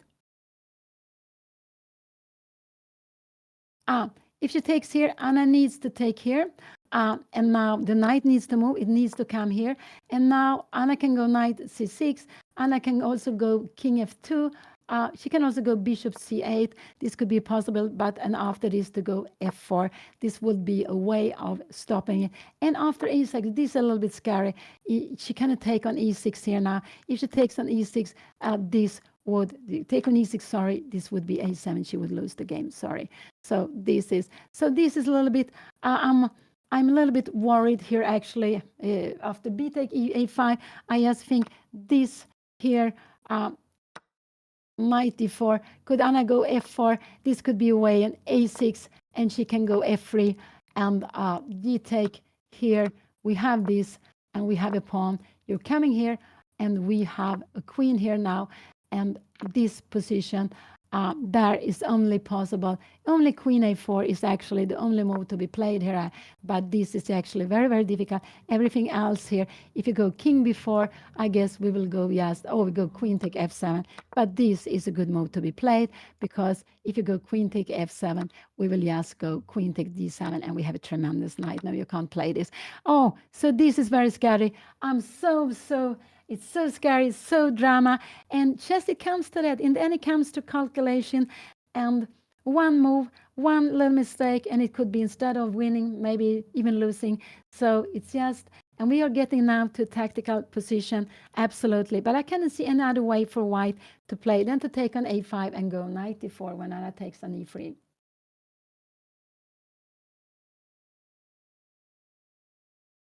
I think I actually expect her to play that. B4 was, I absolutely expect her to take an a5.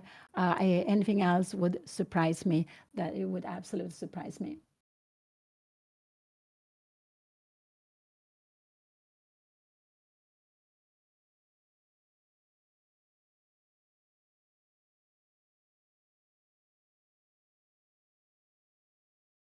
And king d2, we know this, no one would go back with the king. We have to play with activities here, absolutely. It's not possible to make norms in this tournament, I believe, because they only play in 7 rounds. And normally to make norms, you need to have at least 9 rounds. But there are some exceptions, like the European Club Cup. That is one of the exceptions. I wonder, can we go here, taking here, knight d4.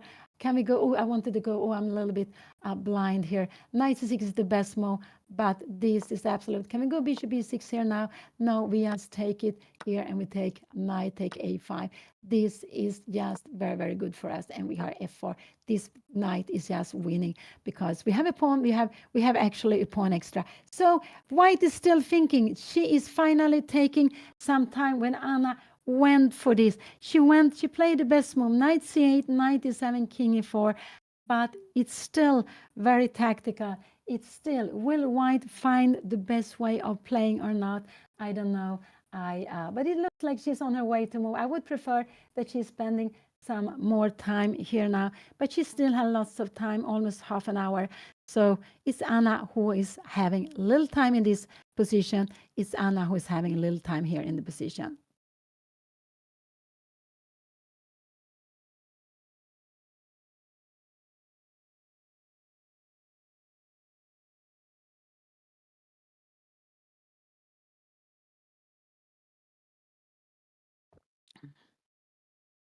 King e4, remember this, king activity is so important in the end games. And here we see the king is running in to e4 to go to take the pawn on e3 and then to have a pawn extra.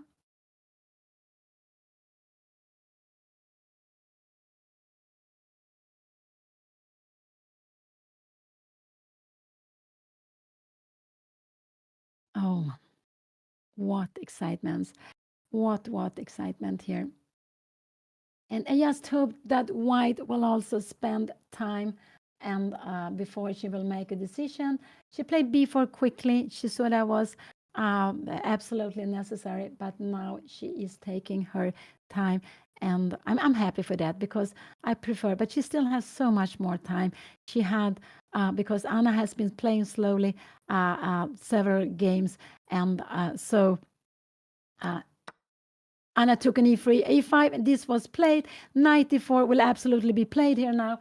And we saw it immediately. Anna got some seconds. Knight e4 is the only move to be played here now because Anna is threatening to take the knight. Will Anna find knight c6? She can play in other ways. I think after knight e4, we'll see f4 or maybe bishop c8. Everything is scaring me. Everything is actually scaring me here in this position. So I'm getting so nervous. But knight e4 is just an obvious move to be played for white. It's absolutely an obvious move to be played for white in this position.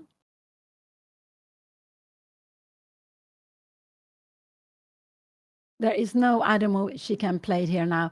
Absolutely. If she goes down with the knight, it will be out of play. No, knight e4, she needs to go, and this will be played. Maybe we should think some minutes, but not so much. And after knight d4, this will absolutely play. Anna has, this is maybe the best move. One, she has two moves. She has three moves, but maybe f4, a6, and this will be. And here Anna know if she goes here, taking here, this will be actually, this will be equal this position. Bishop a4 and bishop b7.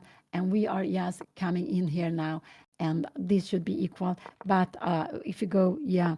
So I don't know if you come here, could this be a problem? We have bishop take d5 check.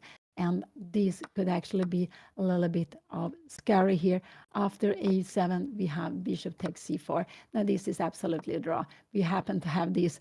But let's see, go back. Oh, knight e4 is the only move. And she surely has played this. She played knight e4. There's nothing else she can do. And now this is actually very, very scary. This is actually very scary. She played knight c6. And this was the good way of playing after a6. What will happen after a6? She will take knight d4 was the good way. She played this immediately. Oh, I'm so happy to see she played this immediately. I'm just wondering, can we go here to play bishop b6? This is scary here. Take here, and can we go knight takes c8? We have bishop c8 here in this position. And knight e7, what is going to happen? We have even position like this. Can we even come here now? Not here, but now to go f4 and this. But this is, again, how can we know that this is good or not? This is very, very difficult to know. Oh, so Anna playing knight c6. This is a very good move, but her opponent has time. Anna is playing the best moves here, but after bishop e6, I will be a little bit concerned here. Bishop e6, then Anna needs to play. She cannot play knight take d4. She will be losing here now. So after bishop e6, she will need to go knight take here. Oh, no. She needs to go here. And if you take here, yeah, this is easy winning. No, we cannot do that. We need to go here and take with a knight. And now this pawn is running. We can go something different. We can even go bishop d7 here now, but knight e7. And after this, we need to go bishop e6, a6, and we are having some Oh, what we are having deeply. Oh, this is again so crazy. So crazy. Oh, this is really crazy. But Anna playing knight c6. This was a very good move. What the move that scares me most is if her opponent go bishop e6. This is not the best move, but this is what scares me. If she goes away, knight b5, we have d5 check here now. I'm just wondering what king takes c4. We have knight e5. You take here, knight take f7, and we have a6 and bishop a7, a7, bishop b7, and a5. And here, if we go something like f4, this a6, this will actually be a draw. This is here. Oh, no, don't go here. Knight c7, and we will go f3. This is, yes. Oh, this is so, no, we need to take on f3 and knight d5. Yeah, there are things happening here all the time. So scary. Let's go back. They are so scary, really so scary. But we are seeing fantastic endgame play for Anna. I'm so happy to see that. She's playing just very marvelously, very beautiful. And the idea is if you take here, we take here now. And what could her opponent play? She can go bishop e6. And now Anna, actually g3 is a good move to be played, but to play this, and can we go king f2 here now? This could be a mistake. No, we need to go check here, and actually this position is a6. This position is a draw here actually. Bishop d7, and we will try to get now have bishop f1 actually, and we will, oh, bishop f1. Where are we going? We need to go king b4, and oh, this is just, oh, it's so crazy, so many. But we look at the position. This is knight c6 was played. This is a very good move play. This is really very good move play. And yeah, it says a long game. They have been playing like very close to 4.5 hours because the game started late. It's here in Stockholm in European, we have European, Central European summer time. It's just 1 o'clock a.m. It's quite late. But now when I see this game, I don't know what time it is. It's just so exciting. And actually, this is the move that scares me because I think it's more difficult to keep control after it. This and then because here Anna needs to play, she can only play bishop take e6. Everything else would be losing. So this is the only move she can play in a position like this. And after here now, can she go f4? No, we have a6. We have bishop c8 here and bishop b7. And here we have knight e5 coming. And Anna will need to go. And we have a position like this. King f2, knight h4. And how is this position? This is actually a draw, but we will, this is actually a draw, but it's not so easy to everything here. Yeah, this is so scary. Oh, so scary. So I'm actually scared of bishop e6 because Anna will need to play here. And after this, if she goes, she needs to stop. Maybe this is a good move. Maybe bishop c8 is the best move to stop the pawn. And knight e7, we have check here now, and maybe now to go f4. But this, I would say, this is completely impossible to play. To see that this is winning, but it's because we have the check. The king is very badly placed there. Let's see, go back. Knight c6 was played. Oh, it was really played. But she is trying, and what could it can be all, even if Anna is better here, her opponent can play in different ways, but whatever she plays, I think it will be better. So she can go for take, and bishop e6. This could be played here now. I wonder, can we go g3? If you come here now, we go d4 check, and we will just grab this. And we have a6 here now, and we go somewhere f3. You will need to go bishop here, and this is absolutely here. This is actually a very good position to be played here, a5, and we are bringing in our bishop here. We have this very, I want to show you, we have this very good plan of coming here. I think so. No, we go bishop f3, and this endgame, we will win this. Oh, I'm getting so excited. Back to the position. Knight c6 was played. Her opponent is thinking, but she still has lots of time. Anna has like 2 minutes. She has like 2 minutes. Will Anna manage to keep everything under control here now? Because the move I'm scared of is bishop e6. This is the move I am scared of, bishop e6. And not Anna will be better, but she needs to find a bishop take e6. This is what she needs to do. Oh, yeah, such a drama. Such a drama. What could her opponent make? Knight b5 could be a possibility, but she will lose. She will lose the pawn with d4 because after knight e5 we have d4. We cannot play with a passive king. If you're coming here, we will actually just go knight take a5, and this would just be the end of the game. I would say. So no, if you come and you have to come here and we go knight e5, and here you can try to fight to get this position here, to get it like this. I don't know if we can try something else. Maybe no, knight e6. We would absolutely just grab it, and we will go bishop. You have bishop a4, and we have oops, So let's go back. I'm sorry, I'm getting so excited. So, but she's still, Nemo is still thinking. Anna find this beautiful knight c6. This was a very good move. I'm very happy she find this very beautiful knight c6. And actually, the move I'm scared of is bishop e6. It's not the strongest move. It's not the strongest move, but it a little bit scares me because the knight are very tricky to play against with little time. And so that's a little bit scary me. I would prefer Anna will play with the knight. Yeah, the Nemo Switch My System is a book. It's a classical book. Lots of players have read it, and it's absolutely a wonderful book to be read. So I would absolutely recommend it to read it. There are some classics book, and this is one of those, which is a little bit like one you should read if you like to read chess books. Yeah, she can take on c6 and bishop e6. She can do that, but and bishop e6. Then Anna should go g3, but she cannot do. I just want to show this, and g3 would be a mistake because we have f4, and the bishop will not be able to stop the pawn on g. Will not be able to stop the pawn on g. So let's see, what will she play? Oh.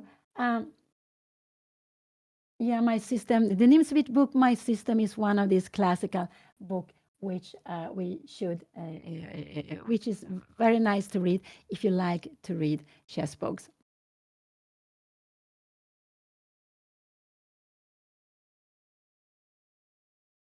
No, I don't really have a favorite game. I have a most memory game, and it was when I played against Kochnoy the first time. It was in London, I think 82. I was 19. It was on Lois Bank, and I was playing against Kochnoy. And after that, we were sitting a long time, and there was a huge crowd of players coming up. We were sitting on one of the top board, and he was my model. So I was so happy that I got to play this fantastic player. So, but it's my most, I wouldn't say it's my best game. No, not at all. There were lots of mistakes made. The game was draw in the end, but I was very, it's my most memorable game, absolutely.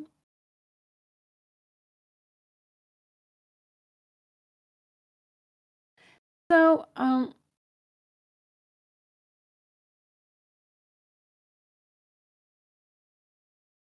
if you come here, we take on d4. And if we go here now, we will just go. We can even have time for this. Remember a7, we have this check. And if you go something like this, we can go bishop b5 and we grab it anyway. So this is not possible to play. The bishop take d5 would just be losing. We will not see this move. It would absolutely be losing. And a6, a6 here now would also be losing because we take here, and after a7 we have bishop c6, and we will be winning. We have a piece more. So it's not possible to start running with the pawns. No, it's not possible. And the increment is that they get half minute per move. Now her opponent has been spending some time. It's white to move. It's white to move. Otherwise, Anna would take the knight. If Anna is to move, she will take the knight on d4. This is what she's threatening. She's threatening to take the knight, but she also has some plans of going d4 if the knight is moving, and we can see that this knight, if it comes here, this would be deuce plummet. We would go e5 here now, check, and we would go take care. We can also go just knight take a5. This would be very, very fine to be played. This is not a move to go knight e6. It would just not be a move to go there. Knight e6 was a very good move. Anna is only the time, but her opponent has been using so much time. I think she had about 50 minutes when they started this endgame, and when Anna played this, she decided to go knight c8, march in with her king, and now we have this position. And this is actually such a beautiful position to be played here now. It's just such a beautiful, but I would say that still anything can happen. And the most tricky move, I think, is bishop e6. This is the move that scare me, but I think it's a little bit a scary move, really scary move to be played also by white, I would say.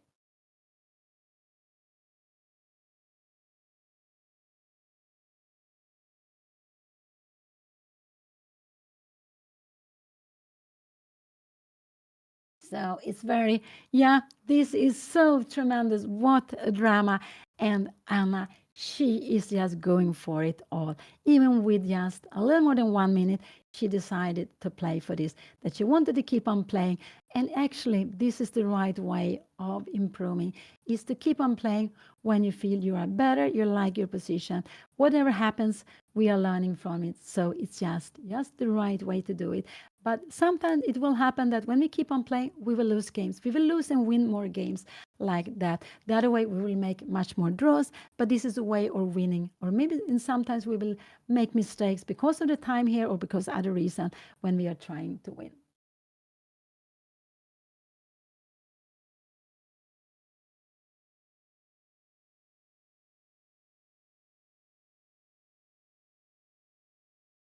So um, let's see if she will play. Yeah, in the family, I have highest rating of the family, but it depends on, I would say that Juan is a very good, he's a very creative player. He has a way of seeing things I don't see. He's extremely creative, and and he's also very good in end games. So I would say it depends on the position, but some positions I would maybe be better, but he would certainly be better in other position. And he's very good in end games, and that's just so nice to see.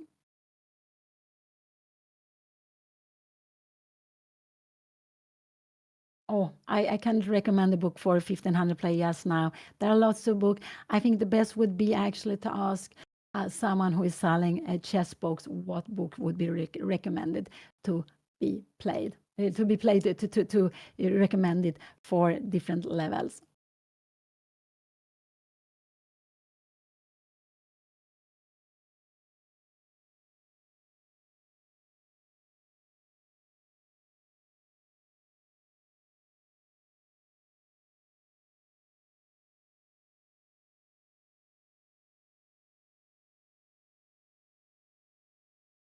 But I'm a little bit also worried. Let's go see. This should not be possible to be played. We take here now. We go a6.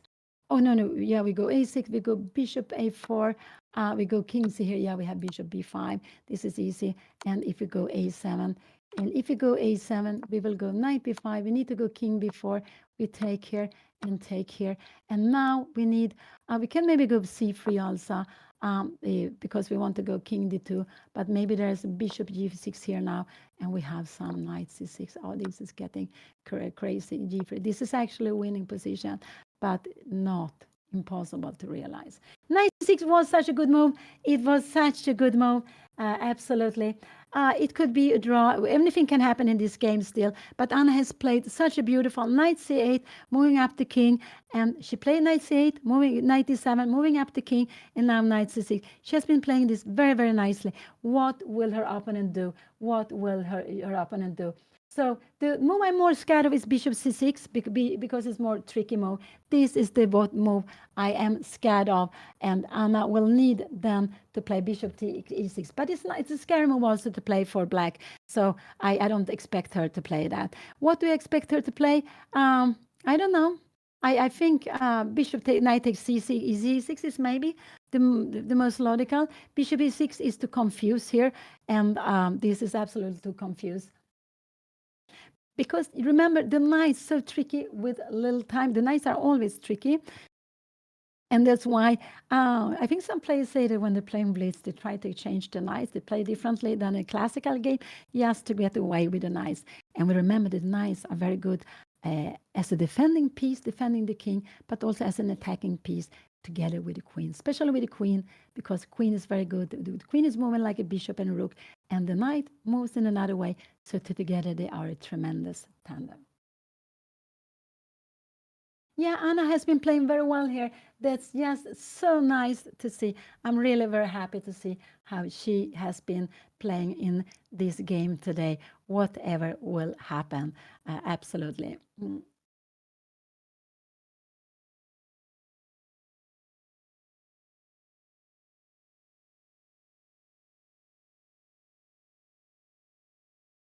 They are playing. She took here now what she's going to go here now. She needs to go bishop e6 is the only move to be played here now.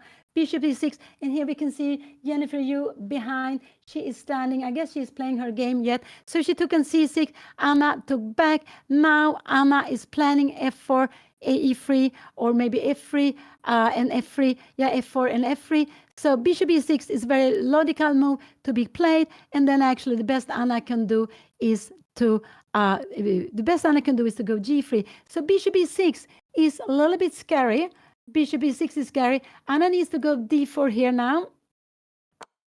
Take here.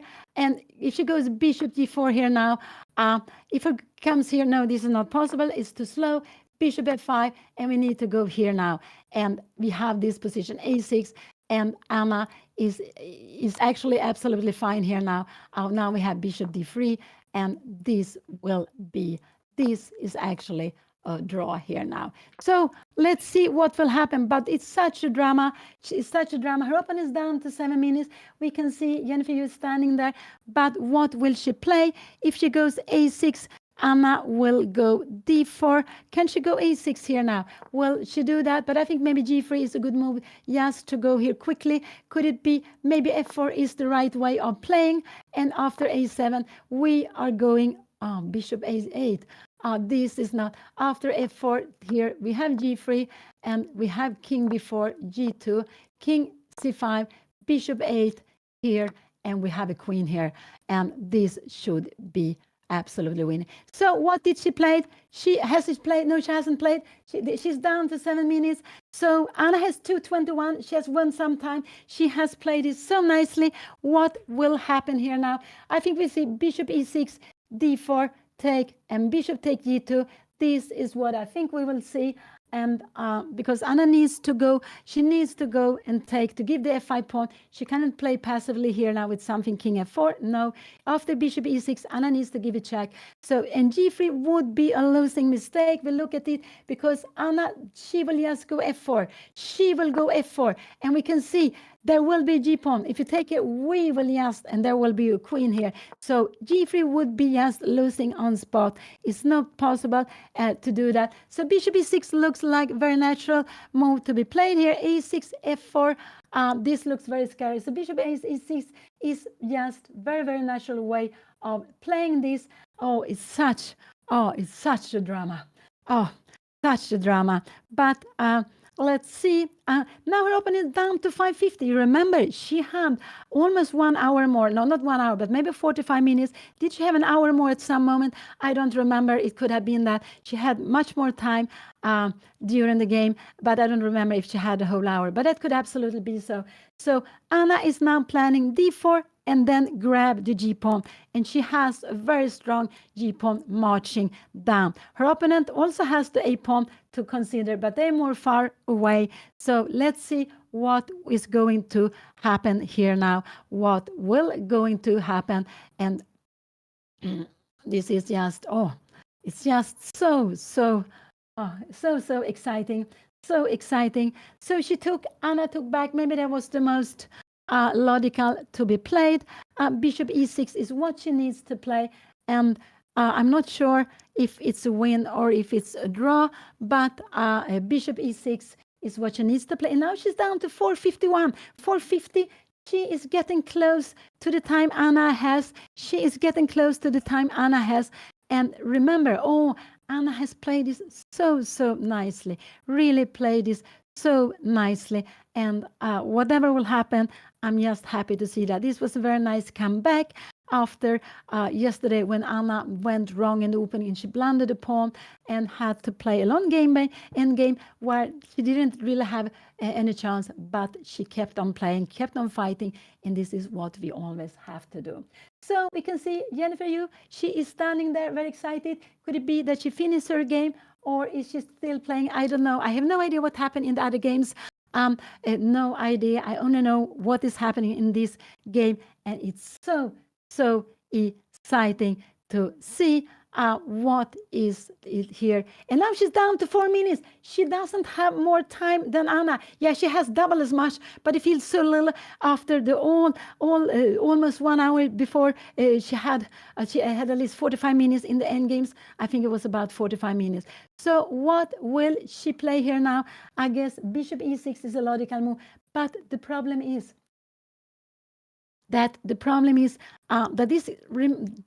you need to a exact calculation, and that is just very difficult. That is just very difficult. This exact calculation, this makes it very difficult. And with so little time, you will have to play on your intuition. There will not be enough time to calculate. She played bishop e6, and now I do. This was I think this bishop e6 was necessary to play. Maybe now g3 is the best move, but this is not possible to play. I think we will see d4 check here now, and Anna will take on g2. This is what I expect her to play. I'm not sure what is stronger. She can go g3 here also, bishop f5. g3 is absolutely a fine move to be played. This is what she could play here, g3.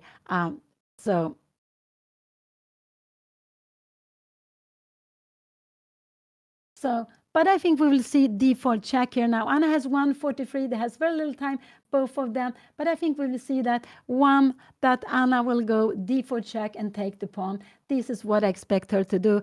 And it's not maybe the strongest I have, but it's so difficult. This is the most logical way of playing this for me.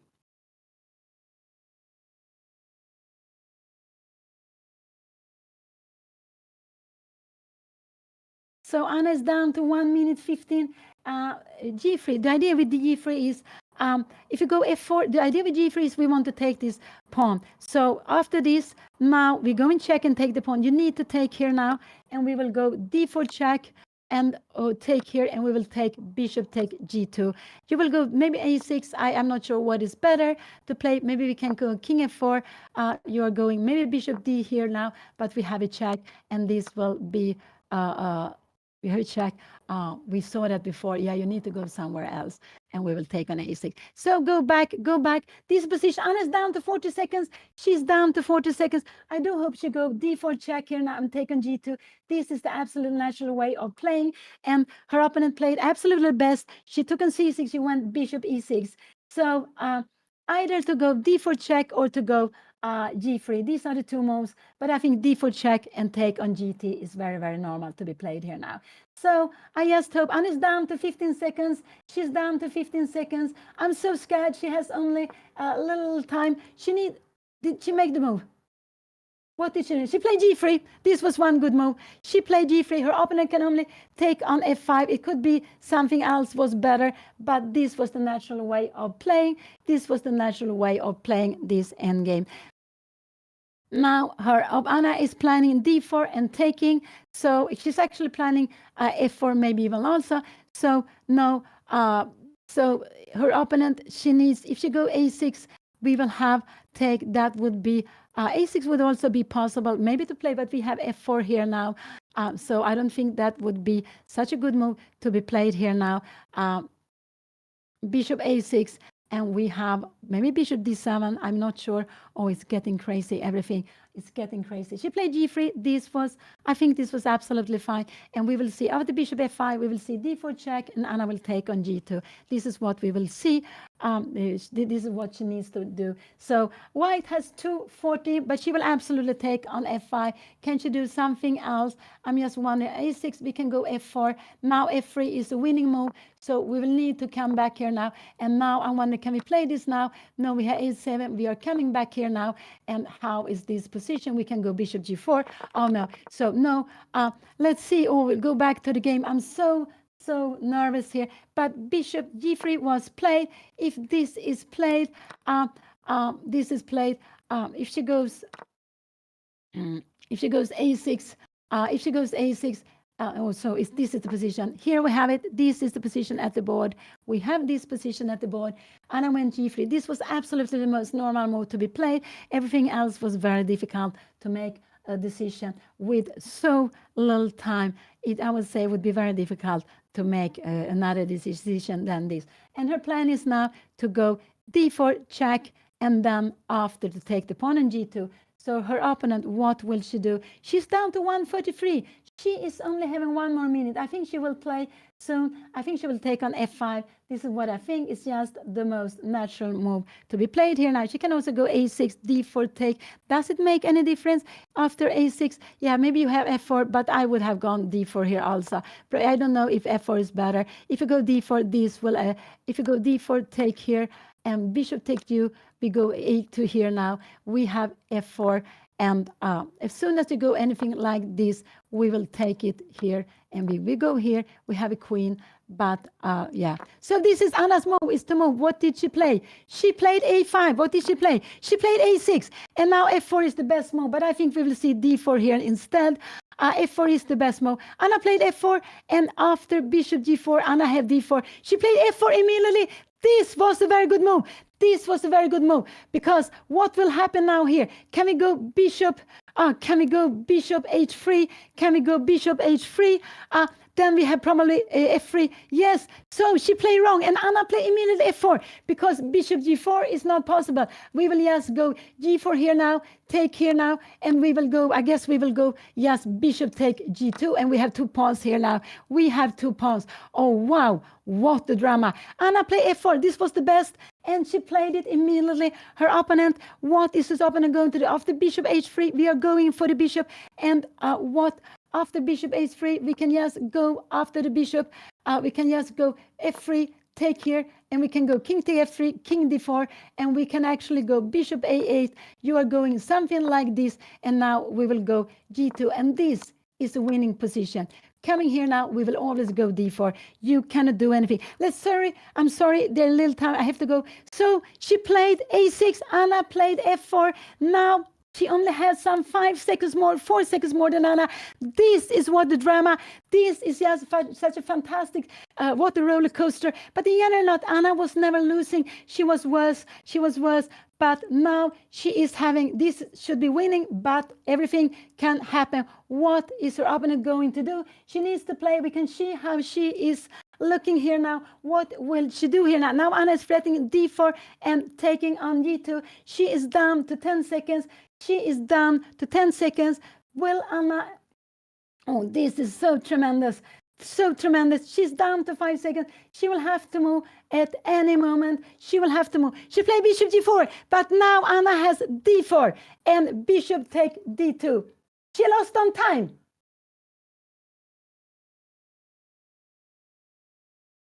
What happened?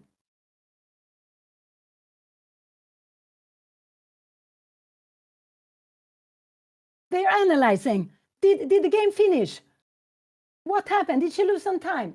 What happened? I have no idea. What did happen here now? Because they're sitting and speaking. Could it be that she lost on time? But bishop g4 was a losing move. It was a losing move either. So could it be, now they're sitting and analyzing, so the game must have finished. It looks like Anna won the game. Could it be that she won the game? She dropped the clock on the floor. This is what happened. She dropped the clock on the floor. Then I'm wondering what is going to happen. They will have to ask the arbiter to come. She dropped the clock on the floor. That is something different. So let's see what they're going to happen here now. They need to call the arbiter. They need to call the arbiter. So it's not that it's finished, but they need to call the arbiter. And whoa, what a drama. And I don't know what is happening. I think it looked like she played bishop g4, but whatever she plays, this is a winning position for Anna. Oh, so what a drama. Oh, so here what? So we have now one of the arbiters coming. They are smiling. They are wondering what is going to do happen. But this is when a clock is dropped. When something happens, you will need to call the arbiter. You stop the clock and you call the arbiter. Oh, so this is actually so this is actually so tremendous. The arbiter need to come and will tell what they have to do. Anna only has 28 seconds. I thought she had a longer time. There was a 30 seconds increment. But yeah, I'm just wondering, something has gone wrong here with the clocks. Something has gone wrong here with the clocks. So I am sorry, I have no idea what happened. It looks like she was playing bishop g4. The bishop is on e6, and the bishop is on e6, and we have the pawns here. And what happened here? They went away, but the game, it looks like the game is finished. They need to have an arbiter coming and to decide what to do. So the clock was dropped on the floor.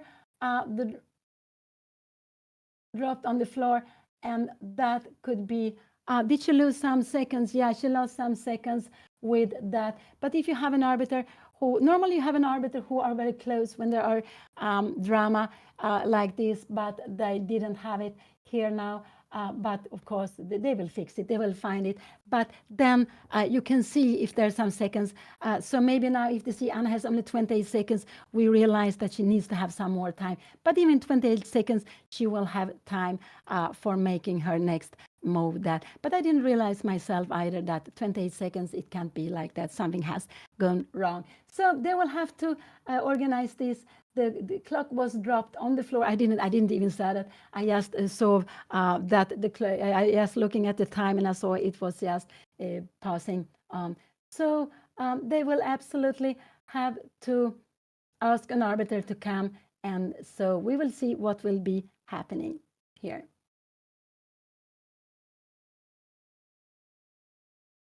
Did she play bishop f5? Or did she play bishop g4? I thought it was bishop g4 she played, but either moves are just either moves are just either moves. Aha, she could go bishop f5, but after bishop f5 we have f3. Bishop f5, f3 would be winning on the spot actually. So bishop f5. Let's see what has happened. Here we have. They will make a decision what to do now.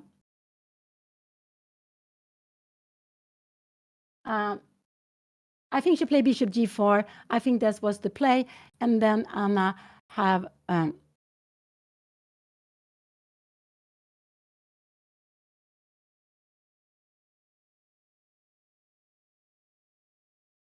oh, such a drama. Such a drama. But they have gone away. Here we can see Dina. I think Dina is still playing.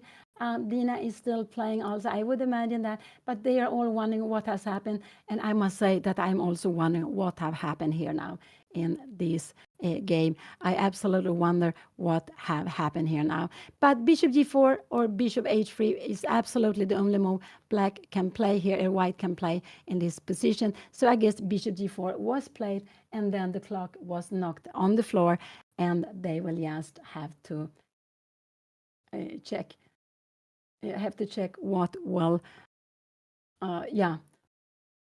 And I don't know. I don't know about the time and anything. So bishop g4.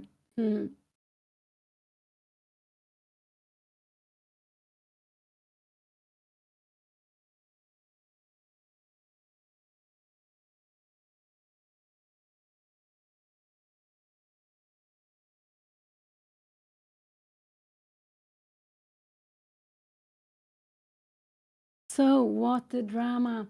What a drama. We will have to wait some time. So they have been playing now for, I think it's 5 hours. So it's quite long. They haven't made as many moves as in Anna's game against Dina. We can see Dina is standing here in the first round. There they made 76 moves. Here they made like 51 moves. And they're having very little time, both of them. But they will not get more than half minute extra. And this is this very, very important rule of Bobby. I think it was Fischer. Bobby Fischer really wanted to have this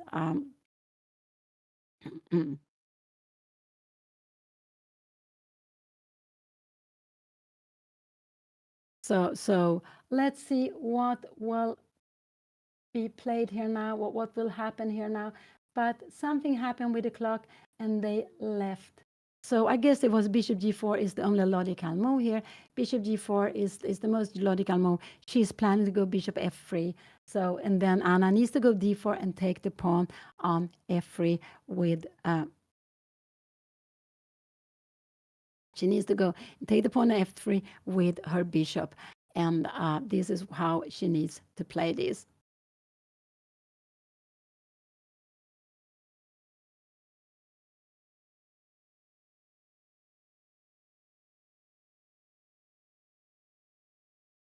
Oh, so here we see, this is, I think it's Andrea coming also wondering what is happening. They have gone away, then they have gone away. So actually, I think it's enough to look at the clock. I think they are going to look at the stream, actually. It could be that that's what they are going to do. I don't know, but actually we can look at the clock and we can see how it is with the time. If the clock was knocked down, I just think that if the clock is knocked down and you can just keep on going, and just to fix the time for Anna. This is the only thing I think you should do. And here we have it. They are coming back. They will absolutely keep on playing the position. This is bishop. What did he do? He put the bishop on a black square. He put the bishop on a black square. So this was here. And so let's see, they will fix the clock here now. I don't know what has happened. And they will ask Anna, because she cannot have 28 seconds. She had more than that. So she cannot have, and of course, then if the clock is out. So they will fix the time and they will keep on playing this. So it should be a winning position, but still they still fight. As long as their piece is on the board, there is still a fight here now. So that will be, they have written here something. I don't know what that means. They're writing down the time. Yeah, this is so exciting. So they will just, let's see what is going to, they are checking. They are saying, is this the right time? And now they will just put on the clocks. And will she be able, yeah, they will put on the clocks. And they will probably keep on going here, yeah. So, but this is such a drama. This is such a drama. And what? Bishop g4, no, no, she hasn't resigned. We will keep on playing. She hasn't resigned. She played bishop g4, and then this game will keep on going. Has they started Anna's clock? I don't know if they started Anna's clock. I do not know. Let's see. Have they started? I need to update here now. Could it be Anna's clock is ticking? Has they stopped it? Or what is happening here? I don't know. I really don't know. So we had the position, bishop is on e6. And is it Anna to move? No, I don't understand this. What they are looking at the time, they are going to put the clock the right way. And they're both sitting here at the board. So the game will continue. I don't know what happened really, but the game will absolutely continue. And they will just try to give them the exact time as they should have. So maybe it should be a system where the clock is not possible to move, that the clock is really stable on the board. So, but it's just very unusual that it's getting knocked down. But it's true, it's not as much space on the other side. But sometimes it happens when, especially then when there are little time.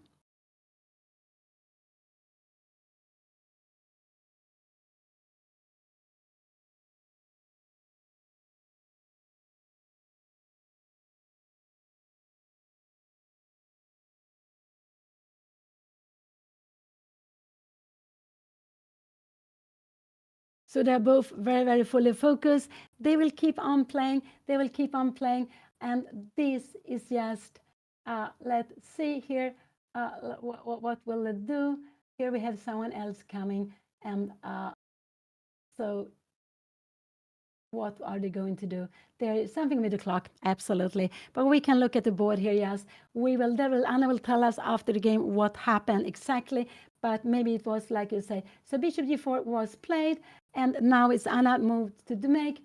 I guess she needs to go d4 and take the pawn. That is very, very important. Can we see bishop g4 was played? She needs the bishop g4 was played, and we have d4 here now. We have d4 here. I think the board is not updating. So Anna is having 115. Her opponent gets this one got very much time. I was surprised. So this is position. Bishop g4, d4 was played, and now Anna needs to just take. She needs the king takes c2, 4 will absolutely play, and Anna needs to take on g2. This is very important that she doesn't go f3. That would be a mistake. Absolutely, that would be a mistake if she goes f3 because it's bishop take, and even if Anna gets a queen first, she will be playing with a pawn down. No, we don't want to play like this. That would absolutely be unnecessary. So king takes c4 was played. I think king b4 was played. That was absolutely shocking move. Anna yes should go bishop take g2. Yes, bishop take g2. This is just a very good move to be played here now. She can also go d3. Everything is winning. Actually, d3 is also a way of winning this. d3 is also a way of winning this. So she can play this in a different way. It was but bishop take g2 is very normal. But d3 is good. And she took the pawn here now. And what is her opponent going to go? If she goes bishop c8, I like bishop a8. Or we can bishop c8. We can go d3. Bishop c8, and now I just like bishop a8, bishop g2, g2, and you take, and we have g1, and we will get the queen. So this is absolutely possible to be played. But Anna can also go d3, bishop g2, d2, take, and queen d1. She has so many ways of playing in this, but I would go bishop a8. This is what I will do. Maybe d3 is the right way of playing. Bishop g2.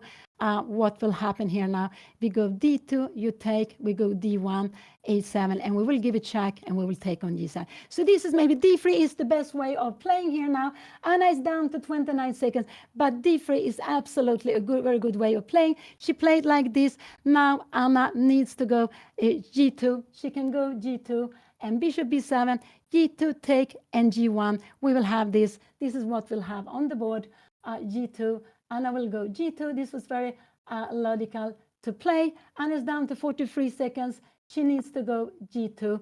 And here we have it. So Anna is getting a queen. Her opponent needs to take the bishop. Anna will get a queen. And then Anna actually is going to get the queen. And after that, it will be absolutely be possible to stop the pawn. So it took here. Anna will take a queen on g1. What after a7, Anna will go queen g7. That is not possible.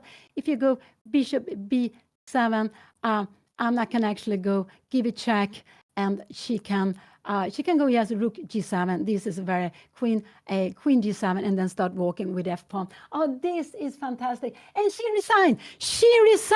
So Anna won this game. I'm so happy to see that. What a drama. Anna did the right thing. She played on, even with 1 minute on, and she played on. Oh, what a comeback. I'm so happy. But if you want to win games, you have to try. And when you try to win, of course, there is a danger of losing, but you will win much more game. And we have been learning endgames here. And we must say that Anna played is very beautiful. She played so nicely. The opening was tiny. It was better for white, a small advantage, but quite nice for white to play against. But Anna, she kept everything under control, and here she won the game, and she will be very, very happy. She will be back here with you at any moment. So just stay here. We can see the smile. We can see the smile. She's so happy, of course.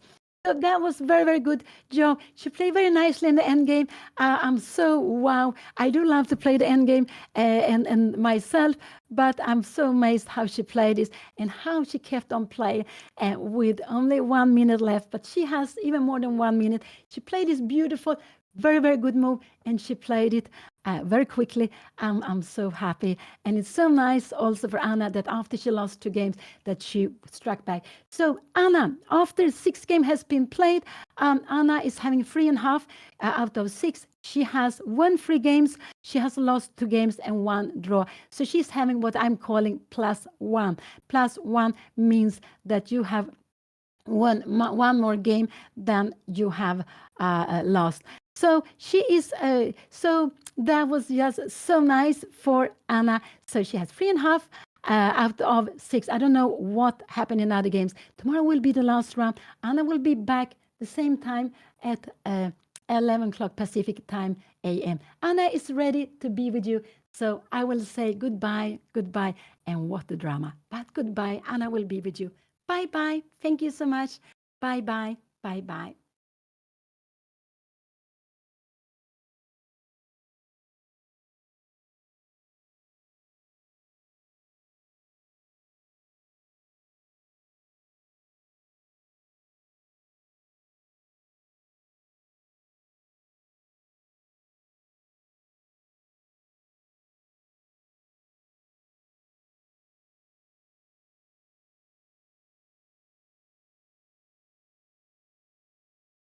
Hello?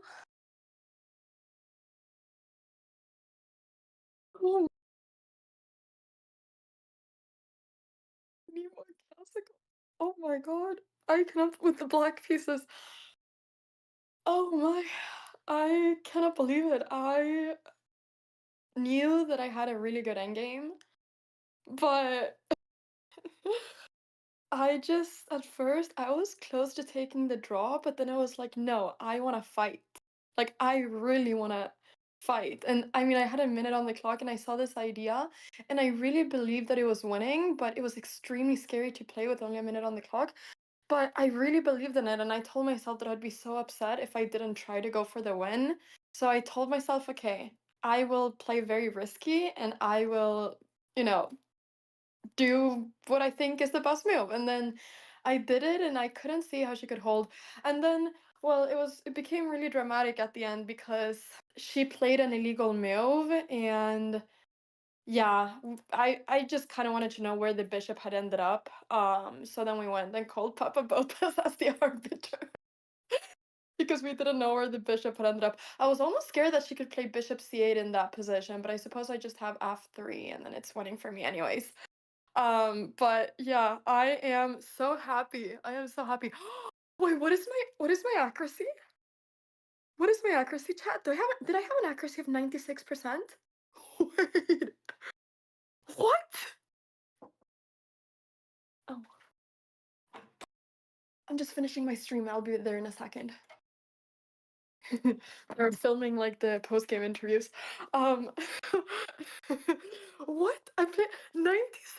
Wait, that is insane. Wait, I'm so happy. Especially in such a tactical game. I'm really, really happy. I don't really know why I spent so long in the opening, but I thought she was gonna play it a bit differently. And then we entered the endgame. I felt really comfortable. Like I felt like I was slightly better because of her e3 pawn and because of how easy my king can move around. But yeah, I am extremely happy. I can't believe that I can't believe that I did it. I can't believe that I that I beat Nemo in classical. This is insane. She has beaten me so many times online. Like I don't think I've almost ever won a game against Nemo. So yeah, this means a lot. I'm really really happy, especially after my terrible loss yesterday. It feels amazing to get a win. Thank you guys for your cheers. Thank you so much for your subs as well. I saw that we got some gifted subs. Thank you. I really appreciate it. I'm so happy. Maybe I should try to become a 2200. You know, this is motivating me so much for chess. Like, I just gotta study a little bit more, and then, like, maybe I should go for like 2200 FIDE. Maybe I should do it. I think I should. We can do it, guys. We can do it. We can do it. Okay, I'm not gonna scream because you know that everyone hears me right now. But wow, I'm so happy. I'm so so so happy. This is absolutely amazing. Was my mom freaking out or was she calm throughout everything? I need to know. how how was she? What was she saying? She was so nervous. Oh no. Oh no, I feel bad. I'm sorry, mom. I think it's impossible to watch one of my games and not be nervous. I do everything to make it as nerve-wracking as possible. That is how we do it. Never seen a Swedish person so excited. What do you mean? We Swedes get excited. What do you mean? Thank you so much for the sub. Oh, this is amazing. We want to know about the clock tea. Well, Nemo, she played a move, and then I thought she was gonna flag. I was like looking at the brink of my eye. I was counting three, two, and then I don't. I mean, she's a bullet master. All of a sudden, she plays a move, and it's still in time. It's still like with 1 second left. But when she plays this move, like her bishop flies away, and I don't know where her bishop ended up. And then what happened was that I thought her bishop was on f5, but she was telling me that she had played bishop g4, and then she was like, I'm happy to check with the var, like VR. It was like a football match. So we called him Papa Botez, who I don't even know where he was. And then we had to like check where the bishop had ended up. And then we realized that it was an illegal move, so I got 30 extra seconds on the clock. So yeah, so that was that. Thank you for the 100 bits. So yeah, that's that. That's that. But anyways, it was really funny. Papa bought this. I mean, we told Vila, we were like, we need an arbiter, and he was like, for what? Like, how do you need an arbiter? It was such a weird situation. But yeah, I wanted, the game to be. I wanted this to be like it would have been in a tournament. So I wanted to check where the bishop ended up, and then we figured it out, and then that was that. And it was so funny because at first Papa Botus was like, okay, explain the situation. And then I was like, let's just check the stream. Can you just check where the bishop ended up? And then they saw that she made an illegal move. She played bishop g5, which is an impossible move with a light scored bishop. Um, so yeah, so that was that. Anyways, everybody, I am right now on 3.5 out of 6 points. I'm gaining some rating. Honestly, this tournament has been amazing apart from my loss against Alex, but that is just one game. Tomorrow I play Linda with the white pieces. If I end up winning tomorrow, I'll end up the tournament with like 4.5 out of 7, and I think I have chances of getting top 3, depending on how the other results go. So I only need to focus on trying to win tomorrow and get a top 3 podium situation. But I'm definitely gaining rating right now, which feels very, very nice. And this feels great for my upcoming tournaments too, because in case you didn't know, I am playing a tournament in late of August in Portugal, and then I am playing the Olympiad. So I got a lot of chess happening this fall, and that's also why I wanted to play out this game, because I wanted it to be practice. I was like, worst case, I can't really figure things out, but it'll be great practice, which is what I wanted because I'm going to play a lot of tournaments. So I'm very happy. Thank you so much, everybody, for watching. I'm going to go get a little bit, well, I'm going to do the interview now, and then I'm going to get some rest, and then I'm going to get ready for tomorrow. Yay! I'm so happy. Wait, what? Is it just me, or are you guys seeing a thumbs up? Wait, who did that? Is this Discord? If I do this, does Discord do this? Wait, what is going on? How the... Huh? Wait, wait, why? Okay, I'm. Wait, what? Okay, I am so confused. I am so confused. Thank you for the 100 bits. Okay, I'm so confused. Whatever. Thank you so much, everybody, for watching. Thank you, YouTube. Thank you, Twitch. Thank you, Mom. Thank you, everybody that is here supporting. Tomorrow we win again. We try to at least. I'm gonna do my very best. Got the white pieces. We give it our best, and then we will see what happens. I'm so happy. I'm just so happy. Thank you so much, everybody, for watching. I'm gonna send over a raid to. I want to send over a raid to Botez. Will they let me? Will they let me?